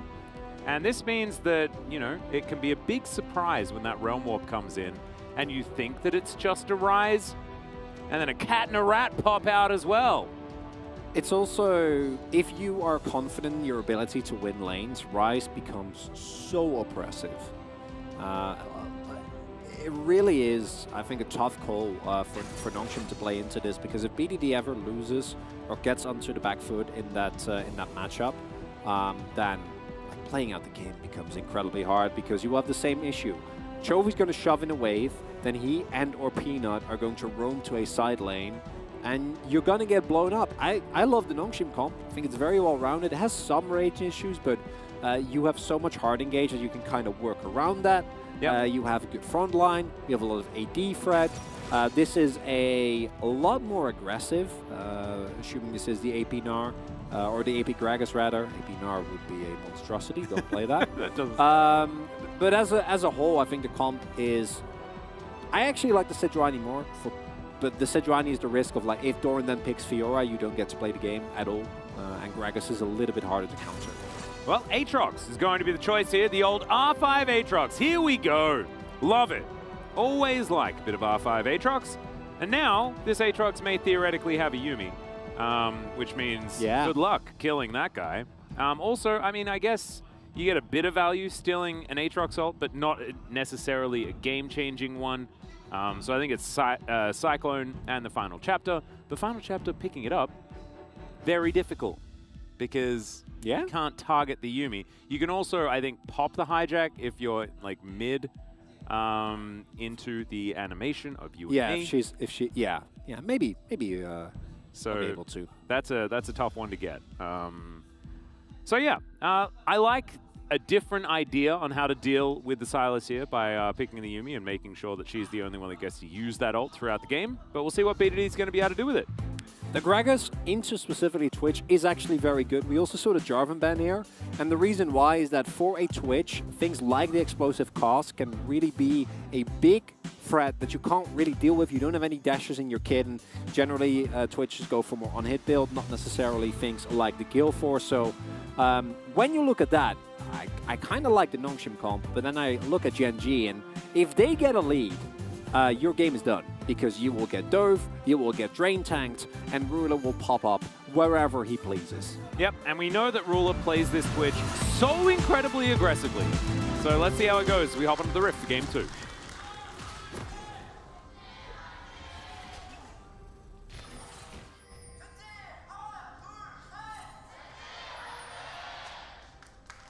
Nongshim fans sounding a little bit subdued here as we move into game number 2, and understandably so. I think it's going to be a few weeks before Nongshim sort of get themselves back on track. I think, you know, with Dread coming back after he's recovered a little bit and is feeling a lot better, that is definitely going to be important, as he is currently subbed out for Sylvie because of health reasons. It's not an intentional decision or anything like that. He's requested a little bit of time off. Yeah. Personally, I'd love to see Sylvie in the LCK next split. Definitely one of the better junglers within, one of the better junglers within challengers. But yeah, a player being subbed out for Hell, especially if it's Dread, who has been, especially when he's in form, one of our stronger junglers in the LCK, is it's just very unfortunate. And hopefully that situation will resolve itself soon. As Ghost going for PTA here makes sense into a lane where if you don't all in, you don't win, because it's Yuumi and Twitch. Yep. So there's not a lot of space there for ingenious outplaying, as Ghost also going for Ingenious Hunter here to reduce his Gale Force cooldown. So really looking to just Gale Force in, one-tap someone and get out. And as mentioned, for Nongshim, you cannot fall behind the same way you did in game number 1, because it will be a disaster. It will be a really bad time. Chovy is going to perma-shove and murder you as, oh my god. Okay, well, Ghost is already at 50% HP. Lehen's bopping and blocking. You can see Ruler is full health. As Poise is going to tick down, and yeah, Lehen's doesn't care too much. So Exhaust now on cooldown, but Cleanse is also now on cooldown. And you know how you were talking about, was it you that were talking about like maximizing the Twitch play by not just spamming Q in lane? I think it was a conversation with Kisan a little while ago. The difference between, you know, a average Twitch player and a fantastic Twitch player is the use of your camouflage, because you can use it as an attack speed steroid. Of course, once you pop out, you get a bit of attack speed. But it's using it intelligently and making sure that you're maximizing your repositional advantages that you can get there. As Chovy's chasing after BDD, and Peanut is going to look to make a little bit of an entrance, and that is a dead BDD already. Sometimes you get rised. And I'm taking a moment just to highlight how painful that is, as this has not been the first time that BDD has been on the receiving end of the first blood. It has been a consistent issue for him, and he has been targeted, yes, but at this point also, at some point, the adaptations need to come through. And he was already, I want to say, 60% health just from early trading. Chovy, again, showcasing his laning dominance. And I don't think BDD has been playing very well as, wow, that is a I remember seeing Zeus is Gragas at the beginning of the split, and thinking, man, this Night Harvester build really looks quite promising. As we see him miss free creepies, unfortunately. Oh no, just trolled by the creeps. My God, man. Oh, got the last one, easy peasy. All right, let's see how this goes on the bottom side as Ghost with the Severum Q spinning around, having a good time, but otherwise not getting too much. Now has Gravitum online. So, back to Gragas. Yeah. Yeah, BDD goes in for what he thinks is a short trade and then has no E. So Chovy hits level 3 and he is just dead. Sylvie is again just a little bit behind the play because Peanut just a little faster, actually able to take down BDD. And now BDD does of course have the teleport available, so in terms of experience it's not the end of the world, but early kills on Chovy, definitely a bad time as... Ooh, this positioning from Sylvie might be good, but you can see that ward. Snowflower is going to take his time. Clear that one out now, but Sylvie knows that there's a control ward there. And he's not going to move in. Especially with that ward cleared, you know Ruler and Lands are going to play it safe. There's also Flash and Clan still available, so your odds of actually getting a kill are very low. And your jungle is respawning, so Sylvie, unfortunately, going to be forced to go back into the jungle. And that is now 12 wins. Yeah. And sure, 4 of those are Chovy and 2 are Showmaker, but, you know, closer Vikla and Dudu also picking up big win streaks here. Silas. And also, we have to remember Vikla's playstyle on the Sylas. It was run it down in the early game and then win the game. Well, I wouldn't say run down, but he definitely had some issues. Yeah. I call it the gory special. Yeah, it's like my laning phase is not great, but you just wait. I'll be fine. Or the Rich moment. Yeah. As well. Although apparently Rich is just really good now, is what everyone who watches LPL tells me. Is it like he lanes well? Yeah, no, he's actually just really good. Apparently, like all around. That's crazy. I know. Well, what a wonderful world. Yeah, exactly. Maybe he will become the League of Legends player like he was the Heroes of the Storm players. We're going to check out a little bit of action here towards the bottom side. Ghost getting a lot of Gravitum value. The Snowflower is being exhausted, and there's a Realm Warp. As it looked like a decent play from Nongshim, and now it's another kill for Gen G. What we talk about, Atlas? What's going to happen in the moment you hit level 6? Realm Warp. Realm Warp. Yeah. Yeah. Wow. That looked like it was like Ghost doing some pretty cool stuff. Well, it was, and that's the ingenious part of Gen G is that Ruler and Lahans probably knew 100% that if Lahans would open up, Snowflower would go for the hook. And once that trade has started and you can get your slowdown, a lot of the skills get used for Nongshim. That's the end of the line. Yeah, and now it's a Twitch winning lane. And that, ladies and gentlemen, is a very scary prospect, as we're also going to get the Drake. Let's have a look at this one more time. And as you can see, Ghost looking at this as the opportunity as Lahans picks up the hook, actually, so that Ruler is able to get a few extra autos in. Yeah, and the moment Ruler and Lahans commit to this all-in, Ghost and Snowflower are like, oh, no, come on. And yeah, as the Realm Warp comes in, there is no counterplay to be had. Ghost is at least able to get away, so doesn't give up too much as Sylvie making his way towards top. It's a pretty nice fadeaway there from Doran, and Sylvie's trying to figure out his way in. See whether he's able to get this. Doesn't have Heartbreaker available just yet. Finds the stun onto Doran. He's just getting some damage down. Procs the Conqueror and walks away. I think just bought a bit of space. I mean, I think you're but he doesn't even get the crash yet, so hopefully he'll help him with that. I think Kana's the one that needs to set up that play. The moment that Sylvie shows, Doran is just going to be able to, in the worst case scenario, just flash and then make his way out that way. And as a result, Nongshim still not on the board. Sylvie not really able to find anything. He's looking, but nothing really working out. And with that, Rise already picking up a first kill and Chovy getting closer to his second one. I would not be surprised if we see exactly the same type of play towards bot. Oh, man. Yeah, it's... Is this Twitch and Yuumi zoning them? Yeah, they have a level lead.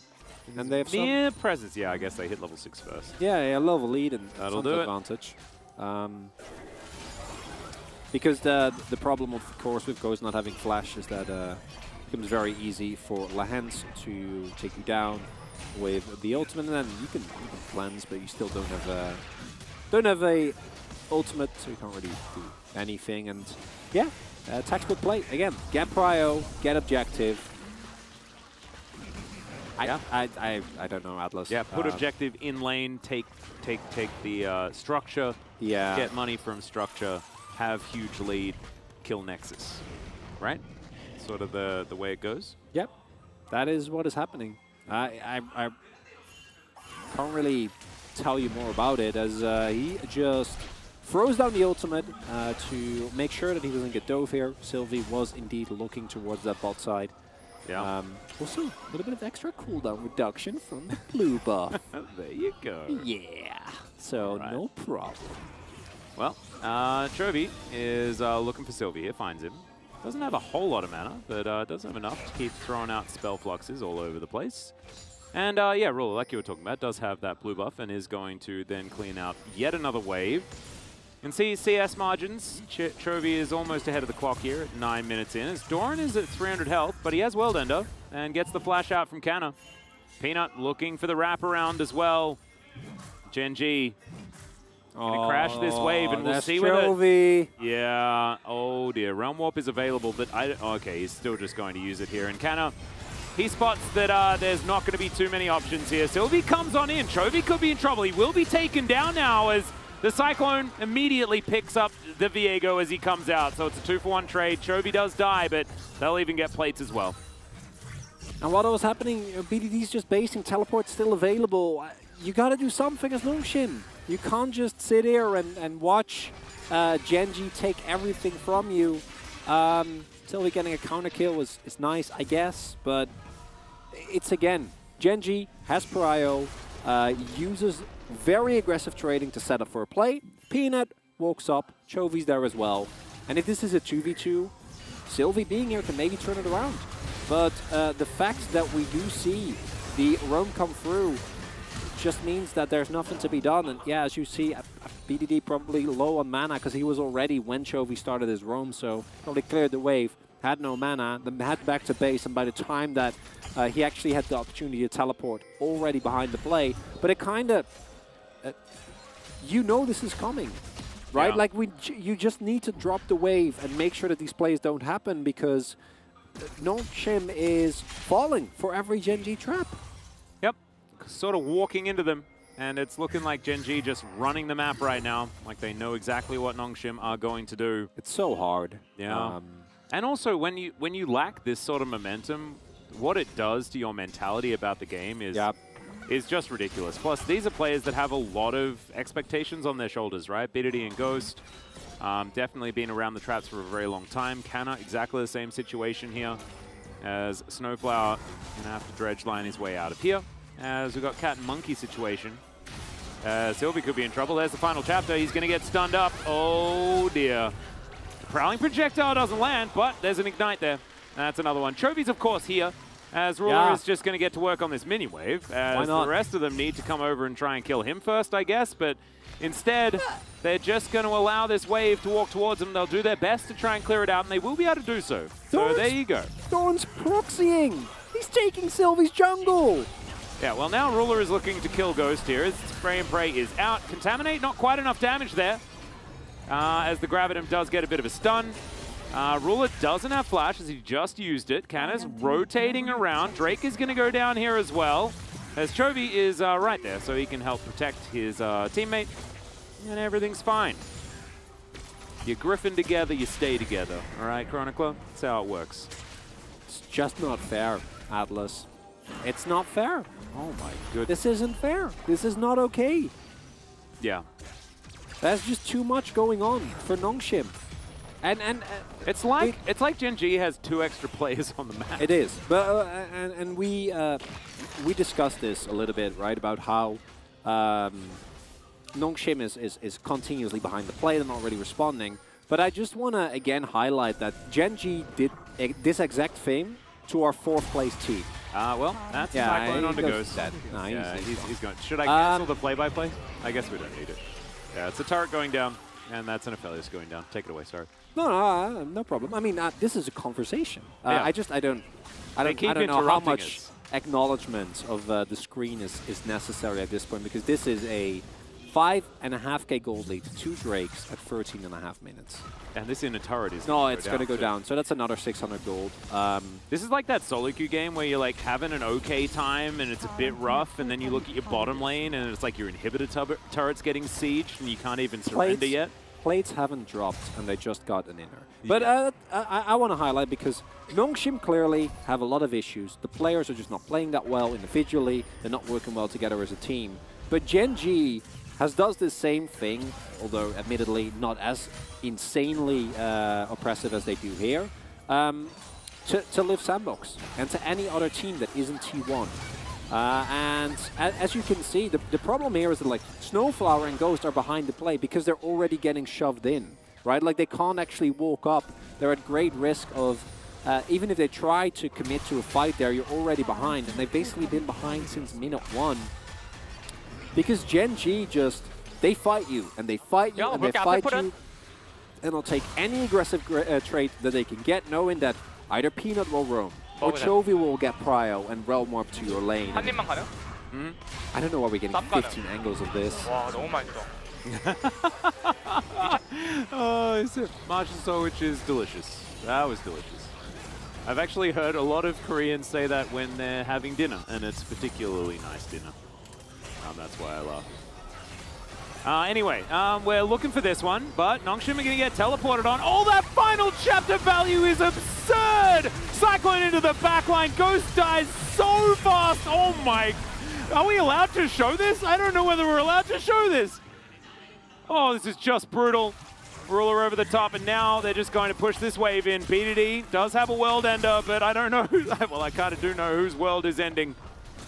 It is, in fact, Nongshim's in this game, as Chovy is just going to take this Rift Herald, and Ruler is going to look for this turret if he can. Welcome back to the LCK, Snowflower. Oh my goodness. This is not... It's much the same as when you were here last, actually. What? He was relegated last, you know? I know. Oh, no. Yeah. Oh, no, not the replay. Anything but the replay. I thought we were not allowed to show it the first time. Oh man, the ult from Lahan's absolutely beautifully placed. As this is just... She's not okay. It's not okay. It's not okay. This is the type of game that I recommend you go back if you have the ability. Like, this is a game where if you play this in solo queue, you go back and you check out... Oh, it's the Ruler angle. Yep. There's a support there, but I guess he doesn't care. Doesn't matter. And you go and check the trading patterns, right? Like, how is Gen G able to get this much pressure in lane? How are they able to set up for Peanuts dives every single time? Because that is something that you're going to need to deal with if you face this team. Because the moment they have a lead, you will get dove, and then you'll get dove again, and then you'll get dove again, and then all your turrets are gone, and all objectives are no longer there, and it's a 10k gold lead! Yeah, it's 17 minutes! Oh my goodness! And 100% kill participation for Peanut as well. I mean, he's just having a really good day. He's having a really good season. Yeah, and look, you know what they did? They nerfed Wukong's like jungle clear. Yeah. Not his champion clear. His champion clear is still about the same, and that's how he's gotten around it. He's gotten around the nerfs by just killing all the champions instead. It's genius. How do you stop it? My question is Shirley going to get more value yet again. This inner turret's going to go down. They've taken 5 turrets already. And it's like 11,000 gold the lead? Oh my goodness. Oh, where's Ruler? Oh, he's killing Ghost. He's killing Ghost. But, I mean, there's a depth charge. Moonlight Vigil comes down. Ghost cannot get back in there, but Snowflower's going to go down, and Sylvie comes back from his jungle. He was just desperately trying to get some money here as BDD is fighting Doran. Doran might just fall down here. The Everfrost is good, and there is a barrel. So a kill does come through for Nongshim. They're trying to turn it here as Sylvie, trying to be an Aatrox, but he will get taken down. Ruler, he's very low as Chovy has decided that he's going to take the game into his own hands. Chain is going to miss, and Prowling Projectile is going to pick up the kill onto the Silas. Genji, I think the wallets are just a little bit too heavy here. As Peanut... I don't even know what Peanut was doing! No, he was faking out a warrior trickster, wasn't he? No, I know there, but like, during that fight, was he shoving butt? I don't know! I have no idea. Let's check the mini-map. I mean, this was just Ruler by himself starting this team fight. Peanut was also making sure that they got Drake. Yeah. Yeah.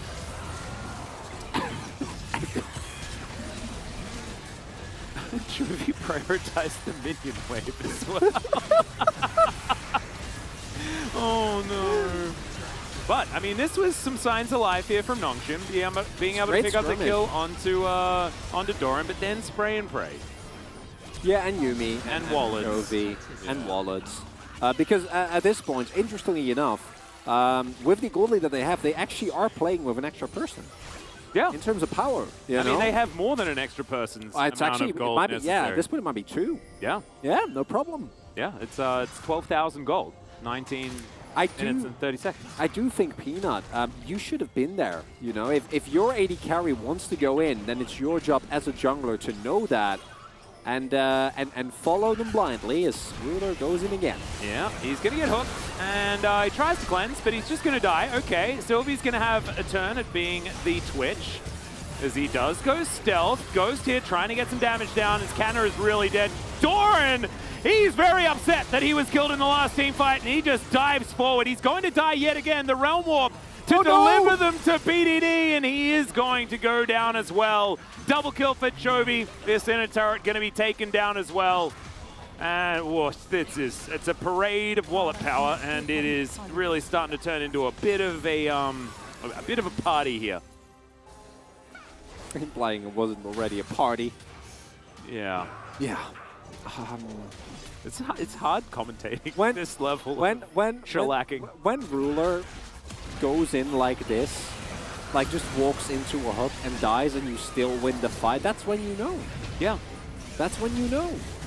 That's just not what the gameplay to be found here, unfortunately. Doran can just flash underneath the turret, and you know, he dies eventually. As BDD's like, I'm running home, and then they're there, and he's like, no, I'm running back to the turret. Where there's a minion wave. 이길만해. 그라테.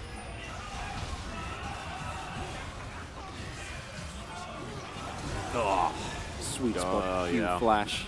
Third Q. Love. He had stopwatch, by the way. 무섭다. Could have lived, Doran. I mean, Doran's just never having a good time. He forgot He stopwatch. Oh, he forgot stopwatch. He had it, Atlas. I didn't even look. No, I told you. Oh, sorry. I didn't even listen. I didn't look. I didn't listen. What have I been doing this whole time? And being enthralled by this wonderful game. Yeah, that I obviously wasn't looking at. It's all very difficult. Hard to do my job. Anyway, Genji got Baron. That's the update. Yeah. What happened? So, as Nongshim, I think you take this one and you try to laugh about it, because that's all you can do. It's really no use in really letting this one get to you. As oh, the double minion wave situation. I like it. Yeah. It's just providing a bit of extra. It's almost 70k gold out. All right, yeah. Snowflower is going to be pulled back with the Infernal Chains. This Ruler goes a long way away thanks to Canna. This tower is going to go down as well, and now the team fight is broken out. Snowflower has to flash. The final chapter is doing so much damage alongside Ruler's spray and pray. And that means Viego and the Silas fall down extraordinarily quickly. And now Ruler is going to throw out an ulti, and the Genji health bars are somewhat low. But I just don't think that there's going to be any protection here, as, oh dear, the explosion of damage, the Blade of the Ruined King, and Genji, I think they want to go home a little bit early tonight, as this Nexus turret, the last one remaining, will go down. Snowflower just going to watch the inevitable fall of their second Nexus of the day, and Genji, utter dominance in this game, but I think a lot of the story is to do with Nongshim and where they sort of are at the moment in the season, and it's not looking very good. I don't know if I disagree. I think that Genji just does this to any team that is in T1, because I'm gonna ask you, did this look different than what they did to Live Sandbox? I think the Sandbox one might have even been worse. Yeah. Maybe it's like we got the burden of information, you know? We do. And obviously for Nongshim, there was no expectation that Snowflower was going to be an immediate fix to their issues. I don't think that among the team there was a reasonable expectation that against Gen G that was going to be enough. But this is a... Yeah, it's a shellac. Yeah, words kind of fail you in situations like this. Yeah, and that's our job, so we need to improve on that. But we just don't have very many of these matchups that are just extraordinarily, brutally one-sided, and that's exactly what this one was. Also, not being able to, utilize Dread because he's out for health reasons and things like this, like having to adjust your bottom lane yet again, both Effort and Peter not passing the test, being very vocal about the fact that the coordination for the team just isn't really there. They haven't been able to meld and mesh together. It's really rough. And I was actually, at the beginning of the spring season, looking at this Nongshim being like, man, they could be a contender for playoffs, and look at their, Damwon 2020 Light, right? With Canna being a threat on the top side, BDD being a carry in his own right, Dread playing around there, and then Ghost being that more facilitative bottom lane. But it just, none of it ever really worked. And they haven't been able to figure it out. Gen G, on the other hand, have done exactly that, right? They had a bit of time getting things together, and then once they had the coordination, they destroyed. And this guy came over from Jeju Island, which is all the way from Jeju as I don't know if it's Pina or Chovy taking up the POG. Either are again, I think, equally valid. I'd give it to Doran, just because I feel bad, because of the cool big. I'm on board. Maybe it's Lehens, because all of his ults were really good too. I mean, honestly, you could just close your eyes and put a pin on whichever one. Except Ruler, I think. What do you mean? He walked in to like 5 hooks and died. Well, it was only, I think it was 2, but no, you didn't die on this one. No, that's true. Yeah? Yeah. He sprayed and he prayed. He did. And the praying part of the spray and pray is important. You have to take some risks. He did. Really walked that line, and Twitch went ahead is similar to something like Tristan, where you just go in. Yeah. And you just take them down. And lesson. that was the bad one. That was the one where you're like, you don't. I mean, you can still justify it, right? Like, that's just the type of play that we had here for Gen G. My main question of today is, what lessons did we learn? And Nongshim look probably the same, maybe. I don't know if we learned a lot about Nongshim. I don't know if we learned any new information about Gen G, besides that they're just a revolting team when they're playing from ahead. I think our best team when it comes to pushing leads. Yeah, really I mean, incredible. we saw both of those teams, right? And we saw that Damwon Kia weren't quite the same at pushing their advantages in our first series of the night. No, they have historically been that team. Yeah, yeah. But right now they're not even in the conversation. It's between Gen G and T1, and I think it was Veldus that mentioned this, where T1 they might have the highest peak, but Gen G they stomp the hardest. They definitely do, and when they see that you're beneath them, then they definitely punch down real hard. And as you can see, that's exactly what the Gold Graph did. It looks like, a regular Gold Graph, but it's been condensed, like, extraordinarily. Yeah, by like 5-6 minutes. Yeah, no, it's absolutely ridiculous. 23 minutes and 2 seconds. What is our fastest game? Okay, so Gen G, they did smash Live Sandbox faster. That was the sub 20-minute game. So you're exactly right. Nongshim, they did last longer than Sandbox. It's something. Yeah. Let's check out the standings.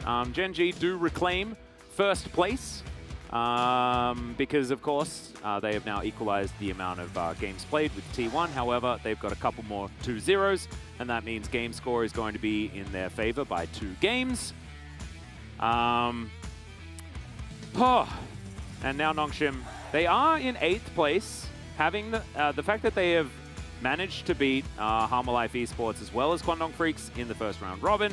It does give them a little bit of padding, as Fred Brion and Halma Life Esports only able to have 1 victory apiece for both of those squads. But I think it's the good news is really difficult to find for Nongshim.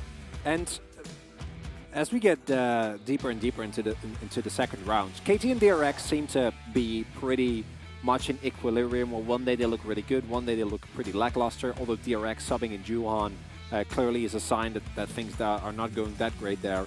And then Kwangdong, interestingly enough, if you take away their, like, the fact that they're 4-6 with a T1 win is also kind of a peculiar thing in of itself, and them losing to Nongshim is not a great sign. So, yeah. For teams like Kwangdong and Nongshim, because of how little of a gap there still is between them and DRX and KT specifically, if they get it together, like by next week, there is still a chance to make playoffs, which is insane to say if you look at the game scores and look at the form of the teams thus far. Oh yeah, no, absolutely. And it's, you know, it's only week 5. It's the very beginning of the second round robin. Of course, all of our teams having only played 1 game of that particular round robin. There's still plenty more League of Legends to go. But it's looking like our top 6, at least in this like moment in time, is pretty locked right now. And it'll have to be a lot of rejigging for a lot of our teams to really figure that one out. Got a fun series coming up next, as we were talking about the fastest game of the season. Gen G might be able to try and do it again, or Live Sandbox can get some revenge after that one. Yeah, you really got some warm-up games for Gen G based on their past matchups. Live Sandbox, they decimated. And then Halma Life is also not a team that I think can take on Gen G. Then DRX, who are currently stumbling. And then we get the rematch versus T1, which was definitely, I think, the hypest best of 3 that we've had thus far. Oh, yeah. With Gen G taking such a dominant game 1 and then kind of floundering games 2 and 3. And teams also have been outspoken that... you know, it's just such a fun match to play. It's such a fun match to watch as well, and pretty sure that Gen G is not going to face a lot of loss, at the very least until they face T1. Yep, not until T1, and that there I'm in a reserve judgment. We'll have to see how the forms are looking up until that point, because I've made assumptions about how things are going to go prior, and, you know, that meant that I had to apologize to Prince both publicly and personally, things like this. But you guys are good now, right? Yeah, we're good now. Nice. But still, I don't ever want to make those sorts of assumptions ever again. However, it will be a difficult game for Live Sandbox coming up. Speaking of difficulty, I mean every game's a difficult game, but the rematch between Fred Brion and Nongshim Red Force is coming up in a couple of weeks' time. But before that, they have to get through Damwon, KT, and Live Sandbox.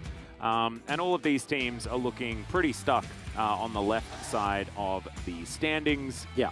With DRX the only one in contention. Of course, they are tied with 5th place with KT Rolster right now. If you could just bump up that Fred game to the Damwon place, then, you know, there's momentum, there's revitalizing, there is maybe hope, but that's not the case. You're facing Damwon and KT first. So, yeah. For Nongshim, at this point of the split with the current win record, it is still possible, but it's rapidly becoming less possible if you do lose to all the teams that you have ahead of you in the next couple of weeks. Yeah, it's that Brion versus Nongshim series is going to be a tough one. That's going to be you and I in a couple of weeks' time. Exactly 2 weeks' time. And we'll see how either of these teams have managed to bounce back. I think the Nongshim definitely need a lot more time with Snowflower in the roster, as we're going to check out player of the game, see who picks it up, whether it is going to be Peanut, Chovy, Lehens. It will be Peanut one more time. So 500 points for Peanut means that our ruler unable to get to that 700-point mark, but it was never going to be him, was it? It was always going to be either Peanut or Chovy, and this time, Peanut not robbed twice in a row. And Peanut getting so much done in the early game here. It's Peanut and Chovy. This mid-jungle duo is just incredible. And when bolstered by a Yuumi, it becomes even more upsetting what he's able to do, which is something that we have seen countless times before as well. And you can see him just decimating Ghost in the bot lane repeatedly. And it really is a testament to the skill of Peanut, how much he's been able to get done. Because yes, his laners are great, but we've had plenty of junglers that have not been able to capitalize as well. Now, did I go still for the Chovy vote? Of course I did. Because Chovy played incredible, and it's really... I still think he deserves it. But our very own Wolf went for... Which, again, Peanut is it's Peanut and Chovy. It's just Peanut and Chovy.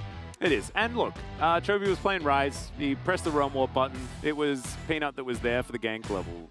What, level 3, level 2? It was Chovy that set that up, and he teleported him to bot as well to get him snowballing. I mean, I agree that Chovy was robbed. I'm just trying to do a bit of a defense here. But it is time for the solo interview with Peanut. So let's throw it over to Jisung. Thank you very much, guys. This is Jisung for the PUG interview translation, joined by the solo PUG of Genji Peanut. Congratulations on making back to the first place of the LCK. How do you feel, Peanut? Well, yeah. We are not paying too much attention to our standings. We are more focused on our performance, and I'm happy that we were able to kind of bring the best performance today. Yeah, I mean, Genji so far, starting from 2019 Caspa Cup, was on an 11-match winning streak. Were you aware of that? I didn't know it went back to 2019, but still, you know, I was in Dongsim last year. I got defeated by Genji so many times, so I was aware of this kind of a match history. But, you know, I don't really care much about it because it's just records. And Peanut, your Poppy is undefeated here at Summer Split, 6-0, and LCK total, it's 11-1, 91.7% win rate. What makes your Poppy special? I've been playing for a long time, you know, ever since, you know, Smeb was playing with me. So that was the time where Poppy top was so strong, so I kind of was able to learn a lot from him. And then I was just faster than other junglers to play the Poppy. What comes to your mind when the Poppy is open? I'm like, it's okay, you know, it's open, so I guess I'll be able to play with more confidence. In game number 1, you actually went in with your flash and then used Hex Flash to get a kill onto that enemy Nautilus. Were you 100% sure that he's gonna be there? Yeah, I mean, I was pretty sure someone would be there regarding the invade, so I had that in mind when the game started, and then I went for it, and I got really lucky to get that kill. So do you think that invade was successful? It went even better than I thought, so I was happy. And then you are always landing your ult on Snowflower. Well, I mean, I had some angles against him at that moment, but I was not really like focusing on him intentionally. It was just like I had the right angle to use my ult to the enemy support. However, early on in game number 1, we didn't really have a lot of difference between two teams. That later on, not long after, you had 10k gold lead. Where was the turning point? So the invade and then the bottom turret dive was good, and then after that I was able to spot the enemy jungler, so that was the start of everything. So Peanut, you've been playing with a lot of early ganks these days. Is that your playstyle these days? Yeah, because I always kind of find success, so there's no way that I shouldn't just go for it. And we had a very early blind pick Sylas in game 2, which means you also have to be cautious about rounding your comp regarding the ults, right? Yeah, just like you mentioned, we did talk about our ults. So we wanted to go with the picks that doesn't really have the best ults to steal,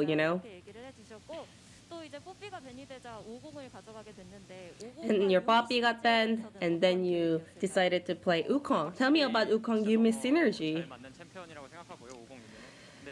It's so OP. Wukong Yuumi is so good.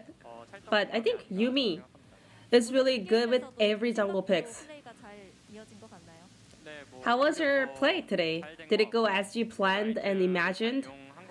I mean, even better. Especially we were doing a great job utilizing that Rise.